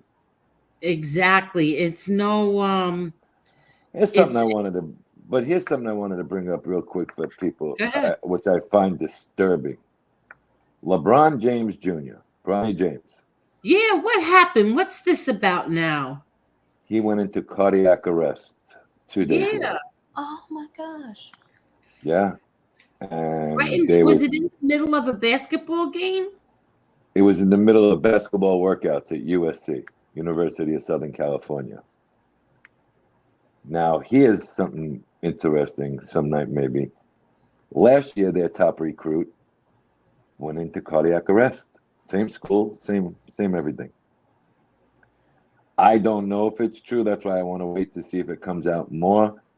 They're saying that they made all of their freshmen that came in the last 3 years get these booster shots. So the football player tweeted out or said something, I don't even know, the one who got hurt or that had the cardiac arrest, that he had the shot too. So now people want to blame the shot. You know, maybe it's not good for tenuous athletes. I mean, these kids are 19 and 20. They're in the prime of their life. Having cardiac arrest. Well, what's that about? They, I know what they're thinking it's about. they're thinking it's about the pandemic shot. I don't know what word we could even say legally. Yes, that's what I heard that they're thinking, because how did that just happen? I could tell you one thing that somebody said today. If he does not play basketball, if they're going to sit down with doctors, of course, once he's in a little bit better shape. He's out of ICU. If he does not play, he was in ICU. I didn't even know that. Yeah, he got out of ICU yesterday in the morning. If he's not going to continue, and I wouldn't let my son, I would try and talk to him every which way out of it. You guys are billionaires. You shouldn't have to go out there and prove anything. You had a great high school career. You proved your point. Maybe you did. The father is a huge lefty. I get it. But one thing about LeBron James, he is a good father. He shows up at all their events. I'll give him that. Damn, he really is. You know, of course, he's got a private plane to get him there, but besides the point. But yeah, you might never see him play again. His only reason for sticking around, he said right now, was to play with his son 1 year professionally. So this could squash him being a basketball player next year. Oh, so that's it for him? He can't play basketball anymore? I don't know. If you had cardiac arrest and you were in ICU, would you let your son go back and play basketball? No, I would not. No, you worked they're worth over $1 billion. Yeah, he should find another thing. Right. He could do something for his dad. The sneaker shoe, the shoe company. Exactly. I don't know what they own, but I wouldn't let him take a chance. I know of 3 I think it was Reggie Lewis and Hank Gathers, both died on basketball courts without issues. God. Well, the guy was in Loyola Marymount in California. He died on TV. They didn't know what the hell happened. Yeah, no, I would never. I never even listen. I had my son in Little League at T-ball when he was like 3 or 4 years old. I never let him play football. Never. I put him on 2 different Little League, 2 different baseball teams, a regular team and a traveling baseball team, just so he didn't play football. Well, that's like people say there's a lot less New Yorkers. Long Island used to produce a lot of college football players and eventually a couple of pros out of that group. New York went so strict with the tackle football laws, like Pop Warner and stuff like that, Little League football. You don't see many people from New York in colleges anymore playing Not really, football. no. That seems to be a team, yeah. And they always had a group of them. They had a dozen every year that would get to top colleges. You don't see that no longer because they really stood by the new helmet, the tackle restrictions. So it's completely different when you went to try out for a higher level kind of team. But that's just a shame. 20-year-old kid, 20-year-old kid, and you go into cardiac arrest. But what's strange is their top recruit last year had the same problem. And here's how fortunate this kid is. They were supposed to leave for Greece to go on some kind of exhibition tour. Thank God it happened here and not there. Oh, wow. You're not kidding. USC is the collegiate team this year that was to go play the Greece foreign team, a couple of foreign teams. Yeah. And he's on that team. And that's what they were practicing early for. They don't ever start practice at this time of the year. They usually start around September-ish because college basketball don't start until November.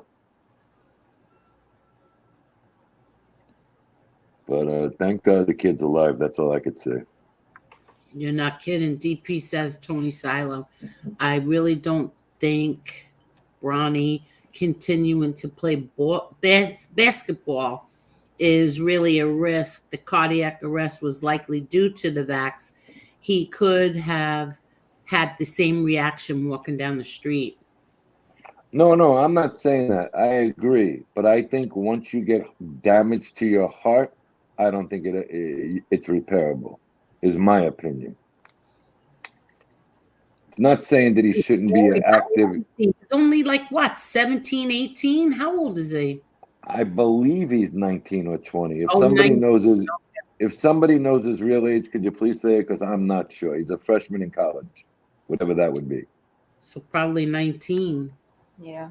Okay, so no, if I was worth $1 billion, is what I'm saying, my son would not be on a basketball court this year. Yeah, open up a business, or I'm sure he has a lot of businesses, but yeah, I'd rather my son be doing that, and then You got to understand something. imagine. These kids for their Kids does 16th he and have? 17th, what 2 boys and a girl. Oh, okay. These kids for their birthdays get Lamborghinis, they get $1 million bank account. Why would you risk your son's health? To me, it's not worth it. Wow. No, it's not. It's not. I'm not, and I happen to think he's better than a lot of other people think he is. I just don't think it's worth doing it. I don't think it's worth this football player being back out on the football field this year. Yeah, no, me neither. I don't either. I don't think that but listen, who knows, No, I like get it, but he's another guy who got a head start with that charity. That charity had $2,500 in it over a year and a half span before that night. It ended up at like $15 or $16 million, and he could have been the executor of the charity, and he could have built on the charity. You see what I'm saying? So you're entitled to a salary off of that, and instead he wants to play football again. I get it, but for me, Well, I'm not saying for anybody else but myself, yeah, my kid would not be playing. exactly. But look, Gravesend has a good point. Vinny Paz went back out there. Different. You can stop it, okay? And there was also multiple sparring matches. There was also that's like, I hate to say it, a broken bone in your neck comes back as strong as it was before, if not stronger. I was just going to ask you. So Vinny had a broken neck, went back to boxing. So when people are questioning how you can box because you have pins in your neck, what do you say to them?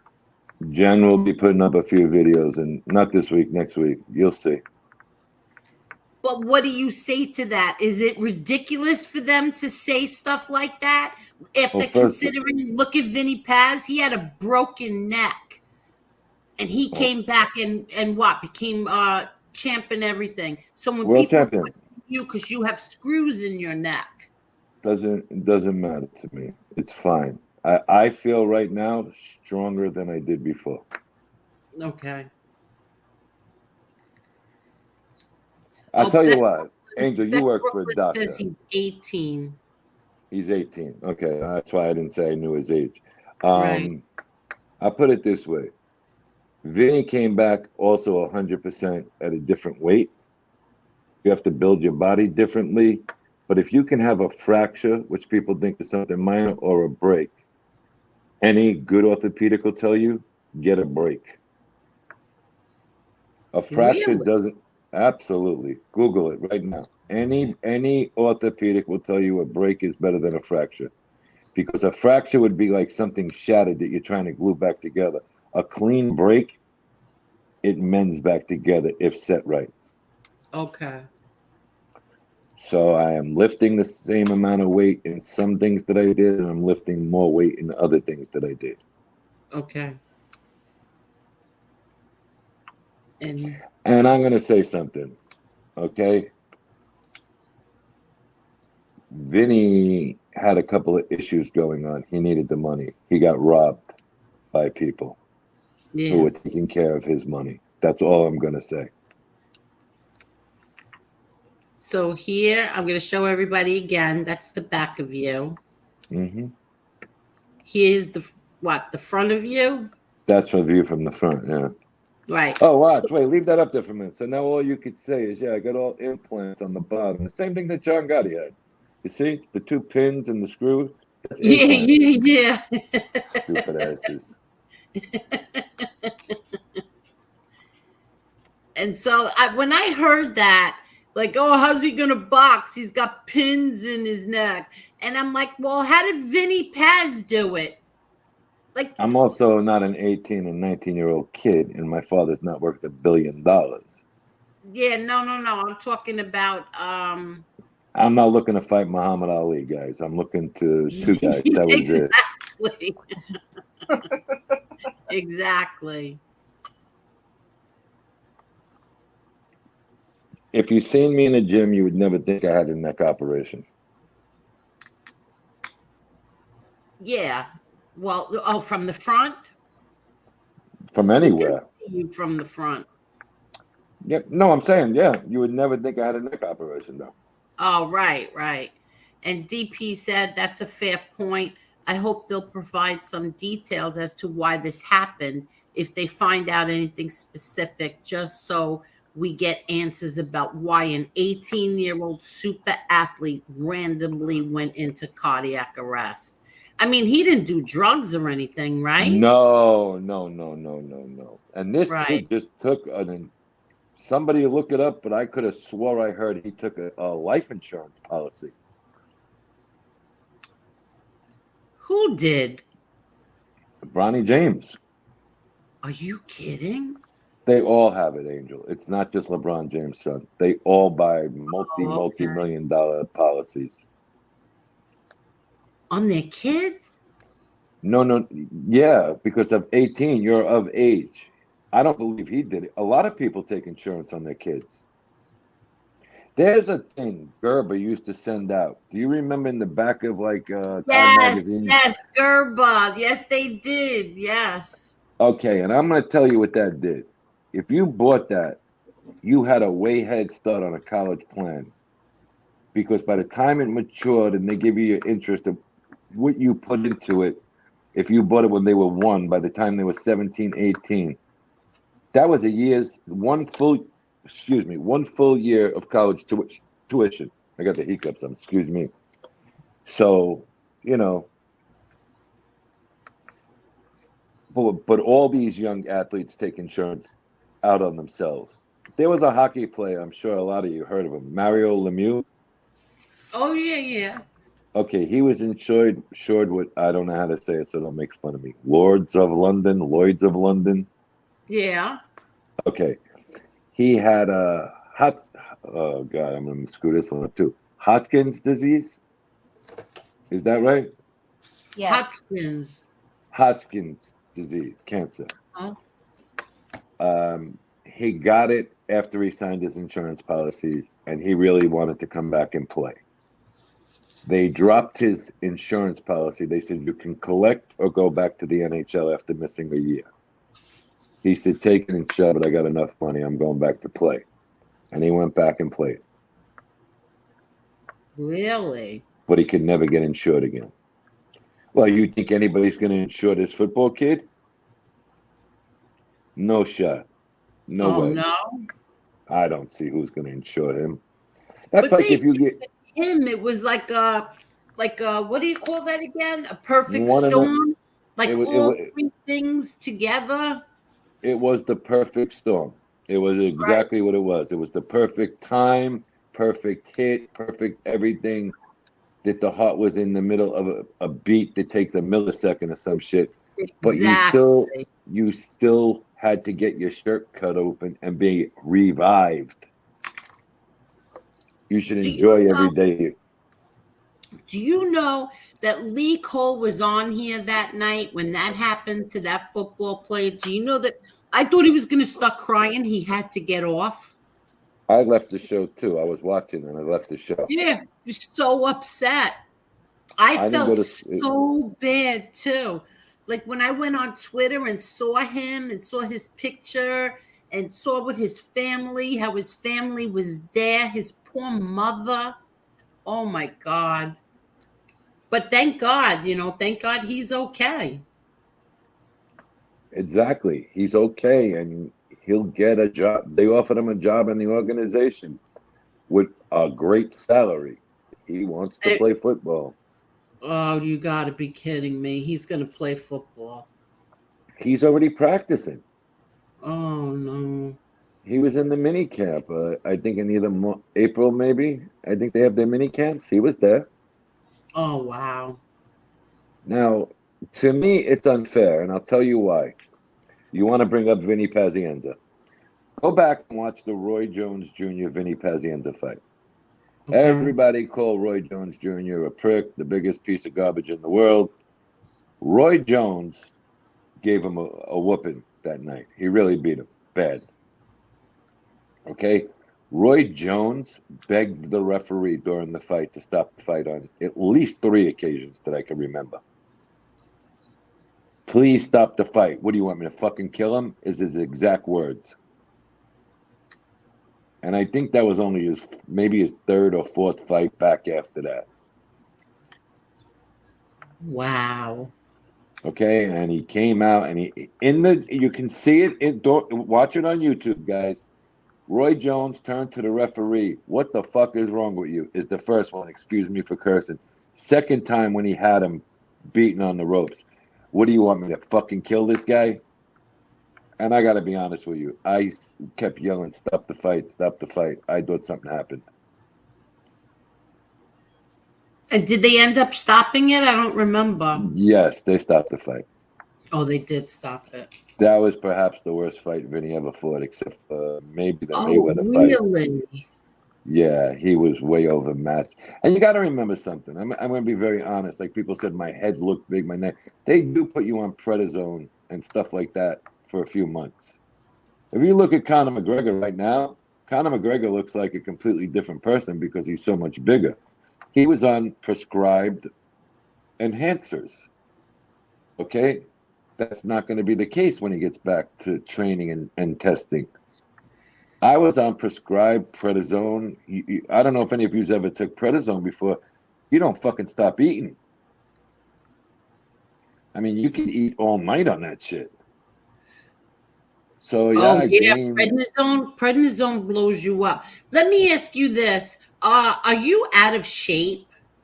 Who? You. Right now? Yeah. Absolutely not. Okay. Why? Who said that? Rob. Goodbye, Rob. Who said that? Rob. I sent you the picture. I sent you the picture of the worst shape I was in. Hi, Soretti. How are you, Soretti? What happened? I'm sorry, Tony. I sent you the picture 3 weeks after the surgery. That's what I looked like 3 weeks after the surgery. The one with the check. I know what you look like, but I wanted you to answer that question. Absolutely not. Exactly. Did I have to lose? Did I have to lose about 15 to 20 pounds for the first month of being down? Yes. I would say the month of February I was in. You still on that crazy diet? No. That was only 11 days. Oh, okay. So you're back to what? Eating healthy or eating whatever you want? No, healthy. Okay. Healthy. Okay. It did take a lot out of me. I didn't lie. I told you that when we spoke in prior. That first month, it takes a lot out of you. It swells you up, the medication they put you on. But I never took it. You were taking the prednisone. Right. I took that for, what did I take that? I don't want to lie. Either 6 weeks or 7 weeks. Straight. Mm-hmm. And all you do is eat. I mean, you get an appetite. It's ridiculous. Wow. Ellie says you're starting to see a whole lot of athletes with cardiac arrest. Pretty sad. Something's up, man. Thank you so much, Louie. Good night and feel better. Feel better and thank you so much. Something doesn't make sense that all these young athletes, a lot of young girls, I think guys are missing it. Everybody, we're all missing it. A lot of young adults are coming up with heart issues. I don't get it. Oh, he was asked that question and he declined to comment. Wow. But what did they ask him? I didn't see it. I'm sorry. Yeah, I don't want to say it on here. We'll get in trouble for it. But if he thought that the cause was because of something that he took. Oh, okay. Yeah. Listen, they can't come out and say it, but with all the money, you got to remember, this guy comes from a poverty-stricken family. If this has anything to do with that shot, LeBron James has enough money for 10 lifetimes for everyone in his family. You will hear about it. Oh. I just thought, look, they said Hank Gathers was good to play. What happened to him? He died on TV. They said Reggie. What happened? He had a heart murmur, and the medication you take for heart, I'm not sure about heart medication, but the medication that they got him on took a little bit of his energy away. And he was still the best guy on the court by far. By far, nobody was as good as him. So he didn't take it for a week, and he went into cardiac arrest and died on the court.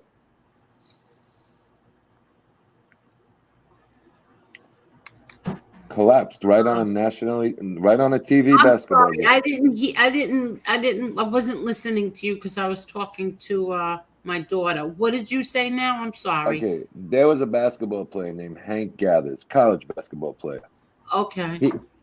He had a heart issue that required medication, and he said it made him feel a little sluggish, and they were coming down towards the tournament time, like the big games, you know what I mean? And he said, fuck it, I'm fine, you know, and he stopped taking the medication for a few weeks, and he died on the court. Oh my God, on TV? Yes, let me see if I can find it for you. Oh it's a my God. Great movie too, not just because I like sports. Great movie. Oh, they made a movie about him? This guy was as popular as Michael Jordan, was more popular than Michael Jordan in college. Oh, wow. I gotcha. Yep. William Brooklyn, you should be taking medication. My sister has a heart.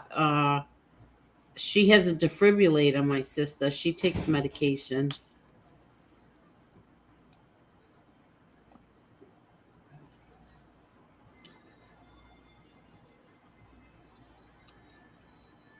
Here you go.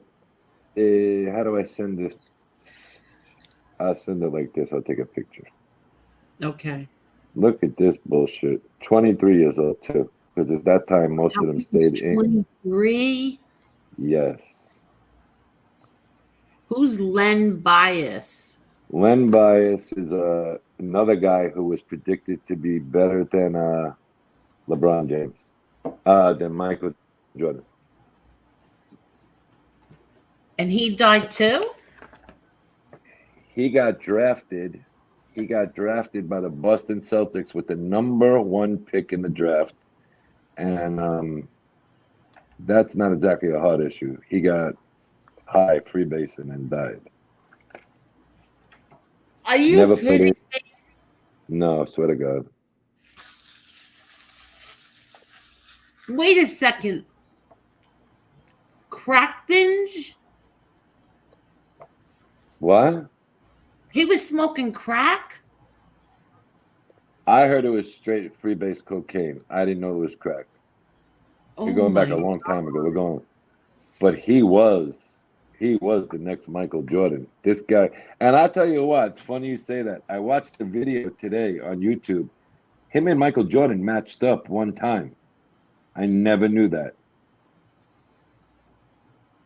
You get that little picture I just sent you? That tells you what happened there.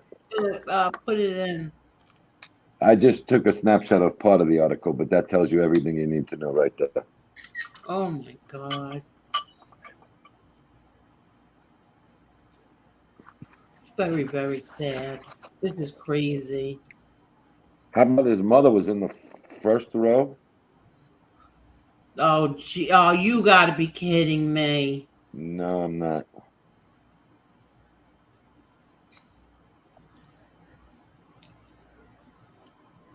Wait, I'm getting it right now, putting it in. And I watched the movie. It was it's a tear-jerking movie. What is the movie called? I want to watch it.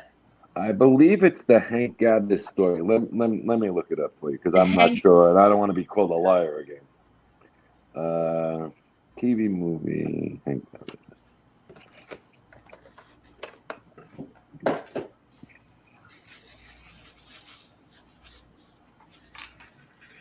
Movie.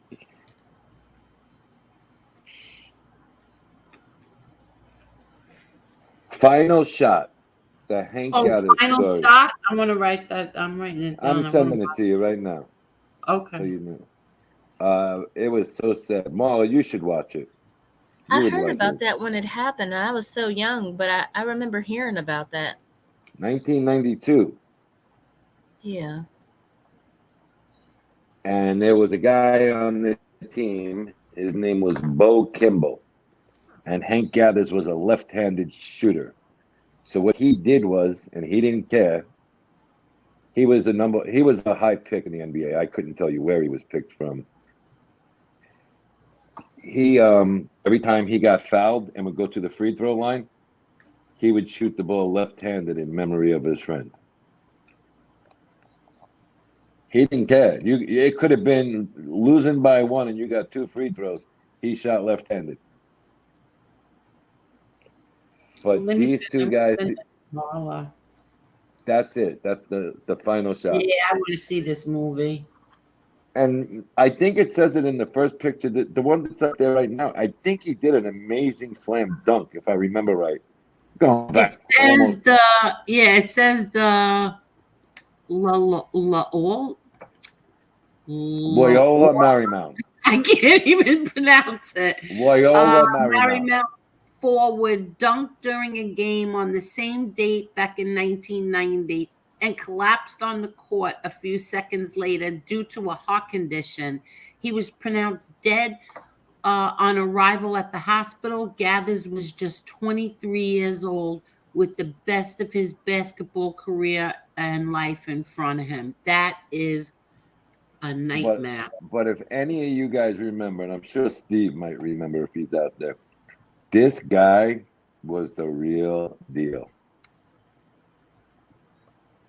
He made, listen, I'll give you an example. Loyola Marymount sucked. They were like, think of Stony Brook being in the NCAA Final Four. It would be impossible. It's never going to happen. 2 men, Hank Gathers and Bo Kimball, made that team get to the finals. Or close to the finals.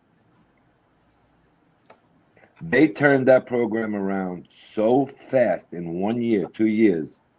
It was the biggest turnaround in the hit. They won more games in 2 years than they did in 10 years.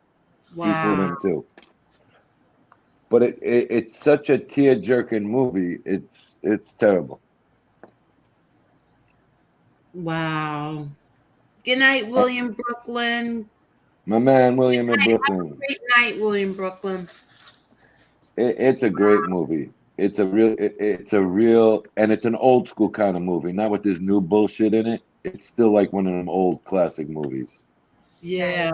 Yeah. Some of these new movies today are too much special effects, even the basketball shit. This is a real old school type of movie. Really?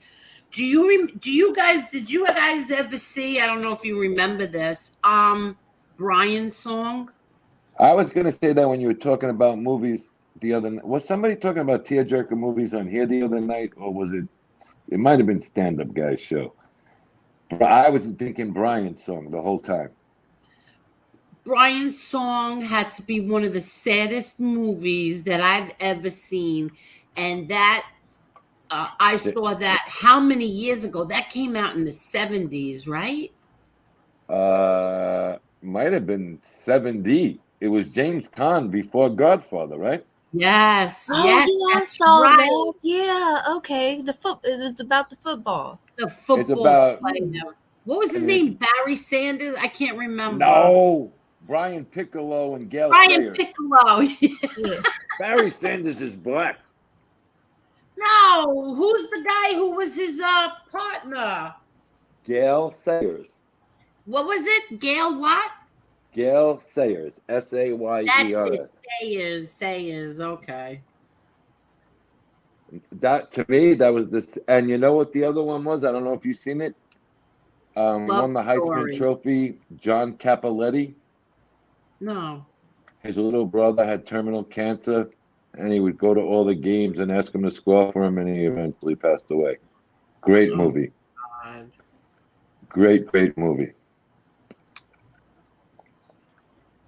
But the Brian song was a great movie. An amazing movie. So sad. How close those two were. Very, very sad. You want to know the best part about it? Well, not only at that time was the country not fully in support of black and white, right? Exactly. How about they played the same position and were competitors? Yes. You know, there's another side of that whole movie that people don't realize. If you watch it today and we think of the year it happened, if you're around, 50 and over, late 40s and up, you'll understand these two guys literally were mocked for being friends because they were black and white. Yes, because one was black and the other was white. And yes. Disgusting. Absolutely disgusting. Yes. But they were like brothers. Very, very sad movie. Good movie, really good, but very, very sad. I mean, he was in the hospital every day. He was trying to help him to recover. He tried to make a comeback, and the owner of the team at the time wasn't a very nice guy, and even he gave in and paid him. Because you got to remember, what do you think those guys made back then? High 20s, $30,000? Really? Yeah, you're talking about they didn't make what they make today. I tell you what, Joe Namath broke the barrier of money in football, and he came out in, I don't want to say the year because I really don't know, but I know the Jets won the Super Bowl in either 67 or 8. So Joe Namath was the first $100,000 signing bonus. Oh, Psychological Examiner is addressing something to you, Tony Silo.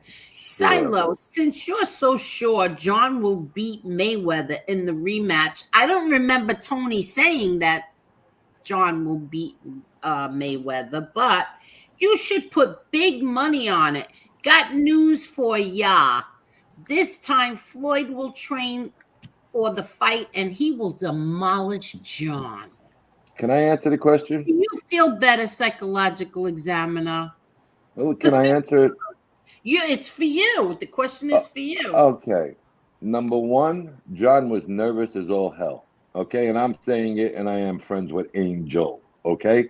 John needed to get past the moment. He got past the moment. You know when? When the fight got stopped. That's going to make this a whole lot different. Floyd is also going to be 46 years old by the night of the next fight. And what I said was, if John hits him clean, you might be able to say goodnight. I never said I was 100% sure. Give him a fit. We were just saying we wanted him to finish the fight, you morons. Do you realize we got bashed because we said we just wanted him to finish the fight? We just wanted him to go the 8 rounds. That's it. That's all we wanted. And we said he also didn't have any. Like, look at that picture you showed the other night of Conor McGregor. He had a big gash on his nose. My nephew didn't have any of that on his face. Correct. That's all we said. I can't believe it. But what I seen and what a lot of other people seen was one punch John threw during the fight put a surprising look on Floyd Mayweather. Yes. And the way John should have fought the fight, and everybody knew it, including the trainer. Okay? Let's not fool each other. Go back and watch the video. You see him in the corner. You got to open up. It's not that easier. It's easier said than done. Okay? Yeah.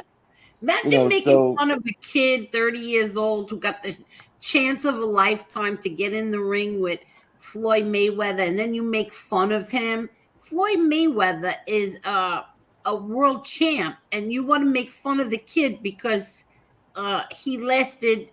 Well, he would have lasted 8, but he lasted 6 rounds. He didn't get knocked down once. What the hell is wrong with you people? I'm going to be very honest. I didn't think John was going to win the fight, but there was not going to be a winner or a loser in the fight. It was an exhibition, and one of the stipulations was the only way you can win is by knockout. Well, I'm telling you right now, I don't give a fuck what you say. He wasn't getting knocked out. He got hit with 222 punches. Come on. You know, you're also talking about, I don't know what the new rules are going to be. Was it 222 or 196? No, we went back and did it again because I wanted it to be correct for Minucci. Okay. He threw 222 punches. Oh. We didn't count that last round, and when they stopped it, we only went to the first 5. We didn't go to the half a round.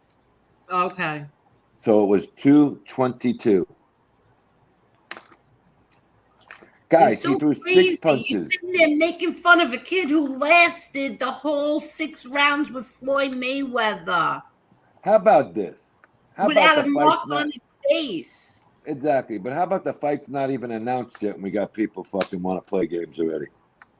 I know. Meanwhile, these people would have been tired out walking to the ring. I'll tell you what. I'll tell you what. If you asked anybody whose position they'd want to be in the rematch, they'd all tell you Johngotti III or they're a liar. Floyd's got everything to lose and nothing to gain. Win, lose, or draw. Yeah. Okay. And if you're really such a Floyd Mayweather fan, and I could do with him or without him, to be honest with you, why did nobody have a problem that he didn't fight a boxer to break Rocky Marciano's record? Rocky Marciano was the only fighter who retired at 49-0. Okay? Floyd broke the record with his 50th victory, which made him 50-0. Why didn't anybody come out and say, oh, Floyd, you're not fighting a boxer. You're fighting an MMA fighter? Just saying. Know. And I got news for you. It's so ridiculous. Like, you know, I mean, give me a break. It's Floyd Mayweather. Oh, my God. And you know what? He's not a puppet. You know, he would have went the whole 8 rounds, too. I got to tell you guys something. I wasn't going to bring it up. It happened a week and a half, 2 weeks ago on another show that I was watching. Somebody said, well, he's just a puppet for his father. Go back and watch his interview.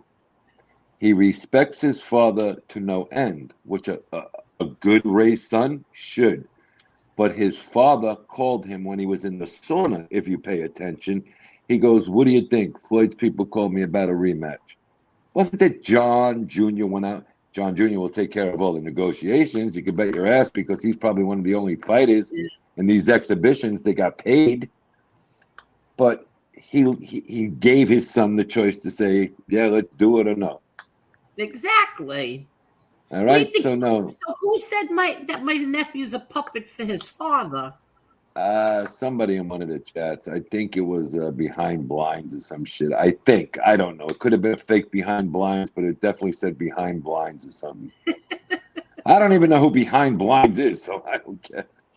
Isn't it? And somebody, Timmy Irish just said that Marciano was a heavyweight and Mayweather is a lightweight. Timmy, I understand what you're saying, but let me explain it to you this way. It was still a champion's record. Okay, I get you. I'm with you on that. But he's the only champion to retire at 50-0, is what they were comparing it to. And you can go through everything. Go through all Google. You're going to see the same thing. How come nobody said that he fought Conor McGregor in his very first boxing match in the decisive 50 mark? I agree with you, Timmy Irish, but that's not why they said the 50-0. It went from TBE it went from TMT to TBE that night. The best ever or some shit. It was a big comparison with Rocky Marciano the whole way, leading up to the fight.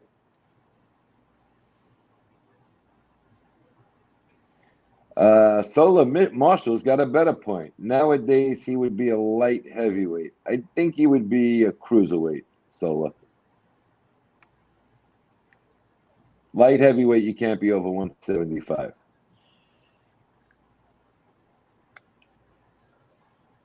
He was the champ from 52 to 56. Is that the real Tommy Lucchese? Yes. How do you know?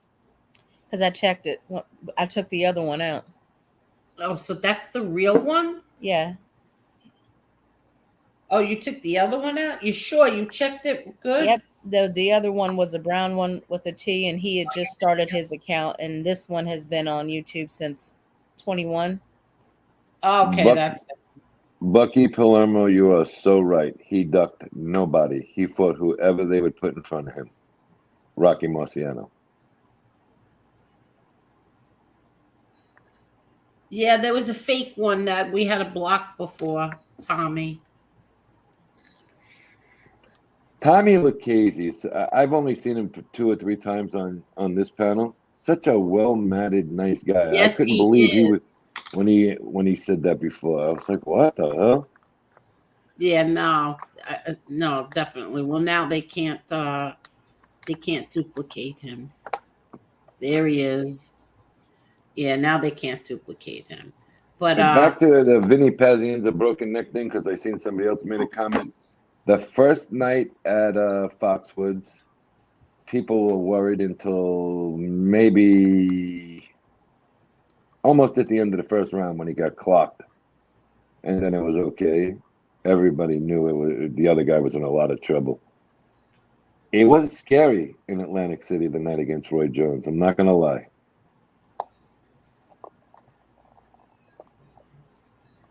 I mean, but you got to remember something. Roy Jones was also the heavyweight champion of the world at one point. Vinny Pazienza started at 135 pounds. Okay? He fought a guy who was the heavyweight champion at one point. So, yeah, and he also fought the best pound-for-pound boxer in the world at that time on everybody's list.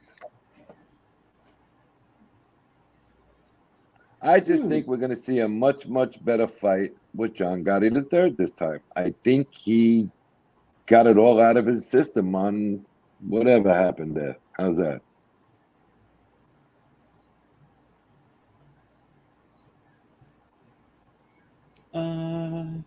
Let me see something.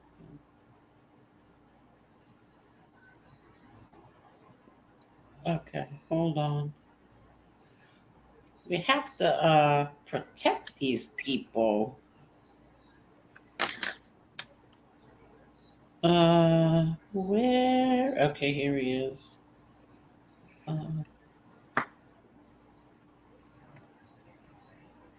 Okay.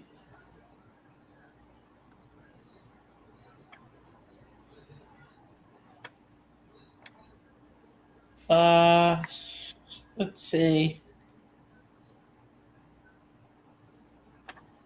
Mark, he's getting there. Mark Schumacher, you're absolutely right. He is really getting there.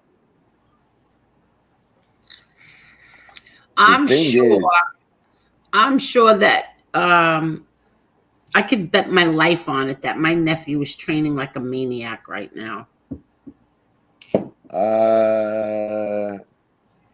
Probably, because if it's the date that I've heard, yeah. I think he's working out very hard right now. I think they're working on technicalities. How's that? Mm-hmm. Because he never really left the gym, but for a week after that fight, he was back in the gym pretty fast. Yeah, even the day I saw him at my nephew's party, I mean, the fight was over and everything, and he was still eating healthy.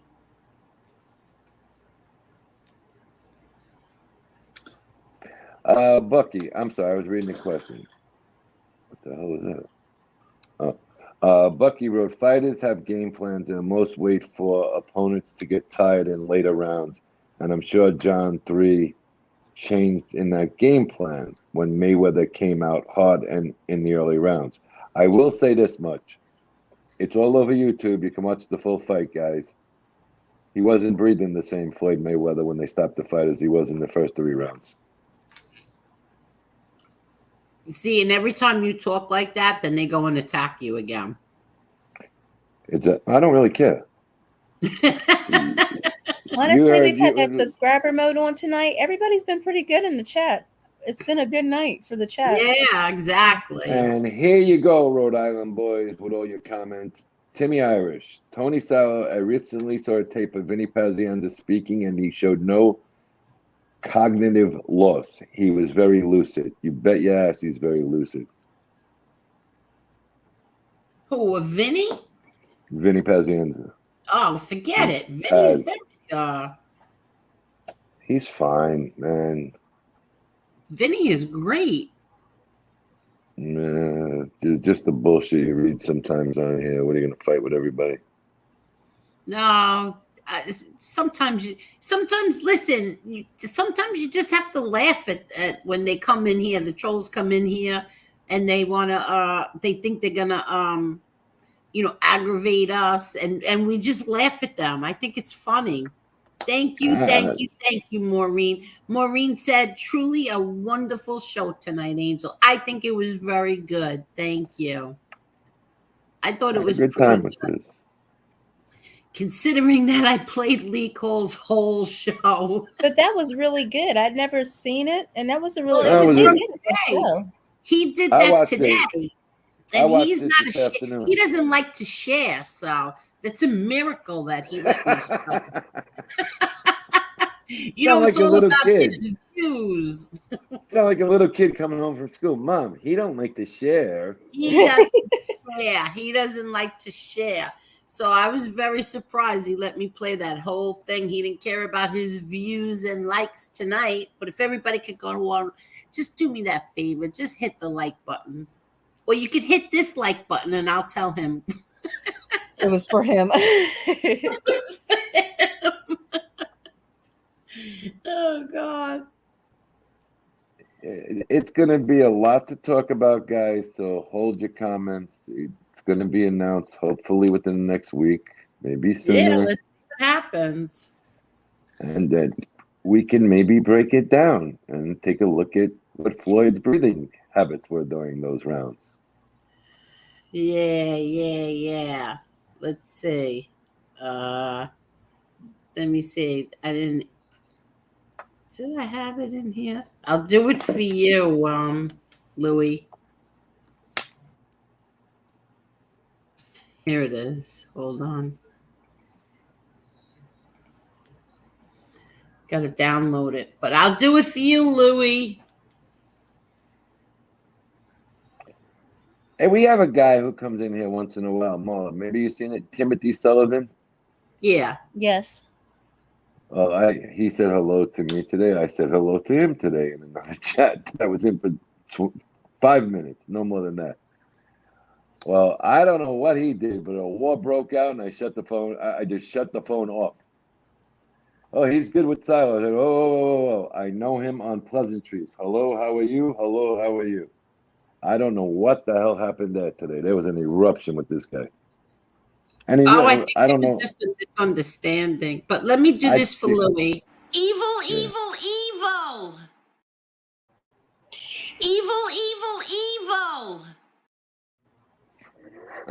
Okay. That's what I said about Lee Cole.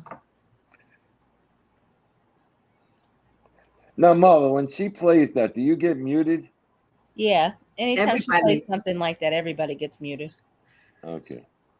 Yeah, everybody gets muted. I tell you what, there's going to be a higher price on the pay-per-view for this fight. Oh, yeah, without a doubt. Most definitely. And you might have I thought the undercard was pretty good, actually. I didn't think they were going to have much of an undercard for that fight because I thought he was trying to more what would you say, get publicity for the Zeus network. Yeah. This isn't going to be a Zeus fight, I don't think. I think this is going to be some kind of definitely not a Zeus fight. No, they're going to be no pregnant ladies singing, no little babies jumping around. It's Yeah, gonna this be is gonna be different, a whole different ball game for this one. But I forgot what I was gonna say. I don't know. Lately, YouTube has been getting really scary. I feel like somebody's gonna get hurt, and it's not even it's not a joke either. No, a lot of people are saying that there's going to be it's getting really, really bad. Very, very vicious. Well, talking to people and texting with people, there's a lot of cop calling going on. I don't know by who, but a lot of cops involved. A lot of shit going on. Yeah, you're not kidding. And, at some point, YouTube has to clean it up a little bit. I thought as of January, they were supposed to. I blame this on YouTube. I blame it on them because it's gotten to the point where it's downright scary what's going on here. And either the cops really are involved and they're watching all of this, or what are you going to wait for somebody to get hurt? Like, end it already. YouTube, do your freaking job. I'll give you an example. Facebook was one of the biggest tools the police used. They came out and had a special on it after they broke a huge case one time. Well, a couple of cases. Instagram became a big tool for police. You people don't think YouTube is a tool for the police either? Come on. That's true. I didn't even think of that. Yeah. Facebook, they had just a department to monitor Facebook. So we'll see what happens. But the other problem with that is when you have the kind of money that these people have backing them, a lawsuit here and there, makes a lot of things go away. Yeah. But yeah, it's getting very nasty.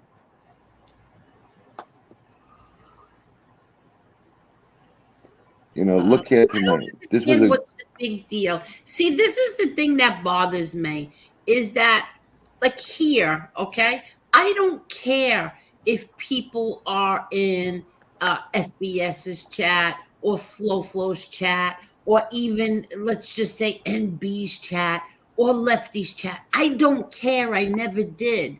And I used to get mad because Chicago Muscle used to block people because they were nice here, but they said something bad in another chat. And that drove me crazy. And I would tell everybody, don't block these people just because they said something in somebody else's chat.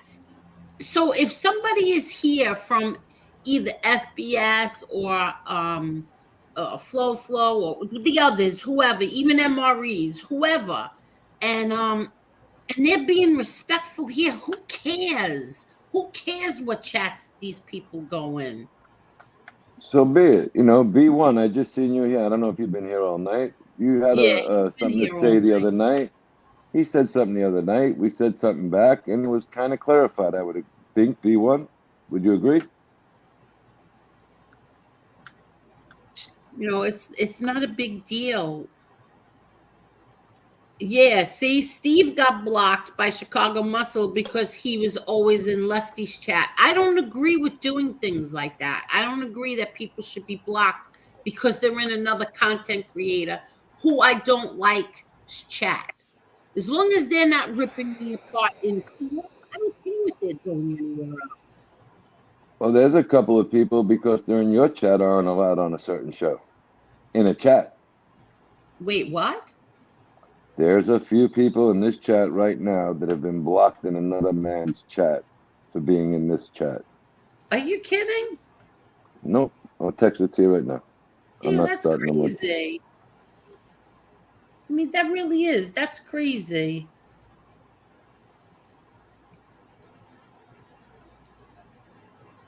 Oh, Carol says Tony, yes. So she's saying it's true. Mm-hmm.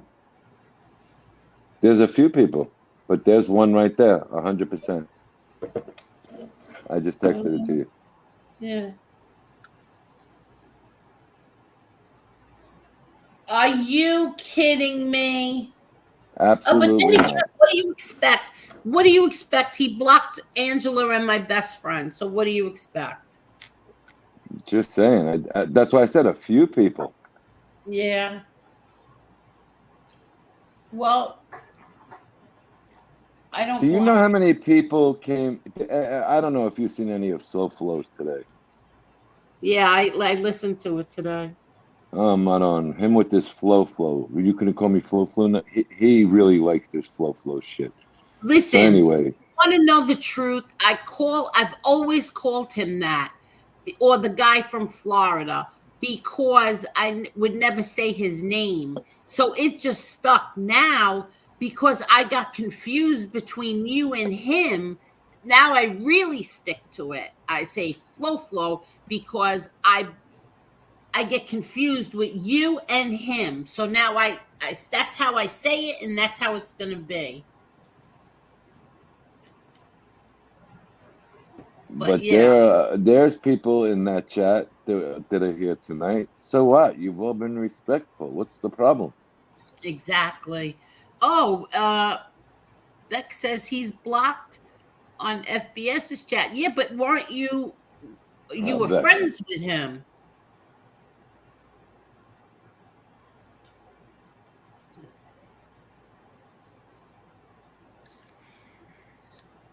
Well, Bucky Palermo just said something very interesting. I got blocked on any shows that Maddie was involved in with a wrench. Really? I think he means many. No, he says I got blocked on any shows that Maddie was involved with a wrench. Really? You never got blocked here. He had a wrench here. There you go. Steve just said it for me. There it is. Beck, and I happen to think I'm blocked at MRE and Maddie. Yeah, so you said it. All right, that's what Tony just texted me that somebody got blocked at Maddie's for being here in this chat.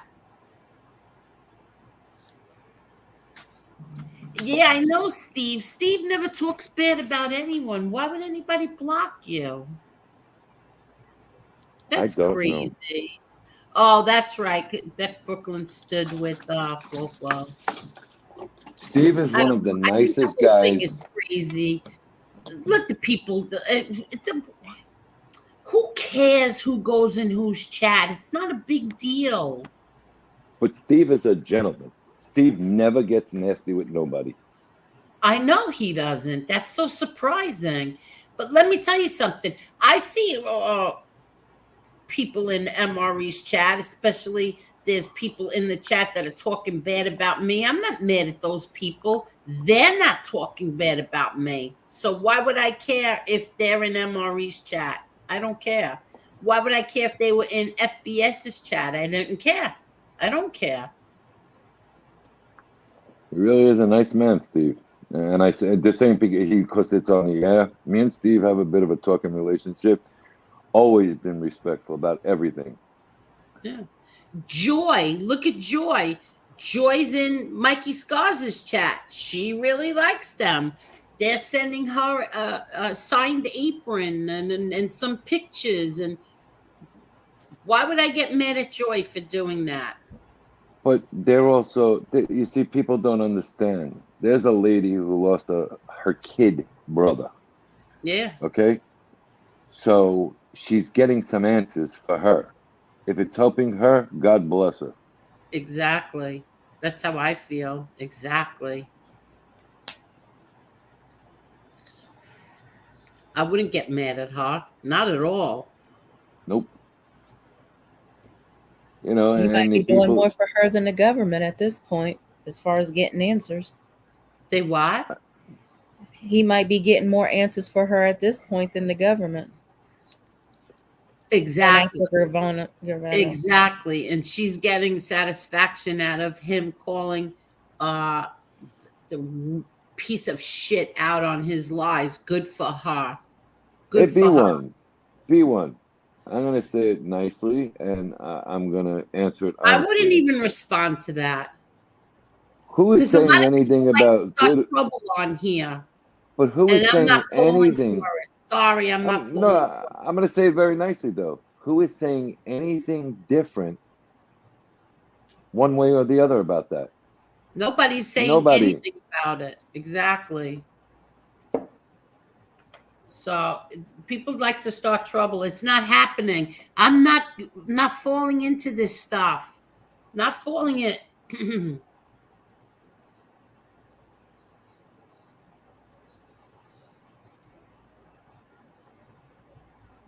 I know, Steve, because you hang here. I heard the comment that night. We don't need anybody who goes there. Steve is a real good guy. Yeah, I know. But yeah, Joy is getting at least some satisfaction from Scars. Yes, she is. And good for her. B1, I haven't heard one person here try and push any narrative on the man. Oh. Why don't you go to his chat and talk to him? Aw, thank you so much, Robert. Thank you. Thank you, thank you, thank you. Let me see what this says. Angel is good-hearted. Thank you.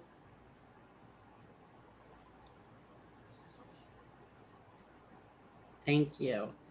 No, it's just that people come in, and if I say I'm not, let's just I said this the other night. Maybe people didn't hear me. Maybe it was at the end of the show. I don't know.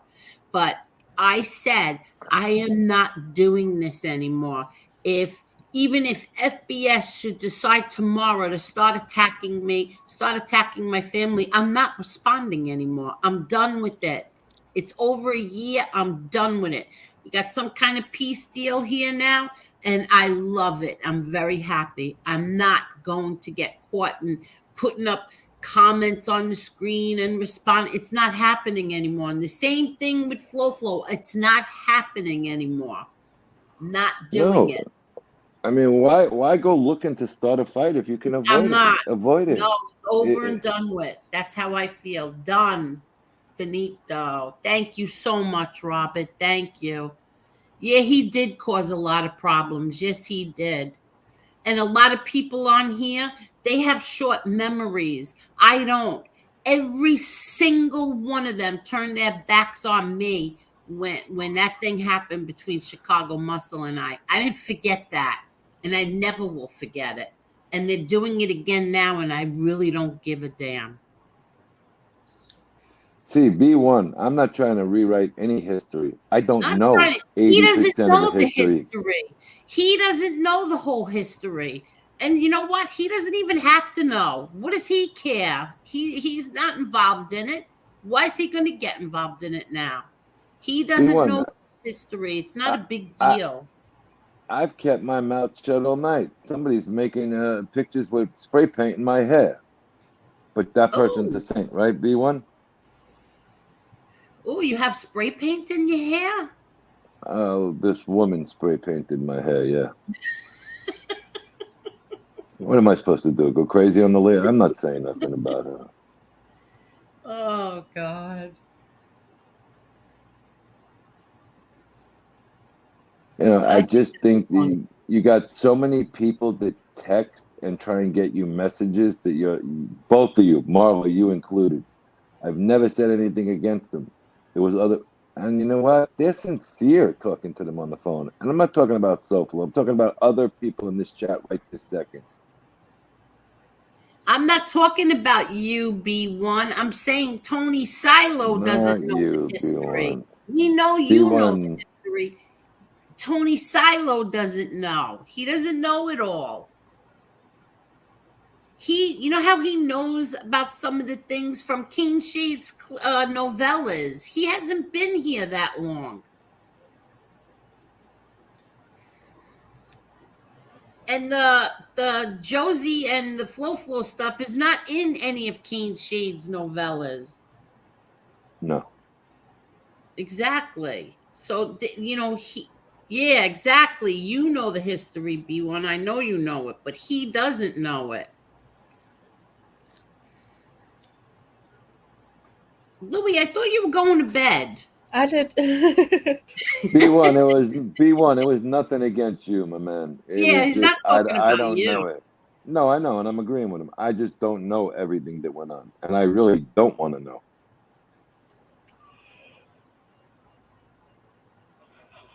So Perry Dubs. says that same reason MRE took my wrench because I said Tony is not friends with Flo. He really took your wrench because of that.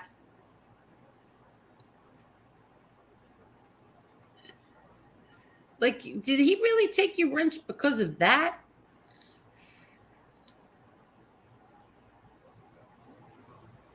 I don't know. That doesn't seem like him.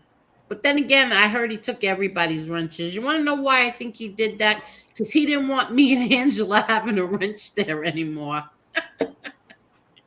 I've never once, I promised Edwin that I would not swear on my children anymore. So I'm going to swear on my own life, my eyesight, that I never once went in to MRE's chat to delete any comments. But I think he just doesn't want me and Angela to have a wrench anymore, which is perfectly fine. And so he took all the wrenches and he's going to give them back, I guess, or whenever. But I never did that. So he took everybody's. Listen, didn't want you know what? Having one. Marla, you have a beautiful family. You have your children. Angel, you're going to be a grandmother for the third time. Grandmother. Yeah. This is fun when it goes like nights like tonight. And other nights, I've learned so much from Angel on the phone. She talks to me like a younger brother, and she tells me, no, that's not good. I told you. Wait, what happened? The way you talk to me on the phone sometimes, I told you that's not good. You have to stop this. Okay. Yeah, because you can't let them get to you. You can't. I used to all the time. Not anymore. Yeah, I'm learning. Not I'm anymore. learning. No damn way. Tony, I only wish you knew what went on here for the past year, over a year. April was a year. All what was done to me, what was done to my kids and my family, all because I defended MRE. The threats, they were going to newspapers, they were calling Capici, they were going to magazines, they were going to spread the word that I was friends with a Nazi sympathizer or Nazi something, or I was the sympathizer. I don't even know anymore. The threats, the attacks that were done to me and my family, all because I defended MRE. And then for this to go on now, like after everything, and then you do this to me, what a kick in my ass that was. You have no idea. You have no idea. Marlon knows, but you don't. Mm-hmm. Look, you got a new sub. Oh, Kevin, we have a new sub. Oh, Marlon, you're good. You click on them now. New sub, Kevin. I have been listening for months. Tony Silo, you are a gentleman. Angel, love the trivia thing you guys do. Great chat tonight. Thanks from Western Canada. Thank you so much. What about Marla? What do you think of Marla? I was included in the you guys part. Absolutely love Marla. Yeah, see, Maureen says it was a complete nightmare. And I'm done. Those days are over for me. Over. Not doing it ever again. All right. And, here's a lady who's got a grandchild coming in November. Do you think she needs more bullshit? Come on. You think a kid needs more bullshit? Come on, man. You're ladies and gentlemen here. Act like it. And I'm not saying nobody isn't. I'm just saying if everybody acted like Carol Mihal, Steve, and these guys, I'm forgetting all your names now, but Sons of Italy, you are a gentleman. These people all come here and be gentlemen and ladies. Other people come in, they try and do a shit stir comment once in a while, and then when you get it turned, you just leave it. You become nice by the end of the night. So you know what? That's all. I mean, Everybody here has to hate this man that we discussed tonight earlier. And now look at how positive it gets by the end of the night, towards the end of the night. Yeah, exactly. But that always happens every show. I do Angel Boulevard, and then by the, I don't know, after like a half hour, I get in a really good mood. But I'm not doing it anymore. I'm just not doing it anymore. Kevin Miley, I love Marla's tenacity. She takes names and kicks backside. There you go. Ooh, yeah. See? And exactly, as far back as I remember, all you did was have his back. Yes, I did. Yes, I did. For a long time, I heard. Yeah. Yes. Yes, I did. And don't get me wrong, he had mine as well. But then to turn around the past few months and treat me the way that you did for no damn reason, because I went on FBS's panel, or Angela was in Flo's chat. I mean, come on. But if you're friends with somebody, okay, instead of coming on and that stupid snippet about the fight that night, you couldn't call up and say, Angel, you know, I don't think that was a good move. In private. You were that friendly at that one time. Well, yeah, but everybody thinks it was because I got mad on the stream he did. No, it was when he came on here, the way he was on here on this show. I know. Every one of my friends called me. They're like, what the hell is he doing? I said, he's mad. That's what I said. I said, he's mad.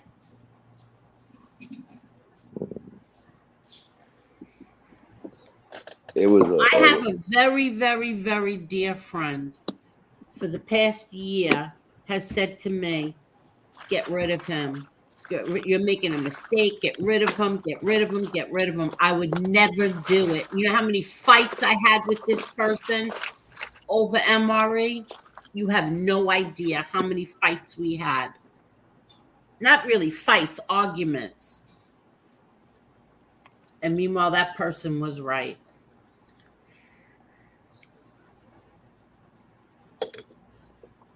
Sad. Very, very sad. Sometimes we learn lessons the hard way because true friends tell you the truth and you don't want to see it. And I've learned lately, and I'll snap once in a while, but I really have learned lately, thanks to Angel's phone calls, what she says. After I get off the phone with Angel, Jen's like, thank God. At least you're calm and go to bed. You have to see Lee Cole. You and I, at least, you know, we talk. Lee, you have to see Lee Cole and I. There's times Lee Cole, I'm yelling at him. He's yelling at me. I get so mad at him. Nah, you know. I tell him, you're an asshole. I scream at him.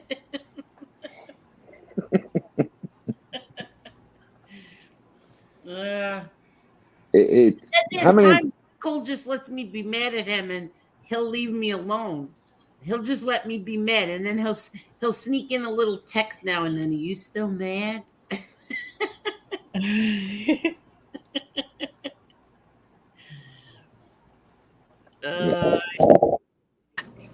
Yeah, you're right, Perry. You're right. Lee is hilarious, Keith said. He really is a very funny person. He can make you laugh. He definitely can make you laugh.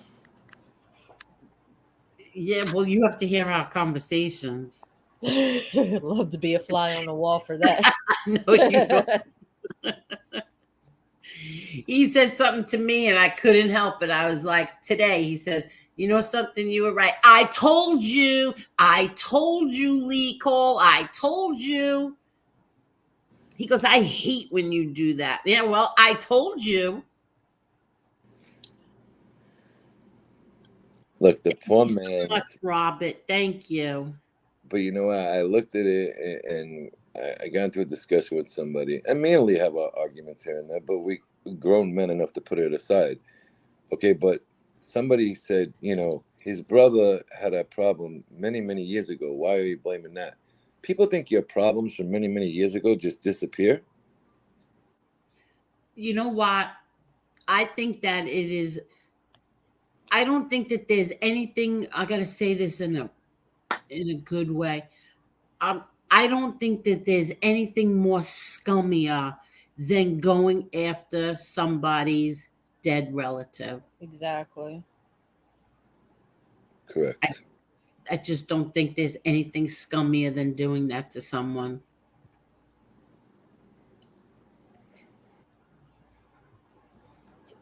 It Look. really is to do that to that. Listen, there was a time I hated Lee Cole's guts, and hate is a strong word. I disliked him so bad it wasn't funny.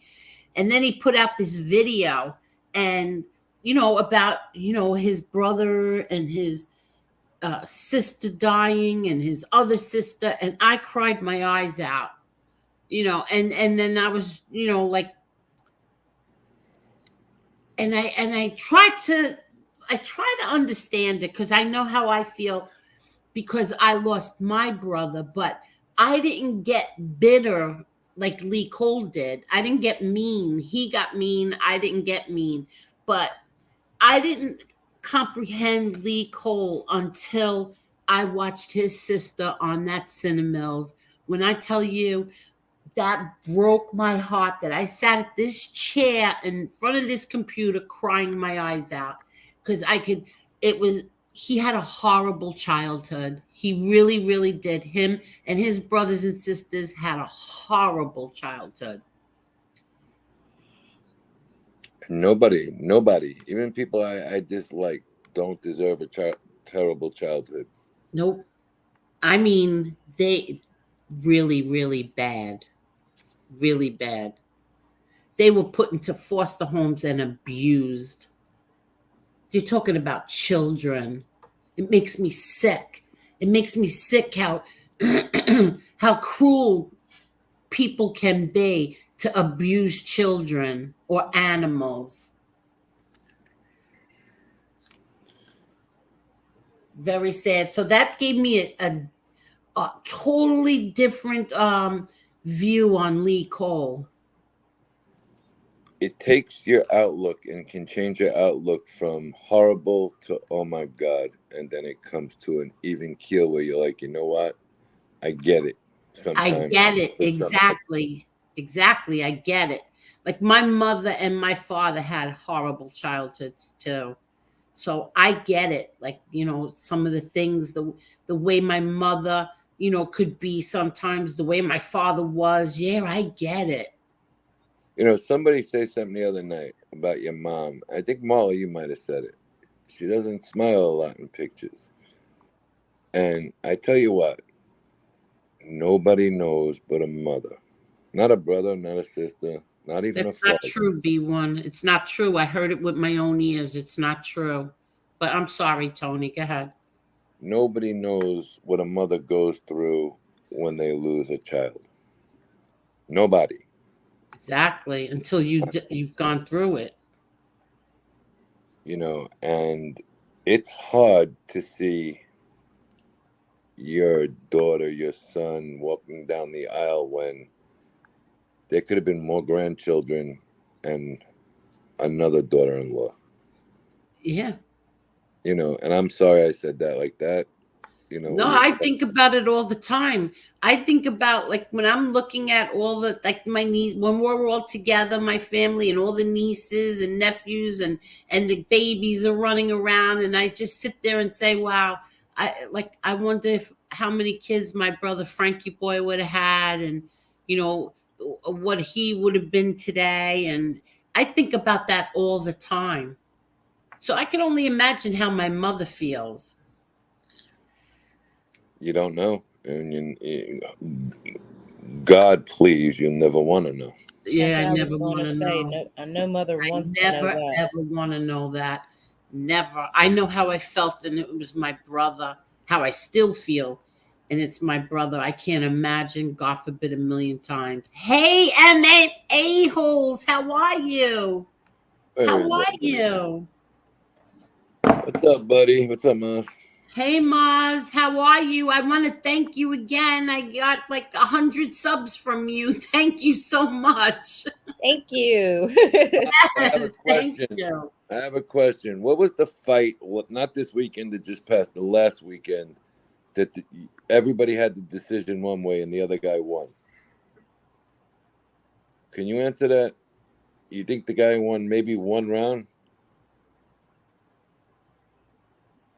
I listened to his whole card in the car. We were taking a long ride up to the main event. We got home from the main event.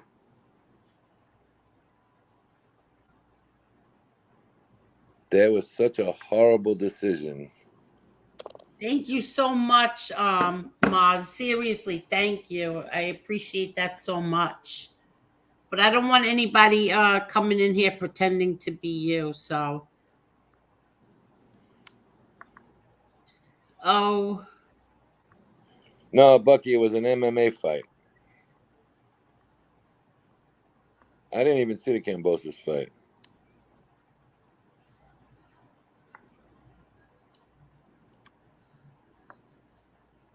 That's like these stupid idiots. They put on a major UFC card and probably the boxing match of the year on the same night this weekend.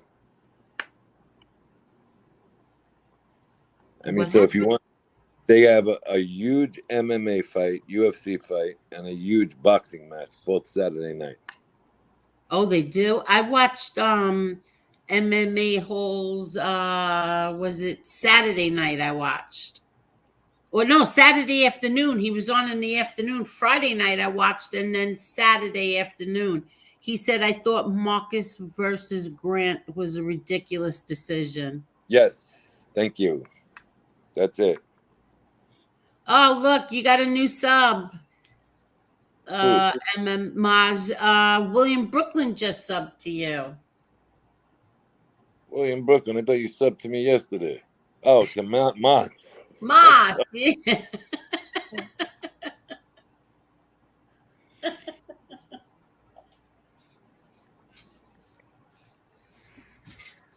Did you ever see his wife? His wife is beautiful, absolutely beautiful.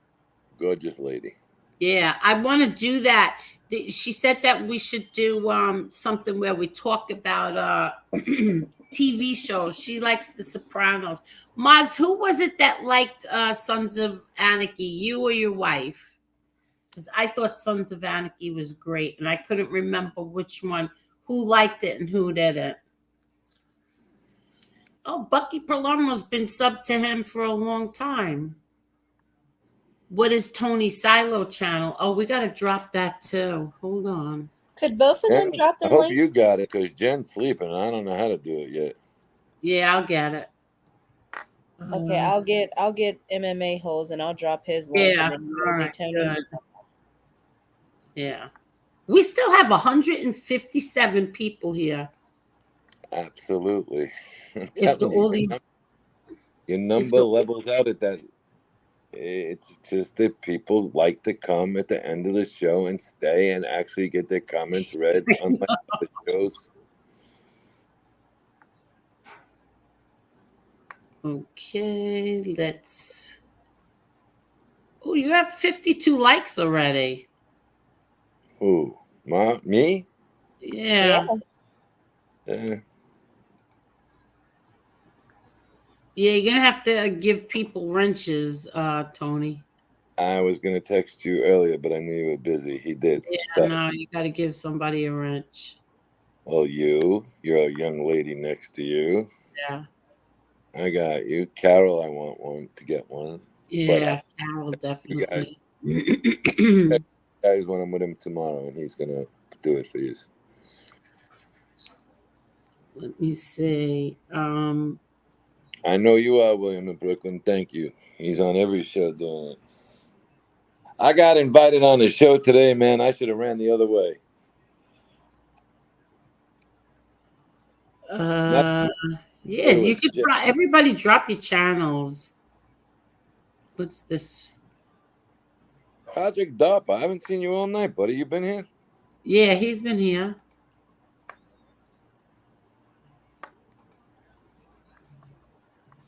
Steve, you have a channel? No, believe so. not a Let's have a sub. channel. I didn't know you had a channel. Hold on. Let me I'm go sub check to it out. Steve. Oh yeah, look, I got a sub now. I didn't know you had a channel. Okay. Who else don't I have it? Oh, MMA host has a question for you. Where is it? Angel, what's the best way to hit you up? We definitely got it. Oh, okay. Are you on Twitter or Instagram? Don't Facebook, whatever you do.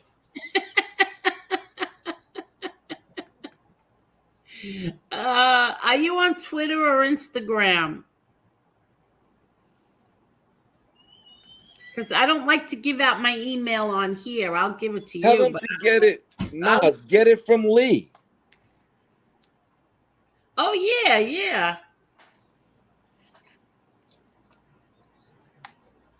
And I will say this: I watched 3 different MMA shows now. Maz, by far, you have the best one. Oh, I love his, and I'm not even into all of this. I just love all the special effects he has. I Yeah, love but it. even the way he does the fights, he's better than the other 2 channels.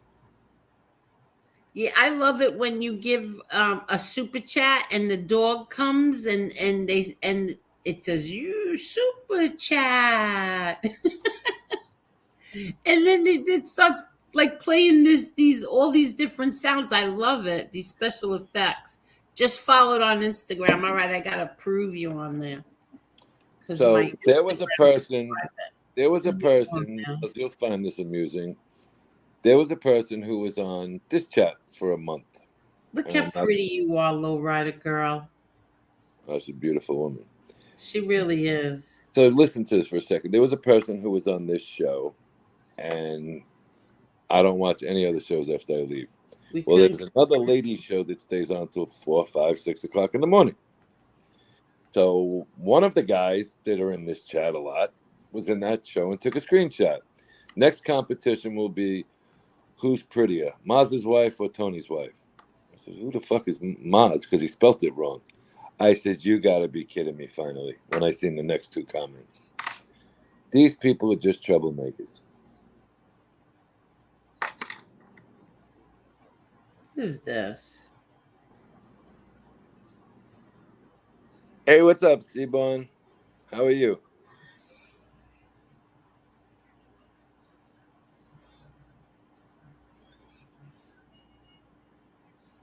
Okay. Okay. Hold on. Where are we? Okay. I'm just checking my here you are. MMA holes confirm and follow back. Okay. Maz, I did it.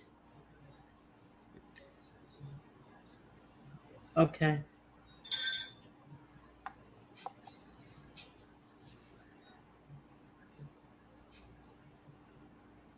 I'm gonna kill my niece.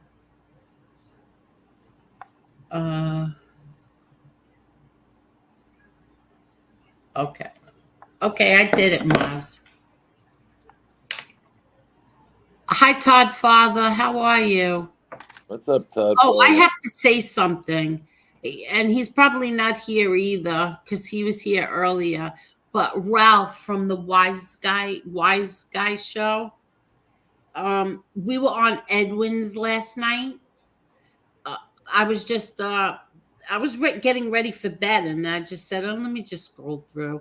And I saw Edwin was on, and he was on earlier because normally Edwin goes on at like 1:30 in the morning. I'm sleeping, so I went on, and first of all, he made me promise that I would never swear on my kids again. He said it's a mortal sin, and then Ralph came on, and Ralph sang a Frank Sinatra song. I had tears in my eyes, Marla. Oh my gosh. What song was it? Oh, it was that song, We Had It All. You and Me. I can't think of the name of it. I had tears in my eyes. He sang beautifully. Really, really beautiful. Really beautiful song. Oh my God. Yeah, it was really nice. And I had tears in my eyes.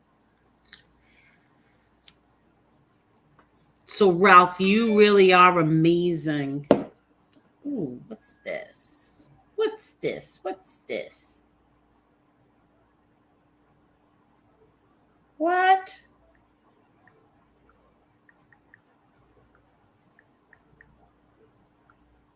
Well. I don't like that. 100%. Are you sure? Did he do it or one of the moderators?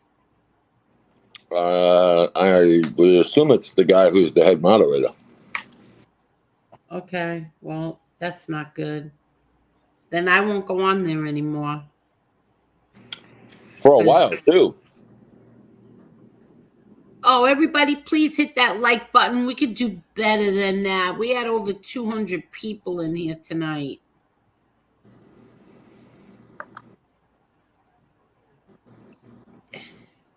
Yeah, that was he put him on the spot. I felt bad for him. I really felt bad for him. And yeah, and Ralph can sing. Yes. Yes, his buddy Ralph. Really nice. Yes, he did. Ralph is awesome. I think he was on with RJ, or RJ was on with him. Yes, RJ was on with him. And Bobby, yeah, you know me, I'm always an hour behind, but I did answer you, but you were probably gone by then. Yes, so you said that, did it really smell like pee? Because it did when we went there, and that was, jeez. How about it smelled like that 25 years ago, Bobby? It's longer than 25 years. That's when I was there. Yeah, it smelled. Oh, it was. It's terrible.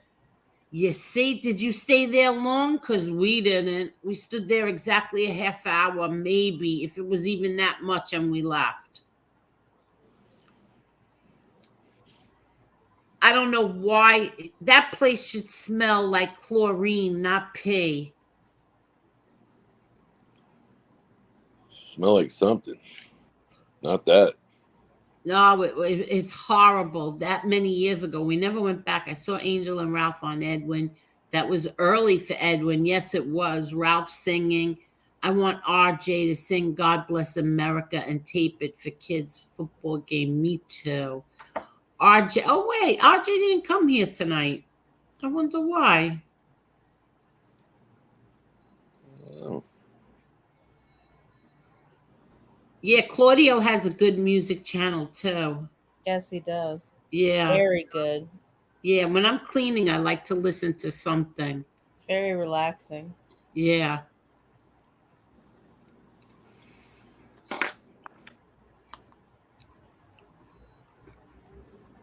I tell you, I was a little leery going to stand-up guy's show last night. It ended up being very, very nice with all the people that were there.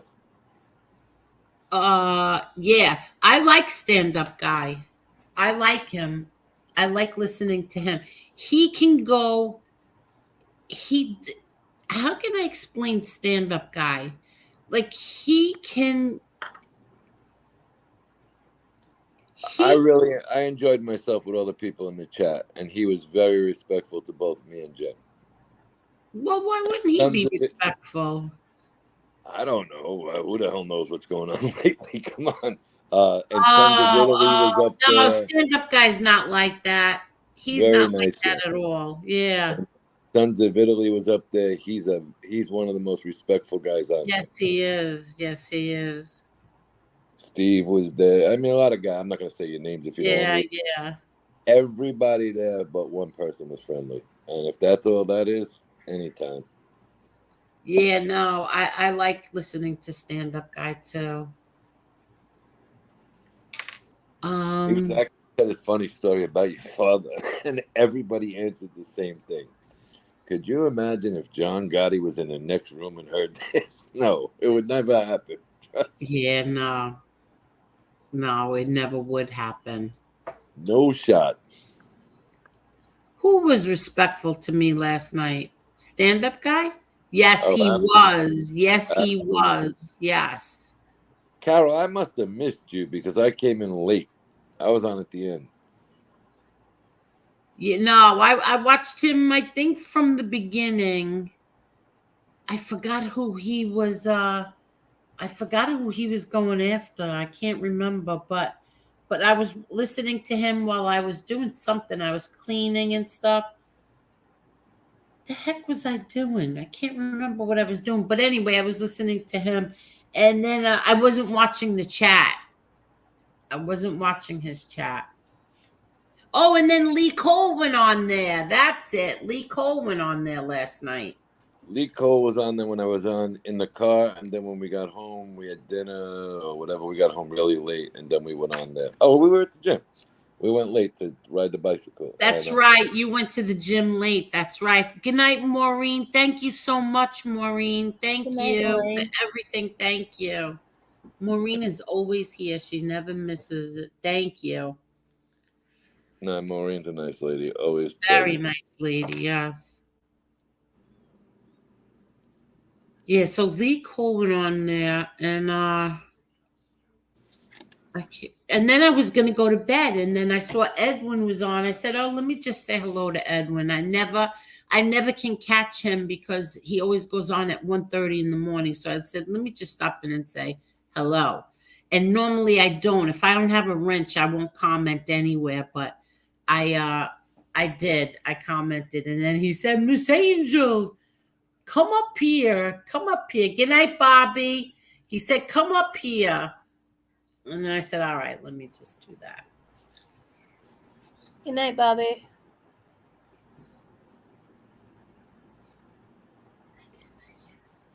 And then I passed out. I slept good last night. Yeah, so did I. Oh, I love going to sleep. I love going to sleep. Well, your little pal there thinks, that it's a king-size bed, and she thinks we got like a cot. She squeezes all the way onto my side. Really sleeps like a little baby. Do you know why I got a king-size bed? Why? Because my dogs. I wanted a king-size bed because of my dogs. No, Jen says, we could really use a queen size, but we don't need a bed this big. I says, no, king size bed is good for a lot of things. Don't worry about it. Yeah, I love my bed. Her side of the bed is like brand new. Yeah, right? Now what I'm doing is we're going to be switching this all up. Little Chucky's going to be up here with me. And I'm taking 2 of the bedrooms, and so she's going to get my king size bed now. This little tiny person is getting my king size bed. And she's going to take that room, and then the baby's nursery will be right next to it. And then I'll be down here. And then I'm going to put my husband in the apartment.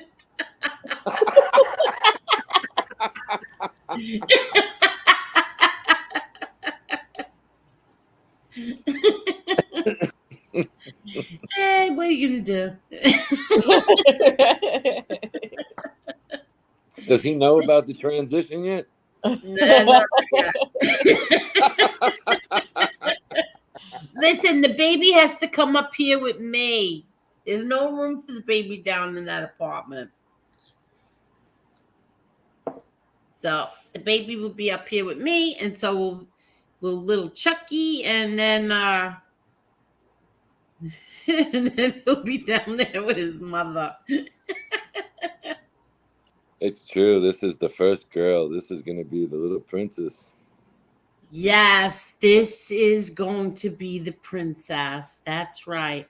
You know something? I was yesterday, she was in the pool, right? She was in this, those round, what do you call them? Those round floats. Yeah, like those lifesaver floats. Yeah. She was just sitting in there, and she was just twirling around, really slow, and her hair was up. And I'm in the kitchen, I'm looking right at her, and I'm going, oh my God, this is like when she was a little girl, and she would sit in there and just twirl around. And I I got very, a little emotional, and I was like, wow, these years went by so fast, and now, my baby's gonna have a baby. Yeah. It's such it's so weird. It's such a weird feeling. Like looking at her, she looked like a little girl, just twirling around. Like when she was twirling around slow, and it was just reminded me of when she was a little girl. Time does fly. It flies. It flies. Someday I'm gonna come on here. I'm gonna tell everybody all the stories about her and my father. You will die with them. My father. Oh my God. Well, She how was old so is your bad, and oldest? she was so bad, and he would pretend like she was, like he didn't see her just do what she did, or he didn't hear what she just said. Well, how old is your oldest? 22. Does she have kids? He have kids? No. No. Marla will have a nervous breakdown when she becomes a grandmother. She don't even want to get older. Oh. I'll have what? You'll be a wreck when you're a grandmother for the first time. It does, Steve. It flies by so fast. Yeah, I can see that happening, definitely. Because you don't want to get older. Well, I mean, I don't mind getting old. I don't mind getting older. I just want to look the same. You look fine. You're beautiful. You look fine. Oh, Yeah, wow, I'll Marky pick one of Mark. Your his girlfriends. daughter's 17 now? Yeah, it is. It is. It's scary. I pick out their girlfriends. Do you really? Yes, I do. No, you do not. Yes. Good night, Richie. Thank you so much, Richie. Good night, and thank you. Why do you pick out their girlfriends?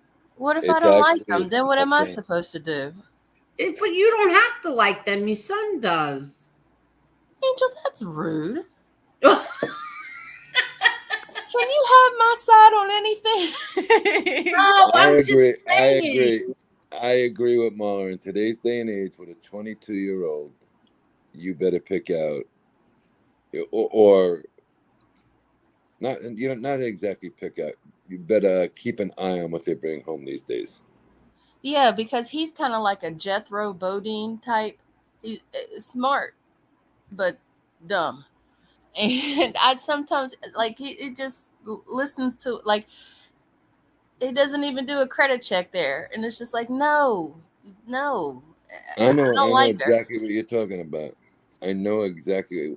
Look, you educate these kids. Look at some of these kids on YouTube, boys and girls, not just girls. They're young with 4 and 3, 4, 5 kids. Young. I said, did that guy person just say what I thought they said to Jen the other day? She said, yeah. Said, oh my gosh.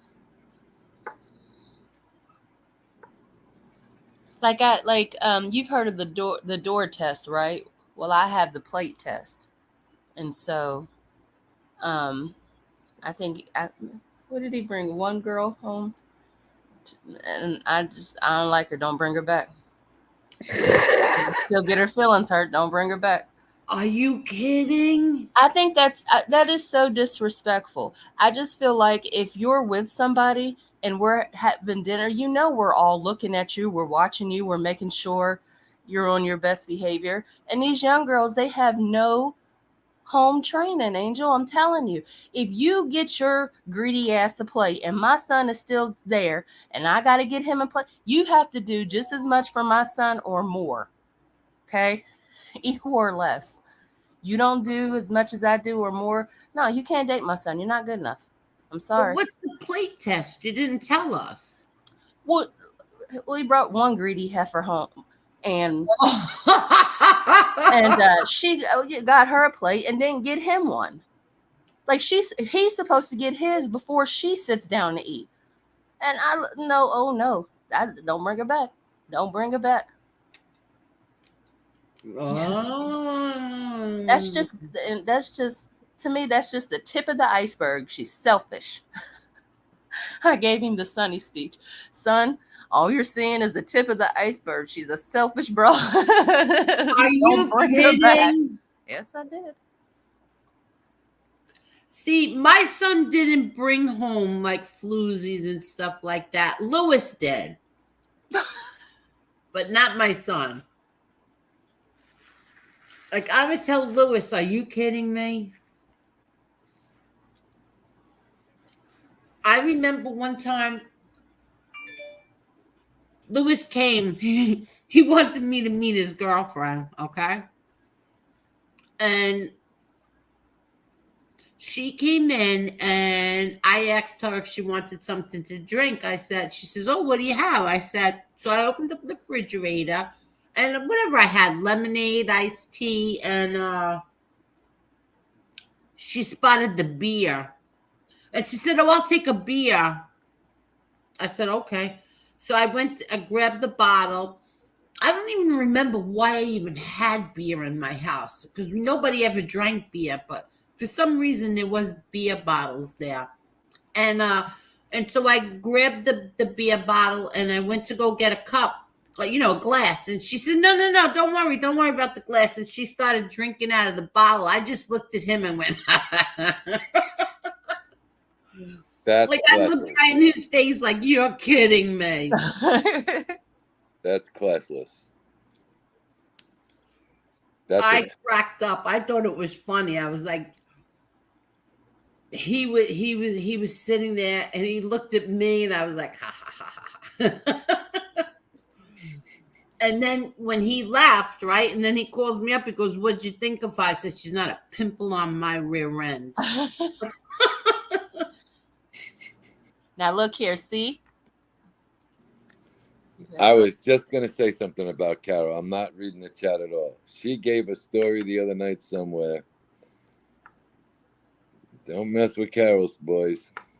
See? What, she wiped out his bank account? I told you, selfish broad, that if you can't pass the plate test, every mother should be giving their wife or girlfriend's, their son's girlfriend the plate test. Works every time. Yeah, but sometimes don't you think that they're maybe they're a little shy? I'll take that into consideration the next time. No, but I mean, we're all there watching you. We're trying to. I mean, there's 3 of us. It's not just me. The girls gotta like you too. But I mean, I can talk to the girls if they don't like you.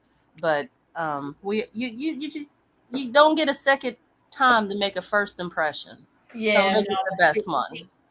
I'm that way.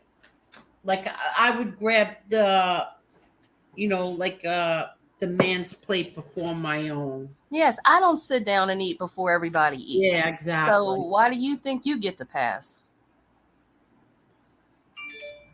Yeah.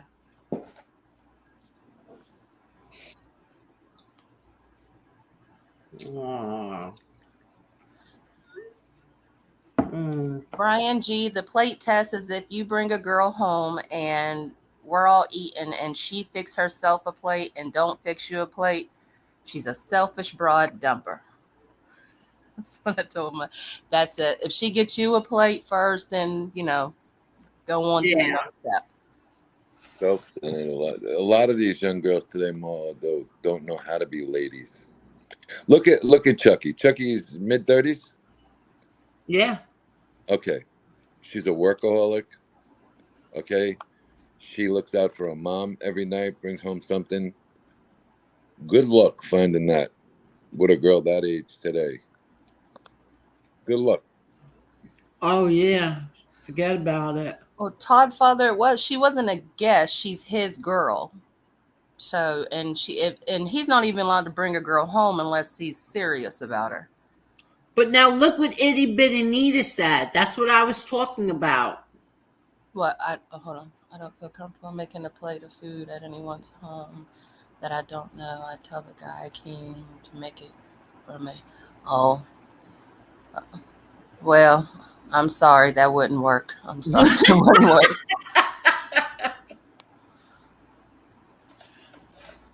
I need to know you're going to take care of my boy. So maybe not the first date. Maybe, I mean, maybe after like 2 or 3, when she feels comfortable. Would you give her that much?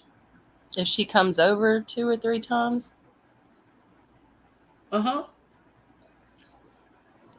No, she don't pass that plate test. Don't come back. Oh, you don't even give them like time to warm up to you. I'm not a mean person.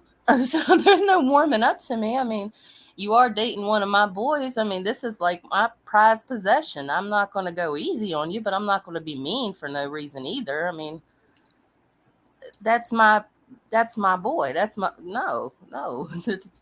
No. Now let me ask you a question. When you're having like your son's girlfriend come over, are you making them a vegan dinner too? No, I just do that for me and the girls. We're the only ones that eat that. The boys, they're doing organic meat and healthier foods under protest, but they're doing it. Okay. Well, you see what Tommy says, all you can do is guide them and hope they make good decisions. Exactly. And Itty Bitty says, if it's my family's home, of course I'd make his plate, then mine.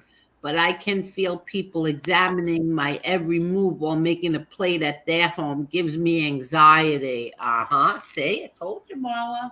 All of us girls get up at the same time and make the plates. I even make my girls do that. I don't let them eat before if their boyfriends are at the house. I don't let them make their plate and sit down. All of us girls get up at the same time when food is done. There's an announcement that goes out. Food is ready. Girls get up. Boys go to the table. They know the routine. So she got to get in line with the rest of us. She sits her ass down at that table. That's going to be the last seat she ever take in that house. Oh my God, I don't know if I'd ever want to date your son. Well, let me ask you a question, Angel. How are you and Frankie brought home girls? What happened? How are you and Frankie brought home girls? Listen, I was very easy. Like, I made their plates. I made all their plates. You know, like I'm different. First of all, did he ever bring home a girl you didn't like? No. Then there's part of it. Sometimes you don't like. Forget, you know, like, because we lived in a neighborhood. We lived in Howard Beach. Everybody knew everybody, and if you always knew their parents, you know, like you always knew somebody, their aunt, their uncle, their cousins. You always knew somebody. So he always had nice girlfriends.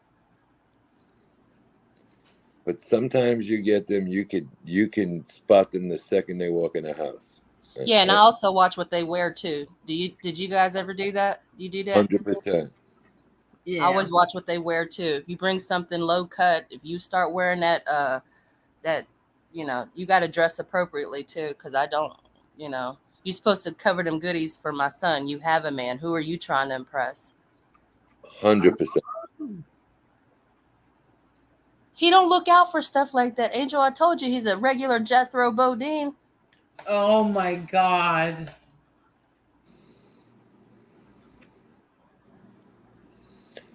I don't know. I do everything. I always do everything. Like, I tell them, sit down. Nope, sit there. I'll do it.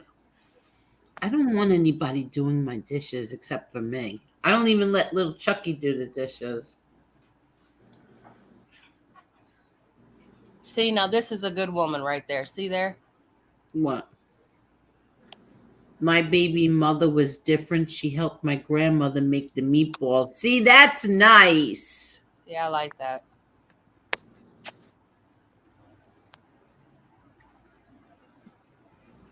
What Carol say? One of my son's girlfriends is fantastic. She's so helpful when she's here. See, that's nice. My wife used to make me plates at her family's, but now she tells me to get it herself. I tell you what, you ever hear the term, you want me to make you a plate? A lot of these young girls today don't even know what the hell that means. Oh, see, I don't like that. I don't like that at all. It's the generation of cell phones, laptops, and all that bullshit, Marla. So she's not comfortable getting. But I mean, like, okay, I understand that, but at the same time, this is my baby. So I mean, like, I'm not gonna just let him be with just any. I mean, he could obviously the choice is his at the end of the day. But I mean, I'm his mama. I'm always gonna be his mom. I'm always gonna be there. So you're not getting rid of me. So you might as well just play nice, even if you don't like me. Just Kiss play ass. nice. Yeah, exactly. Let's call it what it is. I don't care. You want to be with my son, you better kiss my ass and respect me.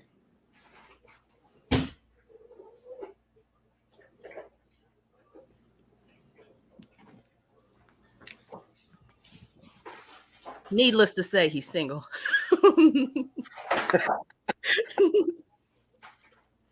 He's still single? Oh, what a shocker. Well, I told him, I'll find him a girl at church. That's what I prefer anyways. Oh, my God.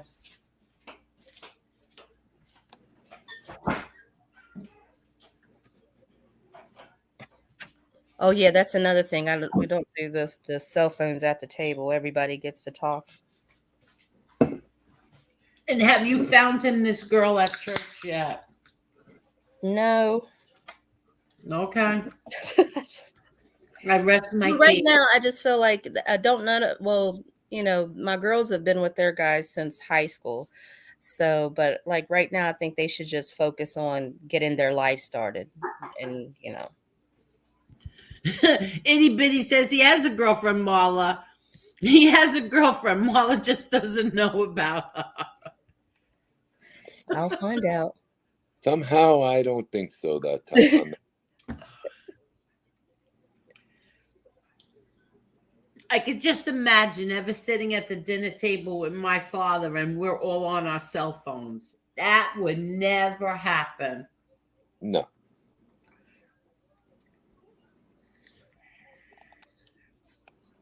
That would never, ever happen. Yeah, that's right. I did, Mikey. I heard Angel open her LaCroix sparkling water. Yes, I did. And that is the limoncello. That flavor is amazing.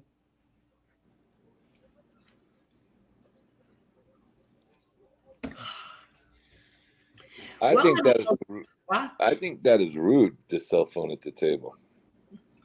Yeah, exactly. Agreed, Carol. No cell phones at the dinner table.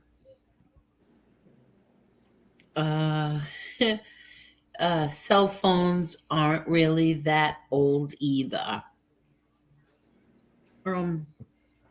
My kids didn't have. I don't think were there cell phones when.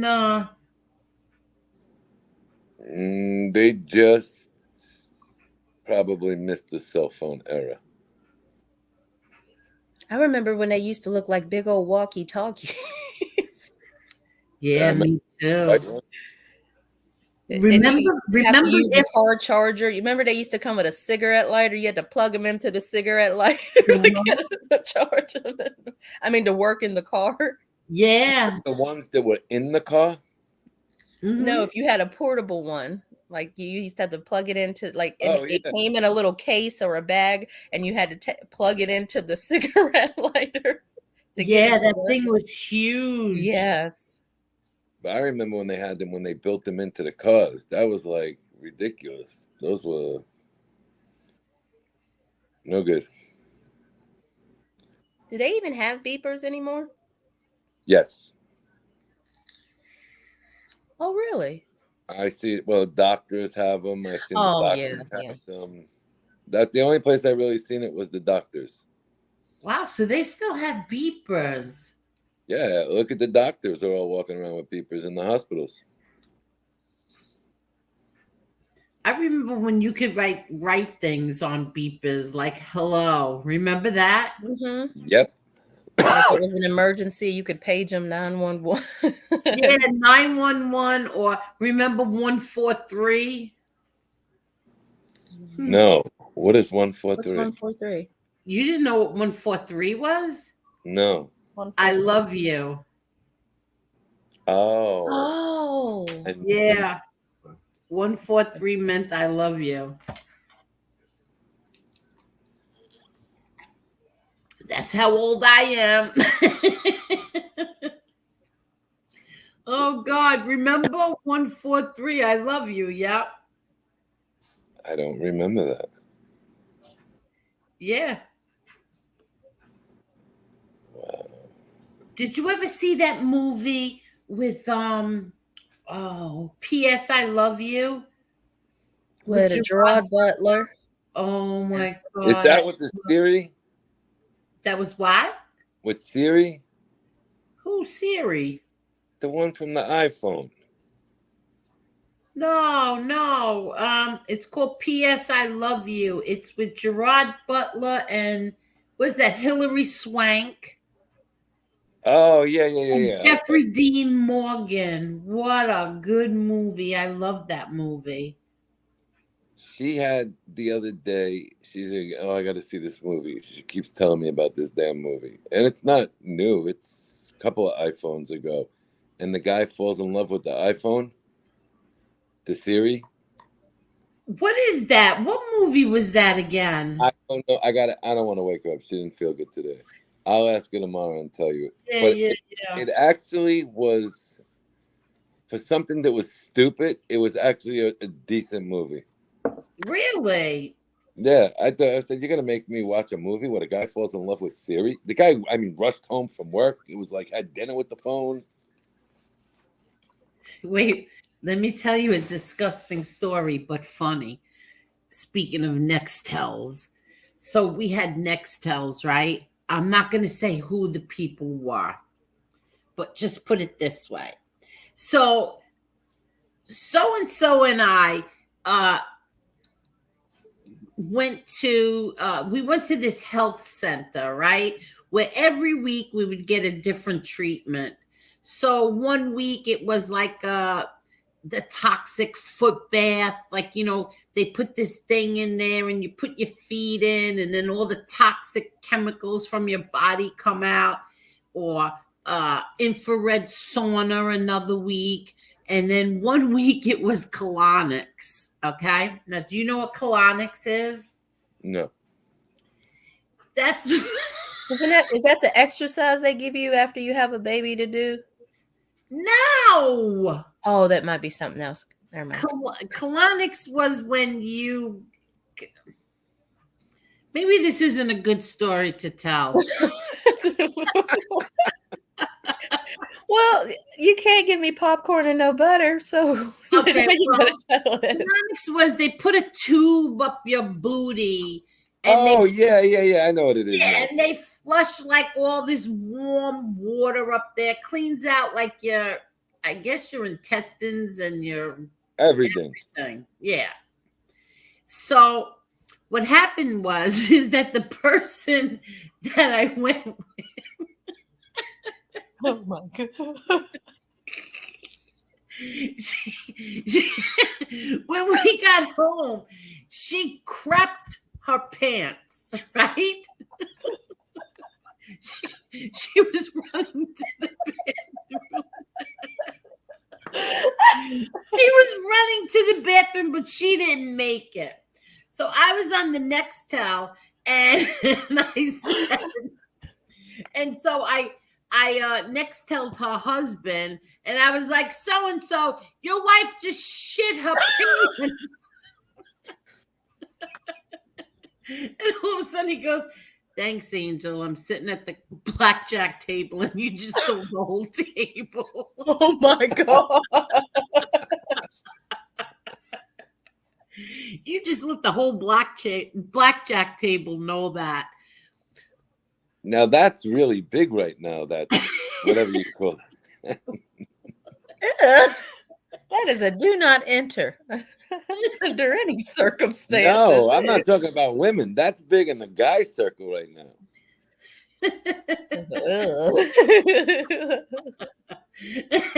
Steve says, "Oh, that old shit your pants trick." And my nitty bitty says, "Mala, that's Kegels." I just thanked her. Okay. Thank you, Itty Bitty. Oh my God, my stomach hurts. He was so mortified. She was mortified. I didn't know he was in Atlantic City at the crap table. I thought he was at work.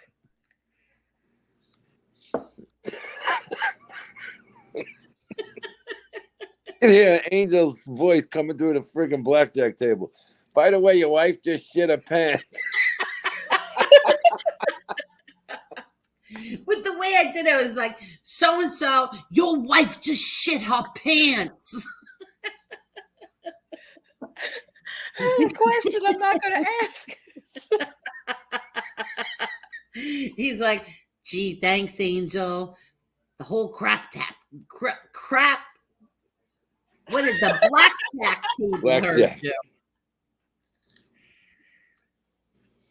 Oh my God, the crap table. Now those Nextel phones, those Nextel phones could get you in a lot of trouble. What? Those Nextel phones could have got you in a lot of trouble. Trust me. Tons of trouble. What do I know? What do I know? You're supposed to say hello and then wait. Well, look, don't say nothing. I'm at the blackjack table. Yeah, but you push the button. No filter.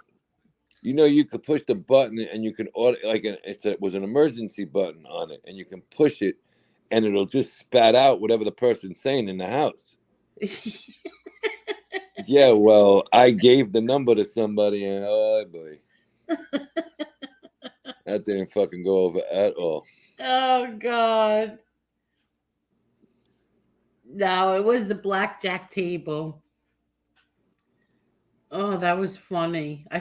All these things come back to me now. I'm like, wow, we did some crazy stuff. But it's good. You see, we all have younger personalities. How about these people that are our age and they're like, put their fuzzy socks on and go to bed at 8 o'clock? I don't get it. Me neither. You know what I'm talking about? You look at somebody and say, that person's the same age as me. No, it's not possible. No, I don't put fuzzy socks on. No fuzzy socks for me. My father always told us never go to sleep with socks on because your feet crack. Right. And you're also, because of the temperature. Yeah, exactly. We never went to sleep with our socks. I've never once gone to sleep with my socks on. Never sleep with socks on. It's funny. My friend had a parrot that would do the Nextel chirp. Really? Could you imagine that?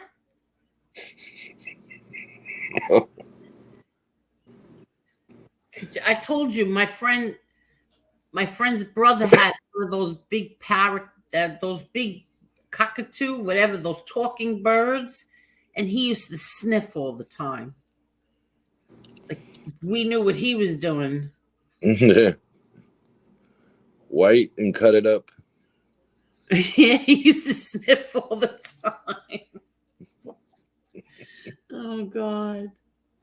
And curse. He used to curse too. I've had Verizon since over 20 years. They were great when they had the one bill, cable and phones together. Yeah, remember that? That's right, they did. You know who has that now in New York, but I don't know if it's out in the island yet? Spectrum. Spectrum, really? Yeah, you can get cell phones, house phone, cable, and Wi-Fi. Really? Mm-hmm. I gotta look into that. Spectrum has it. Oh, but my daughter won't change. My phone's with my daughter. She won't change. She likes Verizon. Well, Verizon is better for Long Island, without a doubt. Yeah. Verizon has more, what do you call them? Towers in Nassau, Suffolk County, especially in Oyster Bay. If you don't have Verizon in Oyster Bay, you're done. I know. Believe me, I know. They don't have any freaking service over there. If I'm not going to say, if you're going from Northern Boulevard to down 106. 106 is a nightmare. There's no service there whatsoever. Right, towards Northern Boulevard from the highway. Yes. You have no connection. You're done. Exactly. In the middle of a call, it just drops. Exactly, and you're dark until you get close to the houses. Pretty much. You're right. How did the houses over there do it? A lot of people, if I'm not mistaken, your brother has it too. A lot of the people get an extra router, or maybe not a router, some kind of cell phone antenna in their home. Really? Yeah, it can pick up the signal from the closest tower. Project DARPA says, I wouldn't rely on Spectrum cell service. It's mostly relying on Wi-Fi routers. I don't have it. I have AT&T, but I don't know but I know that they do it. It's advertised all over. That's why I have AT&T. Xfinity has cellular and cable too. See, I love my internet here. Just like maybe, I don't know, maybe 3 times the internet went out. That's it. Maybe 3 times. But I don't want the cable anymore. The cable is ridiculous. $190 a month. That's ridiculous for a basic cable that I only watch one channel all day, and that's MeTV. Okay, so now MeTV, Jen looked into it for you. You can get just the MeTV alone if you have the smart TV. Oh, really? Yes. Okay, I have to ask my daughter. You go to metv.com and there's an app and you can purchase it and it'll go just on your TV. But it has to be okay. But it has to be a smart TV. Oh, okay. I think I have a smart TV. I don't know. Well, do you have the Netflix app and everything on there? Yeah. Then you have a smart TV. Oh, okay. Most of it, I don't even know if you can buy a not smart TV anymore. I don't know. But cable is a waste. It definitely is. I mean, could you imagine $190 a month and it's basic and internet? That's it. Okay, so watch this one. I have AT&T streaming box, right? One of them, not the one with all the channels, just one in case that ever goes out. I have the same channels on my phone, the same channels in my car. Jen has it on her phone, her iPad. You can use that one box to get up to 10 connections. Oh, okay. So what happened was when my son was here, he wanted to see something that was going on in New York, and he changed the zip code. And when I went in the den, it came up everything was New York. It was the news people from Channel 7, the news people. What the fuck's going on here? Had no clue, and he forgot that he never told us. He forgot. So we had New York TV in Florida for like a month and a half. He's like, "What's going on down there?" I said, "Not bad. It looks like the weather's really." Well, around Christmas, because I was going there, he goes, "How's your weather?" It's free because this Christmas was freezing in New York. This was the coldest Christmas I could ever remember. Really? You think this was the coldest winter? I got off the plane the night before Christmas Eve. It was 6 degrees. Christmas Eve was 9, and Christmas Day was about 19, I think. Oh, wow. The day after Christmas, it was in the high 20s, mid-20s, high 20s. That felt like summer. And I came from, but it was cold in Florida. So he goes, well, what's the weather down there? I said, there's something wrong here. I think it's in Celsius. It's just 7 degrees, I told him. He goes, Dad, I forgot to tell you, I changed the zip code so I could watch something in Queens. I says, well, we have the same channels, don't we? He goes, not even close. And he was right. We do have different channels down here. Oh, yeah. No, you definitely do. No, you definitely do. You pay $150 just for internet? That's crazy. Because you don't have, whoever that is, you don't have the cable and everything else. That's crazy. If you get internet by itself, it's almost double the price. Oh, yeah. Remember that February? It snowed every day. I think it was 2020, says Tommy. Yeah, internet is like $60, something like that. 65. You're right, Steve. That's crazy to pay that kind of money just for the internet. Well, not for nothing. It's basically, you're not going to have cable TV in another couple of years. With all the stuff that came out. The cable is basically finished. Yeah. But there is a difference watching sports on the streaming box. You can, yeah, you like if you watch football's okay, baseball's okay, but if you watch hockey where they're going fast or soccer when you see the difference in the skip here and there. Wow. They're still getting it together. We'll see. Yeah. Angel, it was an African gray and would even mimic his mother and say, Mike in Greek, where are you? Oh, how cute. Now, Mark, your cell phone bill is $150 for one phone? Yeah, when you put everything on there, yes, it's that much. Wow. Yeah.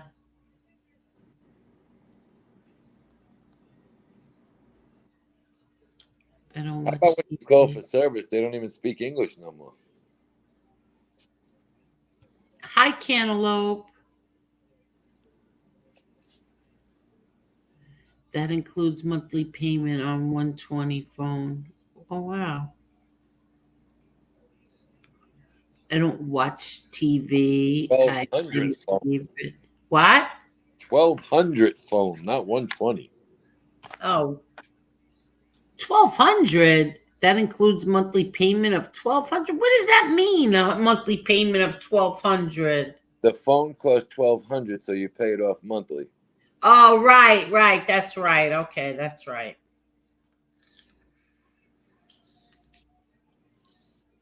$120.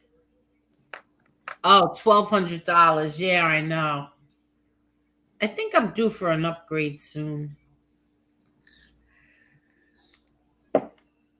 Yeah, but when you get comfortable with the phone and then you upgrade it, and it takes you a couple of weeks to get used to the new phone. Yeah, I know. I hate that. I know. Me too. Wait, hold on 1 minute. Be right back. Oh, it's cold again. I gotta get a sweatshirt. Oh. No, these between, not for nothing. If you don't have good salaries coming in, you're screwed. Between food, cell phones, cable, internet.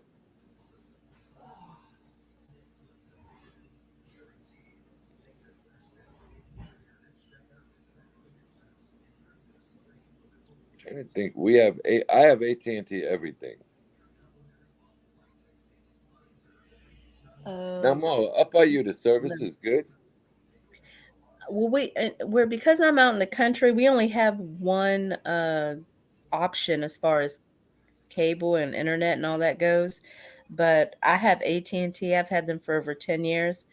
If I'm traveling in certain areas, it goes out. But other than that, Yeah, it's pretty good. Like, I don't have any problems if I'm here, if I'm in New York, no problems whatsoever. No, in Florida, AT&T is really good. We're in South Florida. No problems at all. Verizon has a little bit of a problem, which is shocking because Verizon has pretty much supposed to be the best service. Oh boy.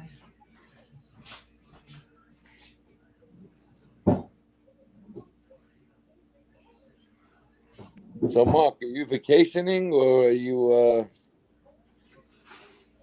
taking a break?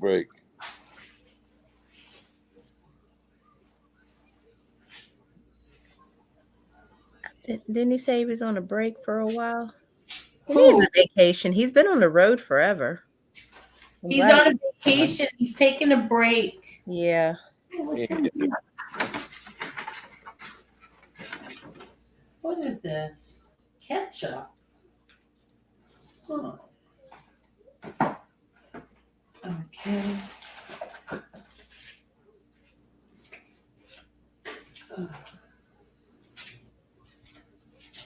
Feed that to the birds. Oh my goodness. Okay, so officially in what is it? Saturday. There's 36 days before Labor Day. What happened? 36 more days on Saturday. Labor Day is here. Are you kidding me? Nope. Let me make sure. Wow, this summer's going by so fast. Yes. Guess what? Next month the kids go back to school. 31, 32. Oh, are you kidding me? Yes. How about this? 35 days as of Saturday, not 36. Oh, that's crazy. The summer's going by so fast. Well, Florida starts school August 12th. No, wait. I'll tell you right now. Hold on. Oh, that's crazy. August 14th. No, wait. I'm on the wrong month. What the hell? That's crazy. Tuesday, August 15th. Florida public schools resume. Oh, wow. But they get out in May. Oh, well, that's nice. Wow. Hi, Al Capone. How are you? 5 months till Christmas. Oh my God. I can't hear that right now. Christmas is going to be fun in your house this year. Yeah, I know, but you know, I I have to have a baby shower. Oh my God, this is gonna be like forget it this year. And then Christmas. Wow. What is today anyway? Oh, today's Wednesday. Today's Wednesday. Now, Yeah. how do you do it with the christening? Do you take the baby out of the house before it's christened? Do they still go by that? Well, I always did. So did we, but I'm saying a lot of people are stuck by that damn rule. You can't take a baby out before it's christened. I was like, what are you talking about? Yeah, I don't know why they do that, but no, I did. I took my babies out. But I always baptized them by 3 months old. Like when they were 3 months old, I would have a christening for them. This one, I just can't wait. Yeah, Carol already started shopping before the prices go up. Yeah. Yeah. Oh, that's a good idea to start Christmas shopping now. Well, the prices are going to be ridiculous this year. Good night, Kevin. Thank you so much. Thank you. See, that's nice. Thank you for a pleasant evening. Thank you. Thanks, buddy. I love that when people leave comments and they say, you know, like that they had a nice time and stuff. I love that. Yeah, it's been a very humid summer. Bad this year. Very bad. Well, you're supposed to have a heat wave, right? This week? Oh my God, it's been brutal. You know what? I don't care. It doesn't bother me. I feel bad for the cat. Oh, tonight I ordered him new lights for outside. Oh, shut up. Because these cats live better than fucking people. I did. I ordered them new lights. This time I ordered them. It's something like Christmas lights, but clear. I want to see how that goes. Now, you do them with a string or you stick them in individually? No, what I do is right now I have 4, 5, 6, 7 lanterns, right? So I recharge the batteries every day. It's the same. It's like Groundhog Day here. I go out, I collect the lanterns, I recharge the batteries. It takes 8 hours, 7, 8 hours. I recharge, then I bring the lanterns back out there and I hang them up in all different spots so he has light. But today I saw that I do put ice in their water. There's ice in their water. Today I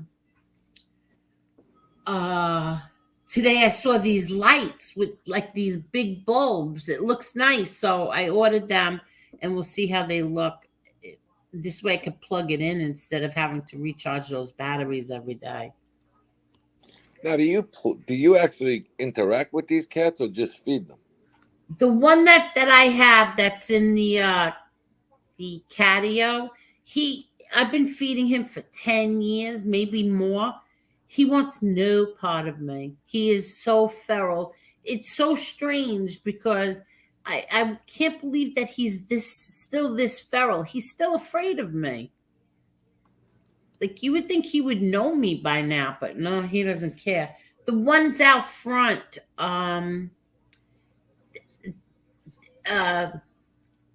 they're also very feral.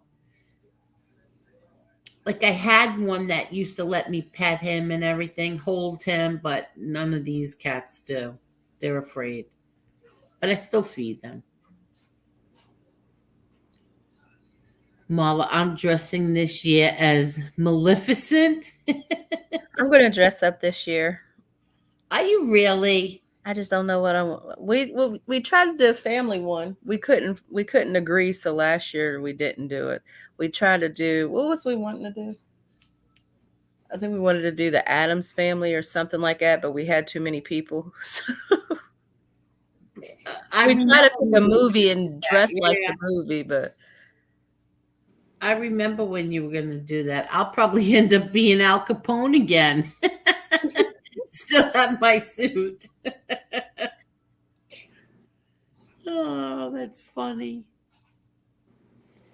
He's probably half raccoon. No. I have a feral cat. I have a feral that I took in around 12 weeks old, and she won't let anyone touch her, but she'll let you get near her. Yeah.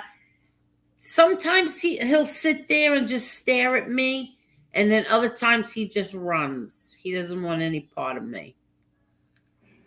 So do you ever like get And I pissed talked to off? him too. I talked to him. Lee Cole's like, because I was on the phone with Lee Cole. He's like, who are you talking to? I said, the cat. He said, you talk to the cat like that? I goes, yep. You have to hear the way I talk to my dogs. My dogs, I tell them, okay, I'll be right back. I'm going to go to the doctor. Or I'll tell them I'm going to the store. I'll be right back. Or sometimes I tell them I'm going to get you treats. oh, good Lord. Is this the one that like scratches you? Yeah, all 3 of them. Well, how long did you last with that cat in your house? I was here about a good. I don't have a cat in the house. No, remember when Marla had the cat in the house? Oh, yeah, Marla. She doesn't like cats. At all. Yeah, it was about a month or 2. That was a funny show that one night. That cat was jumping around somewhere. Look at this freaking thing now. She was afraid of him. I'm afraid of cats. Don't give up on the feral cats. They can one day suddenly become friendly, one of our outdoor cats for 2 years, didn't let me touch him. Then one day he let me pet him. Really, this one will not. And I'm taking care of him at least 10 years. And he still won't let me near him. Todd Father said, Marla loved that cat. The hell if I did. She wanted to put she wanted to put bells on the cat. She didn't trust him. I didn't trust that cat for nothing. Still don't. Oh my God. So now when you go feed the cat and give him his food and you try and talk to him and he runs the other way, do you get pissed off at him sometimes? No. I get mad when I go to give him his treat and he smacks me. Then I call him a punk, you punk. Yeah, no, I don't get. And he went to smack me like 4 times already.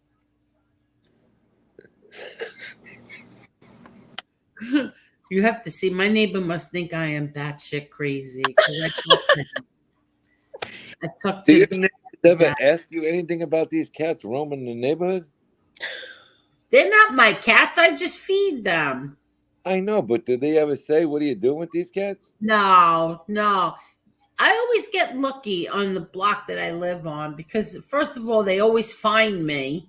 And second, I always have good neighbors. The neighbors are happy that I feed them. But I can't trap her to get her fixed. But you would never get a cat for inside? I have 3 dogs. And Oh, Cujo's a maniac. We can't get a cat. I don't think it would work out with that Cujo. No, definitely will not.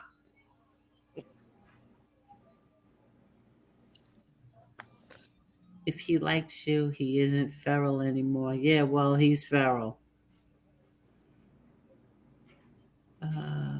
Or feral, can't spell.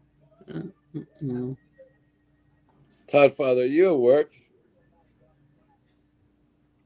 I had 2 feral cats and they were great. Really?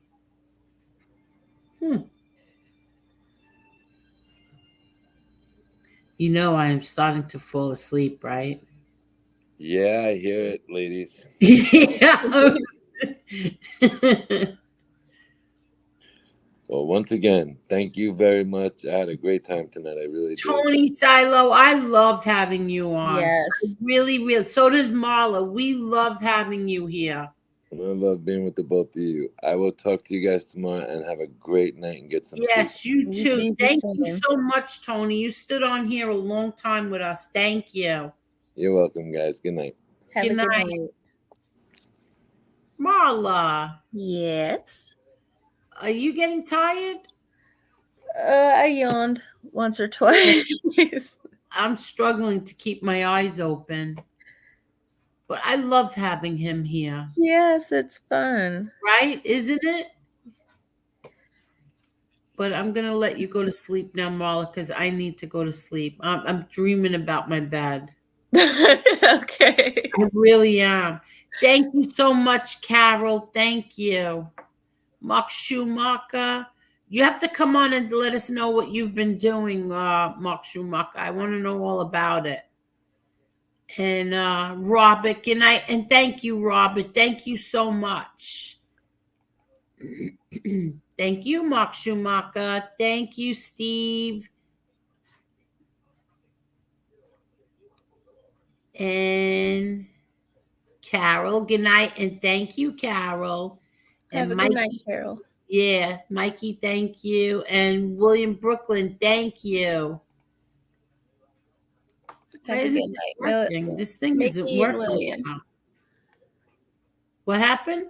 I was telling Mickey and William good night. Mikey, you mean? Mikey, I'm sorry. See, I'm starting now. I am getting tired. Mickey, I'm getting really tired too. I'm sorry, Mikey. All right, Marla, thank you so much. You have a good night, Angel. Have a good night, everyone. Everybody, good night, and thank you, thank you,